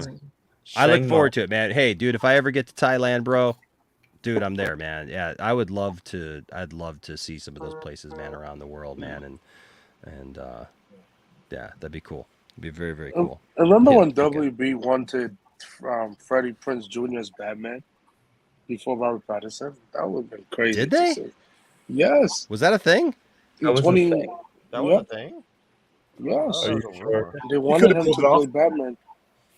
I thought that was a rumor, but I don't know if they actually have legitimate, serious aspirations. Before Ben Affleck left the role. I don't know that. If Robert Pattinson can pull it off, and nobody really. You know what? There's not too many actors that they couldn't, depending on what the director is doing and what he's writing, what kind of Batman he's putting forth. They wanted him and the guy who played Beast in the X-Men franchise. Nicholas Hoult and Robert Pattinson were up at the same time. They were. Oh, thank God Nicholas Hoult did not play him. Thank goodness filmmakers pick these actors and not fans. I know. Right? I'm very, very thankful for that, man. I'll tell you what. Nicholas Holt's actually a good actor. Don't think he'd be a good Batman, but he's a good actor. He could play a good Scarecrow. Darren Aronofsky with Joaquin Phoenix, and the studio wanted Freddie Prinze Jr. That's pretty crazy. Well, here I'll show you guys again. I'm really looking forward to this Friday and Saturday. So Friday I'm going by myself. Tiffany can't go because she can't get the day off. She took the day off today for me, and so I appreciate that. But here are some of the people that are going to be there. Alan Richardson canceled. No. Yes, I know. But Alicia Silverstone is going to be there. Enosh, if you see Adam Cole, can you tell him that I'm still thinking of him? Because he roasted me one time on Twitter, and I still cherish that moment. Sure. I cherish that moment. Aaron Smolinski is going to be there. He was the kid there. I've met him before. But Alicia Silverstone is going to be there. Brenton Thwaites is going to be there. Katie Lotz is going to be there. Christopher Eccleston is going to be there, but he's already sold out for everything. Carrie L's He's canceled, but I've already met him. Tiffany and I already met him. He's filming Rebel Moon. Yes, Carrie Jones is going to be there. Chandler Riggs is going to be there. Curran Walters is going to be there. Danny Trejo is going to be there. Tiffany wants to meet him on Saturday. Tiffany and Landon are going with me on Saturday. And then Davey, I just still love this, man, that this kid, like, is going to, well, he's not a kid, obviously, anymore, but, like, you know, the kid who's just like, I'll tell you what I'd do that would make a difference. I'd write a letter to Superman. Love it. Ethan Page, Freddie Prinze Jr., Love Ethan Freddie Page. Stroma. Oh my god. Cool. Yep. Jamie Katie Cassidy, Kristen Jamie Ritter. Kennedy, Jack O'Halloran's going to be there, and this Kristen look Ritter. this You right can't kill here. Kristen Ritter, man. Yeah, This Kristen right. Ritter. What is she in? She was in Jessica Jones, Jones, and man. she was Oh, also that's in right. Breaking Bad too. That's right. The Yeah, I Jessica didn't watch Jones is Jessica. her. She's Yeah. coming back in the MCU. Yeah, I Yeah, didn't watch she's coming Jessica back, Jones. Yeah, So, she's coming back as It- Jessica Jones. this right here for me though, this trio right here. Mark McClure, first of all, as Jimmy Olsen, man, that's old school. Plus, he was in the Snyder Cut. But Mariel Hemingway, I had the biggest crush on Mariel Hemingway as a kid, and I had a coming of age moment revolving around Mariel Hemingway. Actually, in like 6th grade, there was, I think I've shared that story before. There was a movie with Peter O'Toole that she was in, where Peter O'Toole is a scientist who's trying to clone his ex-wife, or clone his wife who died of cancer. And Mariel Hemingway is this young girl, and they're playing on the college campus. Like she's trying to help him and stuff like that, and so they're playing this game of two-hand touch football. And she's got one of those 80s crop top, like sweatshirt things going on. And they're playing this, and this guy is like all over. He's guarding her, and he's just like all over, all hands and everything like that. And it comes down to the end. She's like, "Give me the ball," and they're like, "We're not going to throw you the ball. That dude's all over you." And she's like, "Just trust me. Give me the ball." And so she stands there at the line of scrimmage, and they're calling out the plays and everything. And all of a sudden, just before the guy yells "hike," she goes, and the guy just sits there like, and then she runs out, and they throw her a touchdown. So. Classic moment there. Classic moment there. But also, man, Nuclear Superman 4. Man. She was, yeah, and then Nuclear Man's gonna be. I'm gonna wear my Nuclear Man shirt, I think, to meet him. I got to, dude. That's just like, because nobody has a Nuclear Man shirt, but I have a Nuclear Man shirt. Okay, so Is it gonna be signed? I might get him to sign it. If he has a silver Sharpie or something like that, because I love that Nuclear Man shirt, and as silly as that character is, it's just. It's a classic, thing. It's a childhood thing. It's a childhood thing. Yeah, MJF's gonna be there. Matthew Lillard's gonna be there. Beast Boy. Yep. Let's see. Ooh, Matthew Lillard's gonna be there. Cool. I know. Skeet Ulrich. Skeet Ulrich. He might roast you. He might. That'd be He fun to might get actually, on. like, That'd be roast the fun whole to get family, on. honestly. That'd be fun to get on video. There you go. Ooh, Ruby Soho. I love Yeah. Ruby Soho. Yep. And then down here we got Stephanie Panicello, Taryn Manning. What is she in? Orange is the New Black. Orange is the New Black. Oh, that's what Hustle and Flow. That's what it is. Okay, I knew it. Yeah. So, but then this guy right here, Who's William that? Shatner. That's The Shatner. That's Captain Kirk. That's the That's Shat. your daddy. That's the That's Shat. the Shat Man. That's the Shat man. So Picard has The another- Shat Man That'll be cometh. fun. The Shat Man cometh. the Shat man cometh. Nice. Never forget what Family Guy said, though. Picard has it all over Kirk. Remember that. I don't know, man. Not for me. I love Picard. But look, Shatner is Shatner, man. No, man. Dude, no. Is it? You know what? We're not getting into this because I can't get into this. I'm just sorry, man. I'm Call not me- sorry. I'm not sorry, man. It's just. And But like I was saying earlier, I met Walter Sorry, not Koenig, sorry. and Walter Koenig was hilarious, man. He was super serious on me at first because it was the first time I'd ever gone to the con. First time, and Walter Koenig is sitting there, and I had just met Carrie Fisher. I had spent the last of my money that I had because I didn't know Carrie Fisher was going to, or not Carrie Fisher. I wish it was Carrie Fisher.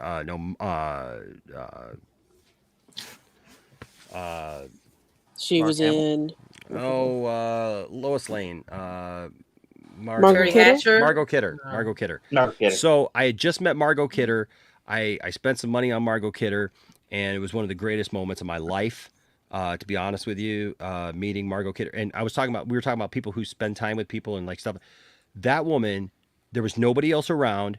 She literally gave up time out of going on her break because I came up, and she just talked to me and Tiffany, man, for like 15, 20 minutes. Her handler was trying to get her to go and stuff like that. She's like, hold on. And she was telling us stories about like the blackout that happened in New York at the time that they were filming Superman. Yes. And she's like, one of the stagehands, whatever, was like plugging something in when it happened.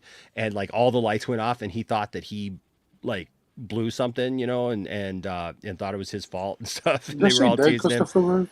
And she told us stories about Christopher Reeve. Oh my gosh, to actually hear to know that I'm never going to get to meet Chris Reeve, but to hear stories about Christopher Reeve in Superman. That had to be cool. Margot Kidder. Cool. You don't even know, man. Margot Kidder was my Lois Lane growing up, okay? I wish she had a better ending, though. I wish she had a happier ending. Me too. It just kind of breaks my heart the way she ended up. I will say, out of the Star Trek people, the nicest guys were Walter Koenig and James Doohan. I never got to meet James Doohan, but Walter Koenig was right next to her, and I didn't have any cash on me, and so all I had was my card. And back then, like now, they all take card, right? Now you can, they've just known that now, right? But back then you didn't. So he just had a couple people with him that had a cash box and stuff.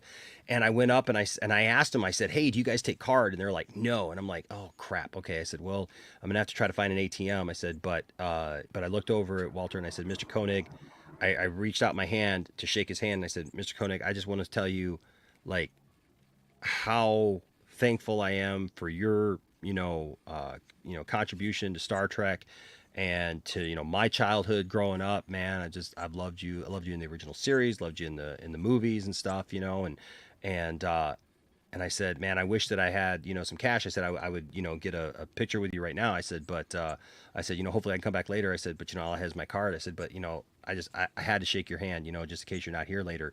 And he just looked at me. I swear to God, man, just looked at me dead on, like,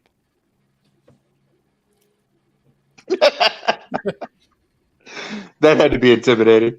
Like, you're not gonna, like, oh, you don't have cash for me, right? Like, and he's just like, and then he broke it. He's like, and then he shook my hand. He said, "Thank you," and we had a nice little moment there. But yeah, H parts, you got to meet Shazam shirt. Oh my god, Shazam shirt. That's fucked. I would love. He's not wearing it tonight. Where is Shazam shirt? I was somewhere else before I came here. I wasn't at the store today. I mean, his name is William, so we could just call him Billy Batson anyway.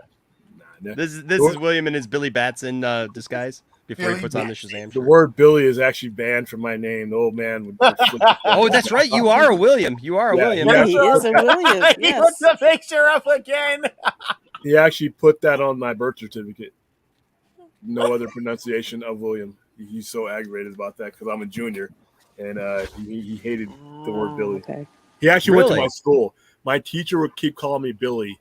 This is an Air Force guy. Left his Air Force recruitment office because he was at Loyola Marymount at the time. He was a recruiter. Left the job. Came down to my school. Took the teacher over to the corner. They had a conversation. I never knew it was dead. I was never called Bill or Billy again. And that entire time I was in elementary school, that word got out. The old man did not want anybody to call. What's up, Billy? Yeah, it's like I said, it was serious to him. He says, "I gave you that name, and this is how I wanted it pronounced." And that's I do not accept the name Billy. God damn it!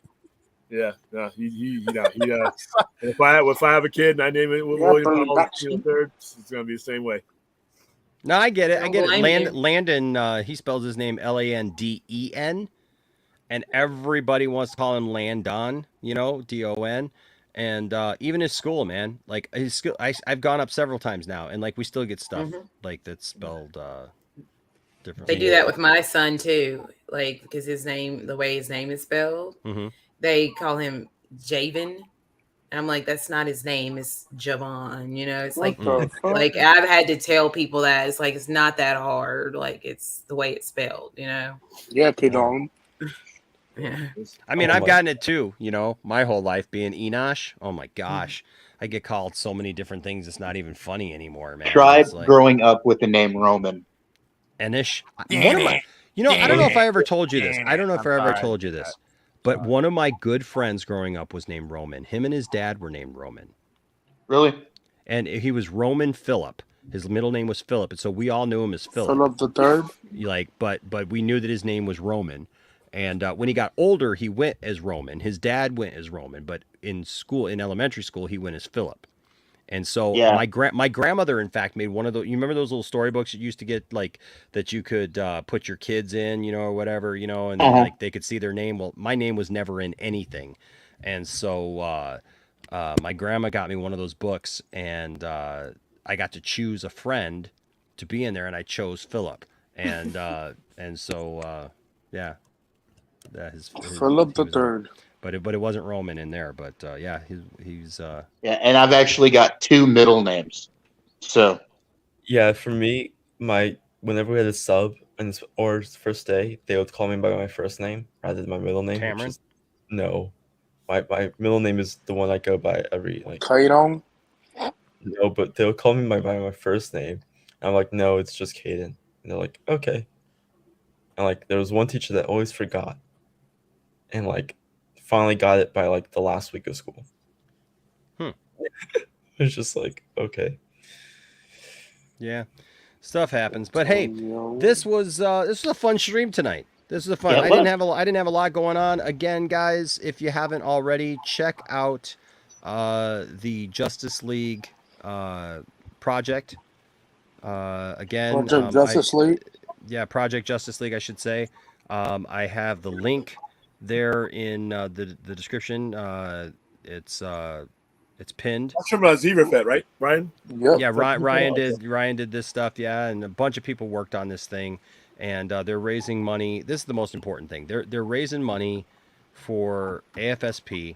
So look, regardless of what I know there's some people who had issues think about with the last night, Snyderverse. Yeah, whatever. Regardless of what you think about the Snyderverse, regardless of whatever, just know that like this was a project of love because of people who loved something, and they also wanted to help out. And I think that it's awesome that so far they have raised $1,154 for AFSP. All of that money, by the way, goes directly to AFSP. That's not going to YouTube. That's not going to anything because it's a fundraiser. They have the fundraiser donation button, and so you can donate that way. And look at the artwork. Yeah, the artwork's really good great. too, man. It's really good stuff. Like I said, I'm not going to show it to you all. This is just random, but yeah, I mean, look there. You got some. So one thing that sideboard. Ryan pointed out is that, and Ryan and Andre pointed out, is that go back to the team shot and to this in the future shot. Ryan forgot to change Cyborg's symbol back to the diamond. One. Yeah. And it was just, and he was like, I'm sure somebody will be pissed off about it. I'm sure. But she's like, it was still a mistake. And but I mean, I like that they put the actual Aquaman gear on. Go to the Aquaman one a little bit.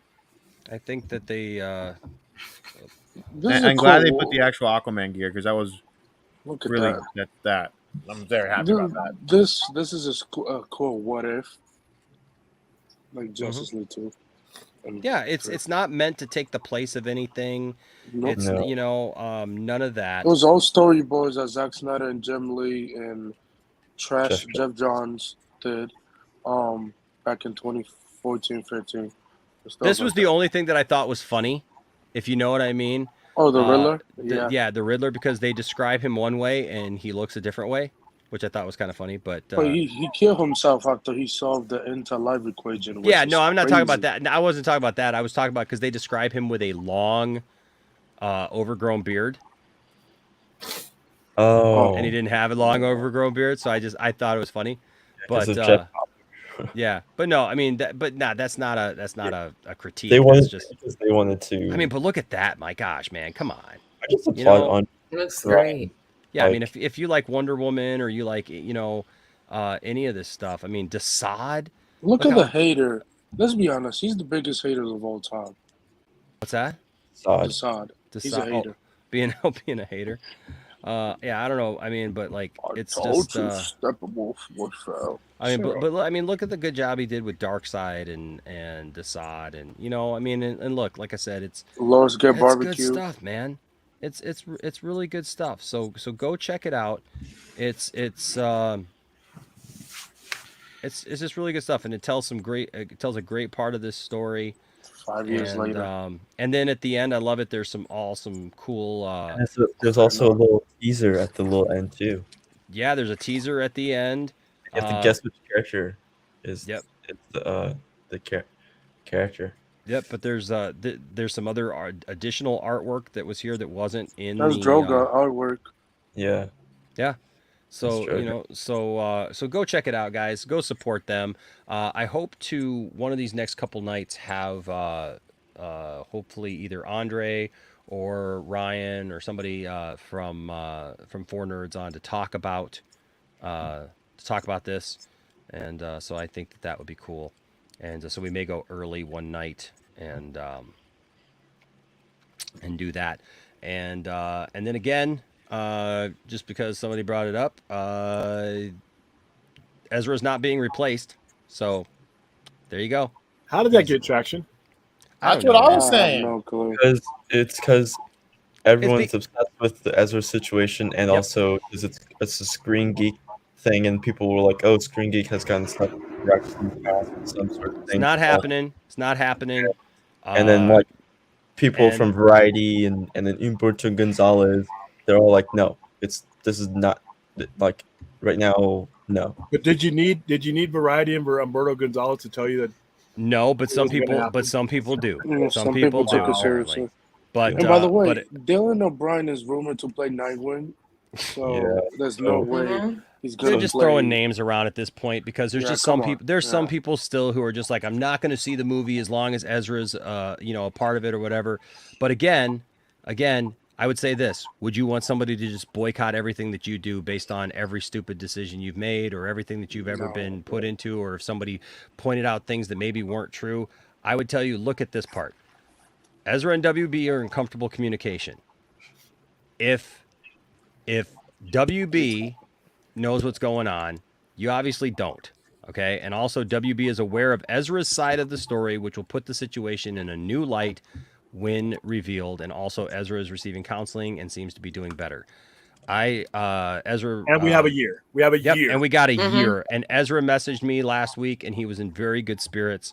He hasn't been in Hawaii for a while. There's been video of him. He left Hawaii. Out with he left Hawaii. People thought he was still in Hawaii, but he was actually in other places. But it showed him with fans and hanging out with fans and doing things. Listen. People can make mistakes, but also there's also two sides to every story. And I would just tell people again, don't make some rash statements that, but of course we're all used to people making a lot of rash statements that over the course of time, then all of a sudden they start taking them back. And they're like, well, I went with the information I had at the time. Well, you went with the wrong information. Sometimes you don't always have to comment on everything just because there's information out there. Well, some people think I don't feel the need to align myself with every bit of information that comes out because that's the information I have at the time. Sometimes I think you have to wait. Don't draw lines in the sand and be like, I'm not going to do this and I'm not going to do that and I'm not going to enjoy this and I'm not going to go see this and I'm not going to do this, because sometimes you need to take a step back and understand that time changes things. When the truth comes out, when both sides are revealed of what something is, then make a legitimate choice. Right now, all you have is one side. And I think that if you're too quick to judge things, then you know what? You kind of got to accept the pushback that you get when the truth comes out and people are like, they call you on it. And I think that just goes for anything, man. It's like, well, I think there's going to be a lot of crow eating whenever things come out. Me too. I'm going to say. Me too. Hey, and if it all comes out and the movie comes out and makes a lot of money, ain't nobody going to care anyway. Right? Even more crow. Yeah, even more crow. And it's a year away, and a lot of people like have memories like when it comes to like media cycles quick. Yeah, so there's that too. And I made the point. You are so right. You are so right, Ashley. And here's the thing: before you say something, that is true. You guys remember there's this thing going on in Ukraine? Yeah, I do. Right? Something much more important. Oh, that's right. Than that's right. Ezra. Oh, that's right. Yeah, and it's still going on, but it's not trending right now, right? Like all the young people aren't on the bandwagon right now because they all went over to, Well, they're Johnny still on the Depp, or they flag, went at over to least. this or that, over that. Mm-hmm. People They're have still on the flag. such limited, mind capacity and, trains of thoughts, that, like something is important as long as they're being told it's important. And that's one of the biggest problems, I think, actually, with the last couple of generations is we've been now desensitized to that. That if we're told it's a big issue, we go, "Oh, that's a big issue," but we don't look at things and frame things for ourselves and actually look at things. It's because people don't think for themselves. Nope. People let the media guide what they do. I've told people how I was raised. I was raised to look at all angles of an argument and then make my own decision. Yep. But like, I remember back in the day when people actually thought for themselves when it came to topics in the news. Now the news tells you something, it's got to be gospel. And it's like I told somebody last night on a video. I said, whenever things come out, and there's always two sides to a story. You just got to decide which one's the one that has the right, the enough empirical evidence. And everybody's going, well, so and so told me this, so it's got to be true. Well, TMZ doesn't always tell the truth. That's all I'm going to say. Right. Everything is not just what you hear on TV or social media or Twitter, any of that stuff. You know what? Something's in the chat. No, he did not throw a chair directly at a woman's head. He threw the chair. He and threw a hit her, chair though. into a crowd. That doesn't make it right. But he didn't directly. But if you throw a chair, and I'll say this, that's Austin. Yeah. Austin, I love you, bro. I love you. I'd be more than happy to talk to you about this offline. But he didn't throw a chair at that woman. He literally did not throw that chair at that woman. And I know that. I know that we know that now. And that's not to. But to also put this out, is anyone gonna have a problem when they're watching season 3 of The Boys? Anyone here? Nobody cares about this stuff. No. Let me answer the question. Is anyone gonna have a problem? Nope. No. Exactly my point. But people should. I mean, like if they're gonna do this, and also took a glass and bashed someone's face with it. So, but Austin, don't you think we should learn from this? That this is one of the problems with jumping to conclusions. Johnny didn't have to lose those roles. And why is that even? Isn't that the point? There's no comparison between the two. There really is. There really isn't a comparison. I get what Austin's saying, and I love Austin. And I think that Austin's great. But it's just something that we disagree on. But again, I think when the truth comes out about something, and people don't just read the headlines, Austin, but we actually know what happened because okay, here's the problem. This is what I've been talking about, this game of telephone and this snowball effect, right?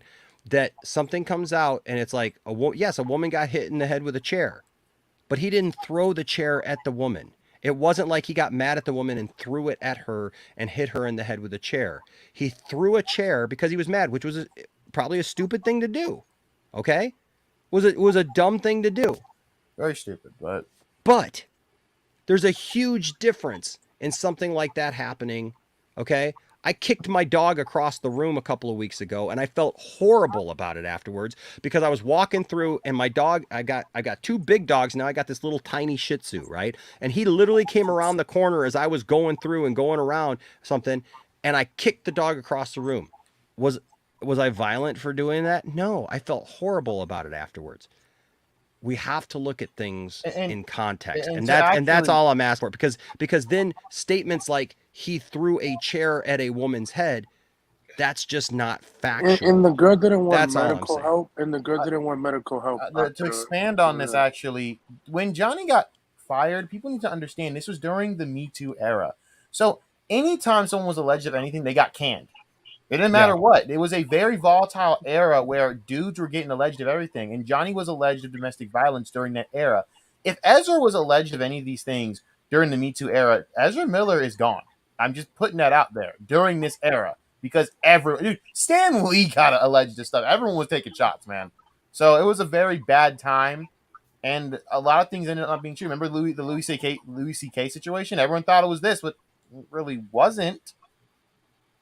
I think it's weird, but it's not like the way they framed it. And I think people need to realize it's WB or whoever the studio is. It's up to them who they hire or fire. It's not your rules. Just because you think Johnny Depp should be fired, you ain't paying anybody. All right. If they decide that they want to keep somebody for life because he's less a lot of liability as far as the public relations, because Ezra Miller is not the level of star Johnny Depp is, you can agree or disagree with that. It's their company, it's their money, it's their role. All right. And Johnny Depp, I'm pretty sure was still paid and compensated. He was just taking off of those roles.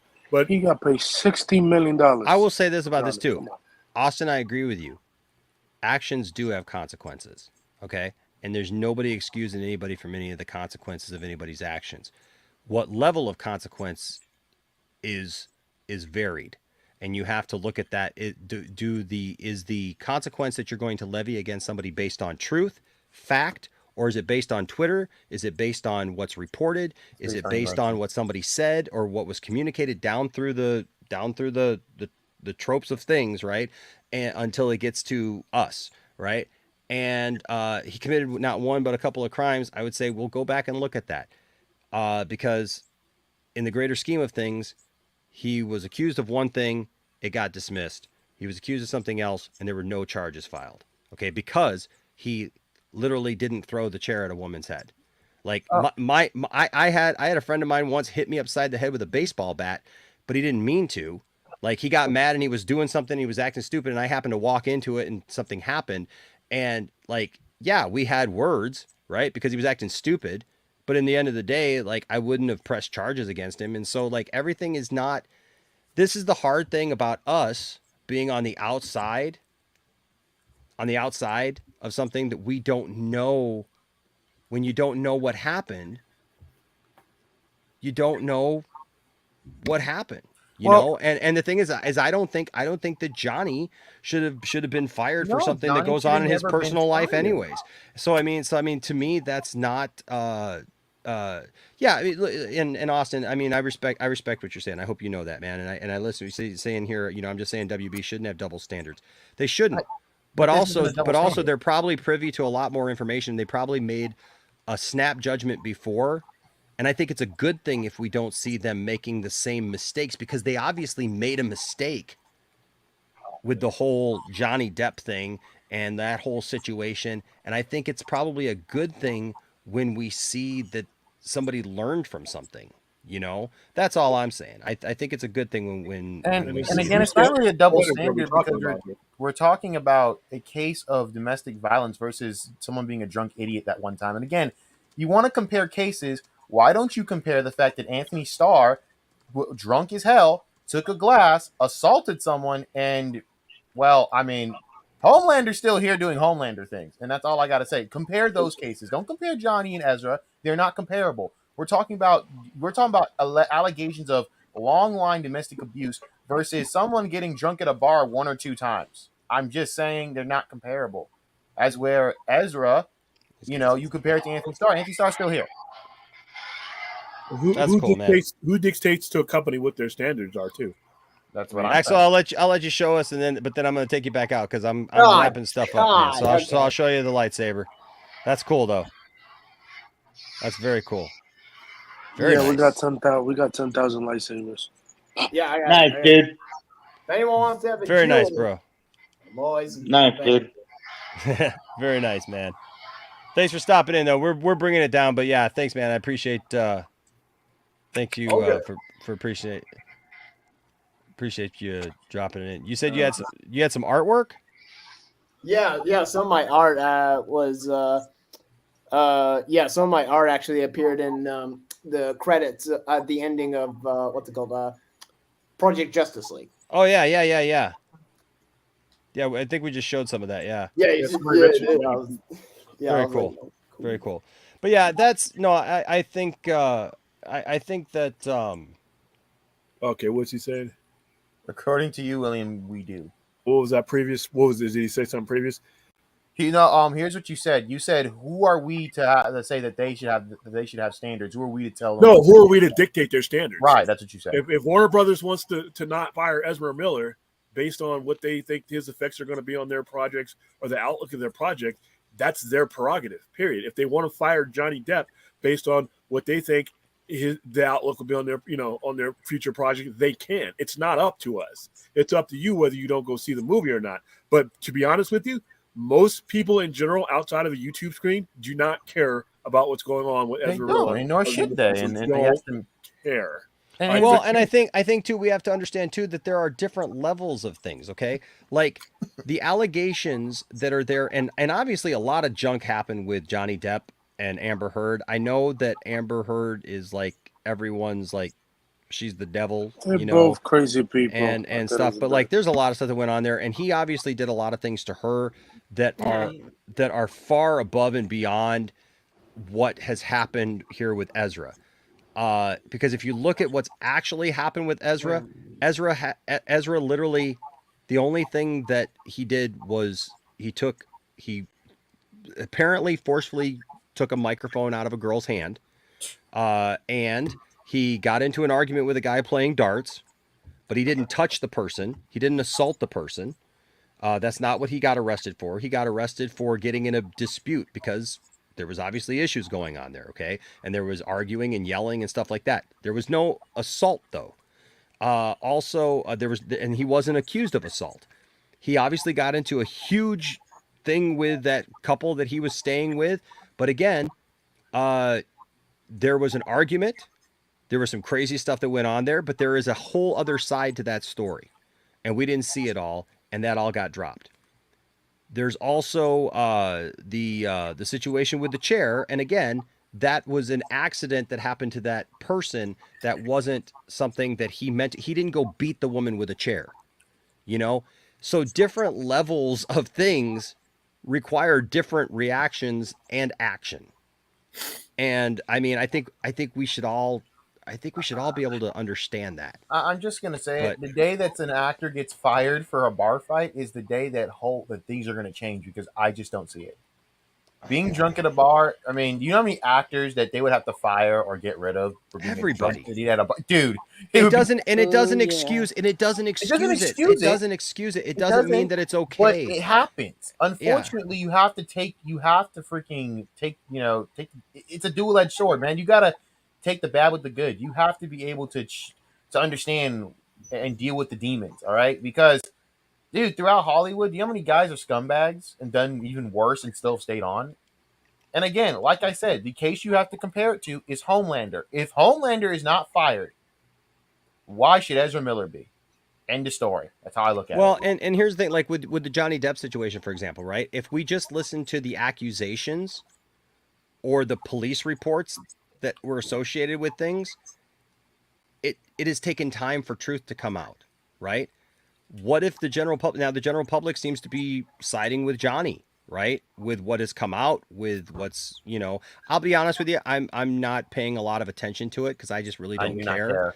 But the thing is, I look at what the general public is saying, and the general public seems to be siding with Johnny, right? And they have a problem with her. Well, if that's true,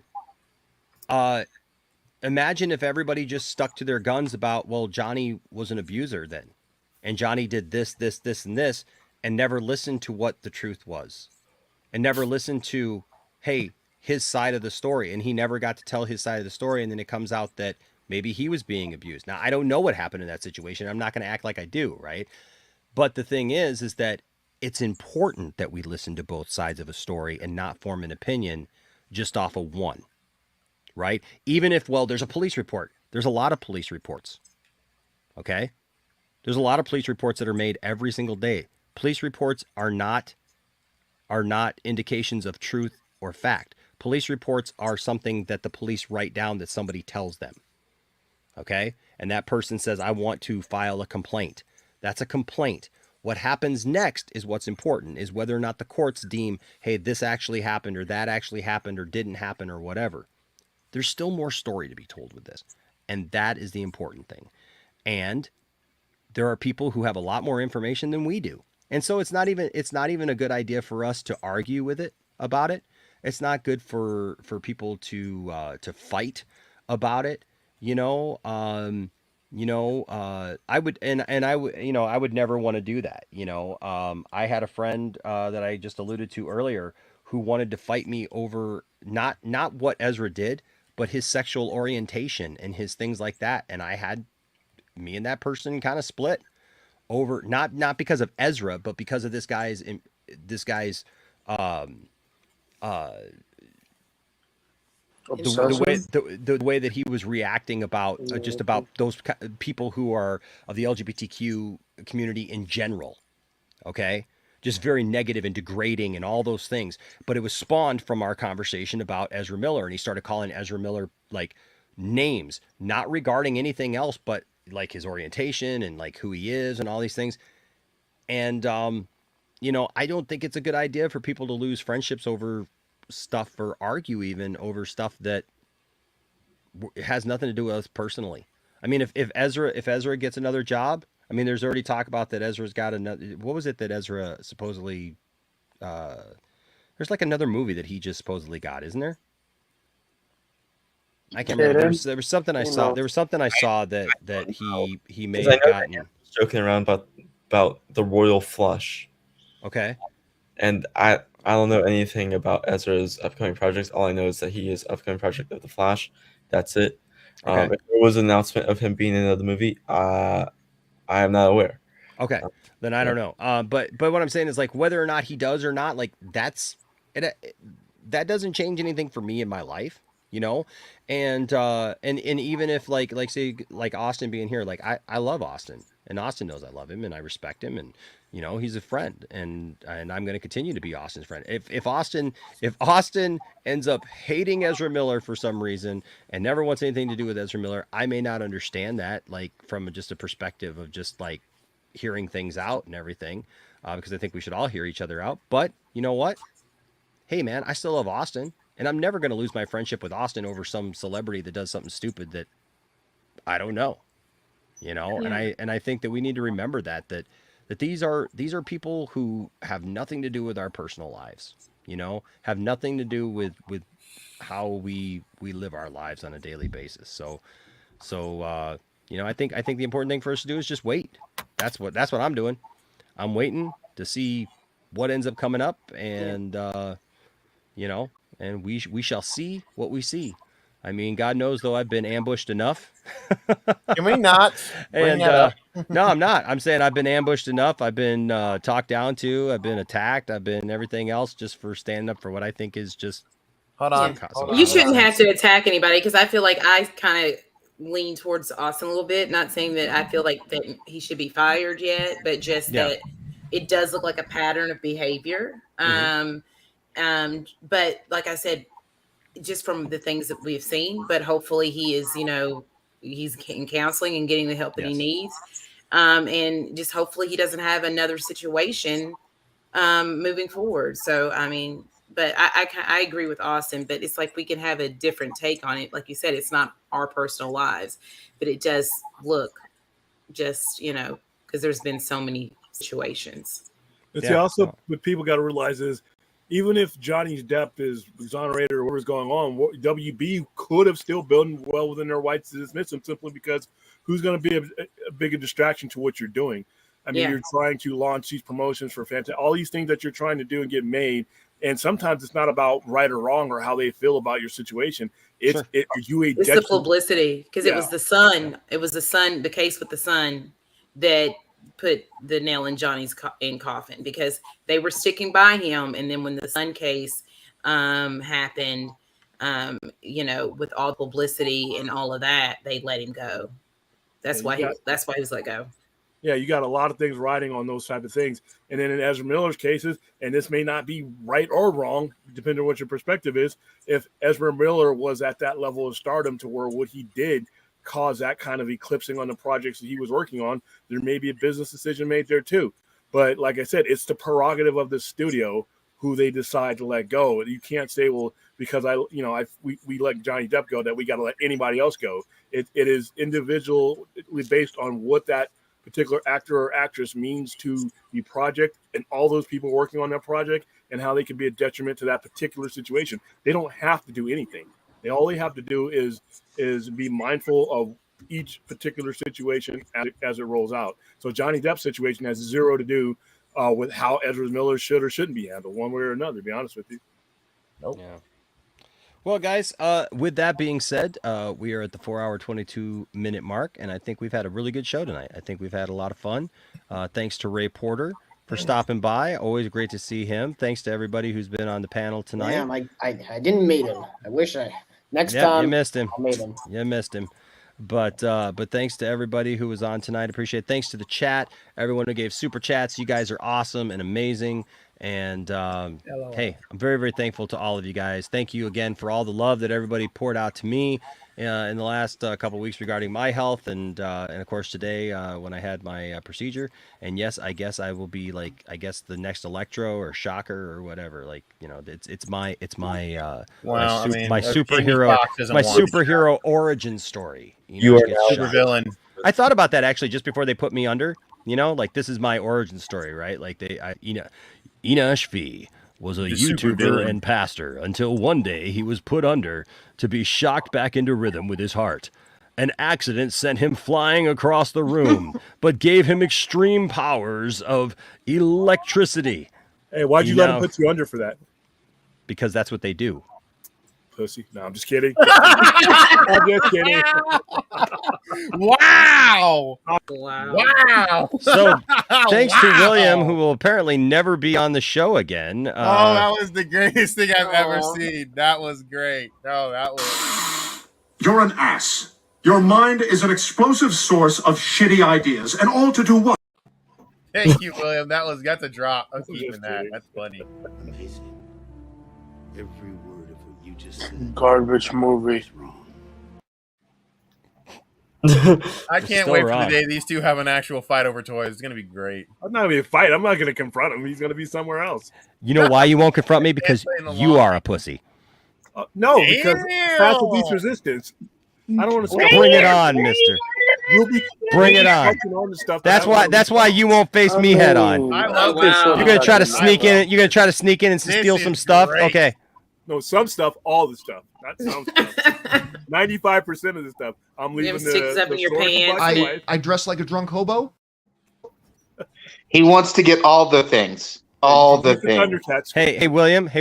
Listen. Stop trying to get free toys from me and just please. Dude, stop sending me dick pics. Hey man, listen. Stop asking. Don't be such a chode. I didn't know we could say pussy on here. Now I'm annoyed. We can say dick pics. What the hell? I got one. Wait, what? You got one. You get one.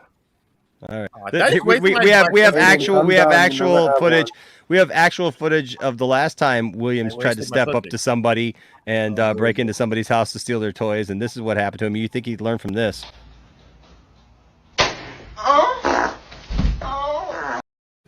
Now, why are you wearing a Spider-Man suit? Yeah, why are you wearing a Spider-Man suit? Thought he put a mask on, to. That's all. But yeah, by the way. Hi, fellas. Hi, Dirk. Guess what? I've started swearing. Do you see the other one where this is completely gone off the rails, and I love it. I thought that was Caden. Did you see the other clip where the girls went to the mall and bought 3 bongs? Yeah, I was there. I get it. And yeah, and they thought it was sippy cups. They're like, we can put lemonade in there. We could put Dr. Pepper in there. We could put the cola in there. That's a great story, Caden. That's a great story, Caden. Thanks, Caden.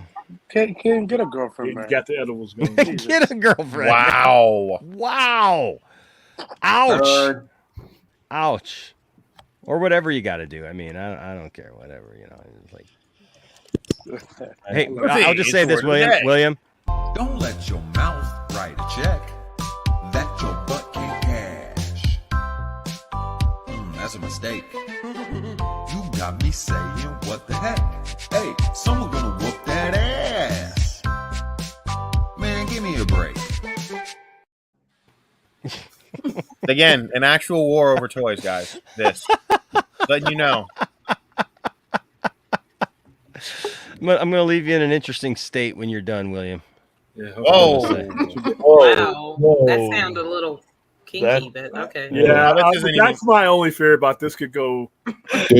This could go the way of one of his drops. Let's just leave it. There could be states and things happening and situations, and There we could just be don't want to people go there. touching Man. other things that shouldn't be touched. We don't know. What is No that touching Signore weird doing, stuff. Minos? Stop touching. Stop it. No touching weird stuff. You sure? No touching. No, No touching. stop it. Stop. He's looking Whatever for you're Does doing. it tickle? Axel, little quit bit. touching stuff. Just a Axel, little quit bit. it. Just a little bit. Please stop setting him up, guys. Oh, nobody's setting me up. I just, I know you. You Stop know, touching the stuff. The butt plug share is coming. I already know it. Oh, God damn it. I got nothing. Guys. Droga. Yeah. Stop doing that to your lightsabers. Stop it. Me and William getting into a fight in the elevator. Now show me your warrior fierceness.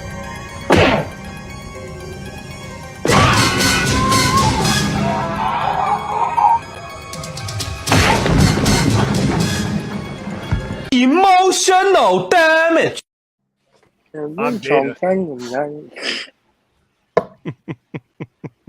I still would give Scarlet Witch babies for saying that. Oh my Okay. gosh. Well, that's great. And you can't forget about your Hillary Duff, brother. Mm-hmm. Hillary Duff. Oh my god. 34 still looking good. Wait, What's up, David? What's up, David? No. Every I boy, mean, Hillary Clinton is not that bad. every young She's boy been corrupted by who's the now a dark man one anyways. became a boy again that day. Who? I'm sad, scared, and strangely aroused all at the same time. No. Hillary Duff. Well, I mean, I guess I that don't know why sounds you'd like be a scared good to be time, aroused Fade. with Hillary Duff. I just think that I know. What was that, Ashley? I didn't hear you. I said that sounds like a good time, Fade. I know, right? Yeah. That's what I'm Being terrified and aroused at the same time is a great time. I have to let it cool completely before I cut into it, so I'm gonna chill, even though I very much. And now I'm into disgusted. it. You know I love a good. It's okay, William. Oh my God, that We're all looks like a butthole. traumatized. Oh no! Not this innocent act What against do you Stella. type into the search I engine agree. when you look for this stuff on TikTok? Oh, I don't type anything into the search engine. You know, I just Ashley, take it as it comes. When it comes to being afraid and aroused at the same time, it makes you think of certain things you shouldn't be thinking of. Stop What? talking, Fade. Please We're stop really talking. going Penis. Oh god. We're going to Space Mountain, y'all. Whoa. Well, that's enough. School's name was. Where is it? Where is the cocaine? Candy Mountain. Hey, Charlie. Woo! Charlie, we're going to Candy Mountain, Charlie. You gotta get the blah blah blahs. Candy Mountain. Candy, we gotta get the amulet, Charlie. And when I think about that one, then I think about that's killing people, Carl. Oh my gosh, good The stuff. llamas. Yes, the llamas are great. Okay, anyways, That hey, we're kills done. people, Carl. We're done. We're done. Get Thank out. you all for being here. Thank you all for being here. Thanks everybody. Peace. It was Good fun. night, It was a good everybody. time. You never know what's gonna happen here on the lounge, man. People show up, stuff happens. It's a great time. You're gonna want to be here next time. So tune in next time. All right. Don't let anybody tell you that your fandom doesn't matter. Don't tell anybody else either. You know what? But have a good time respecting each other. And as long as you do that, hey, there'll always be a place for you here in the Respect the Poindexter hell Lounge. out of each other. Yeah. No. There'll always be a place for you, except for you, and you know who you are. You know what you did. What did You're I not do? welcome back anymore. Screw did? you. That's right. Ooh. Bye.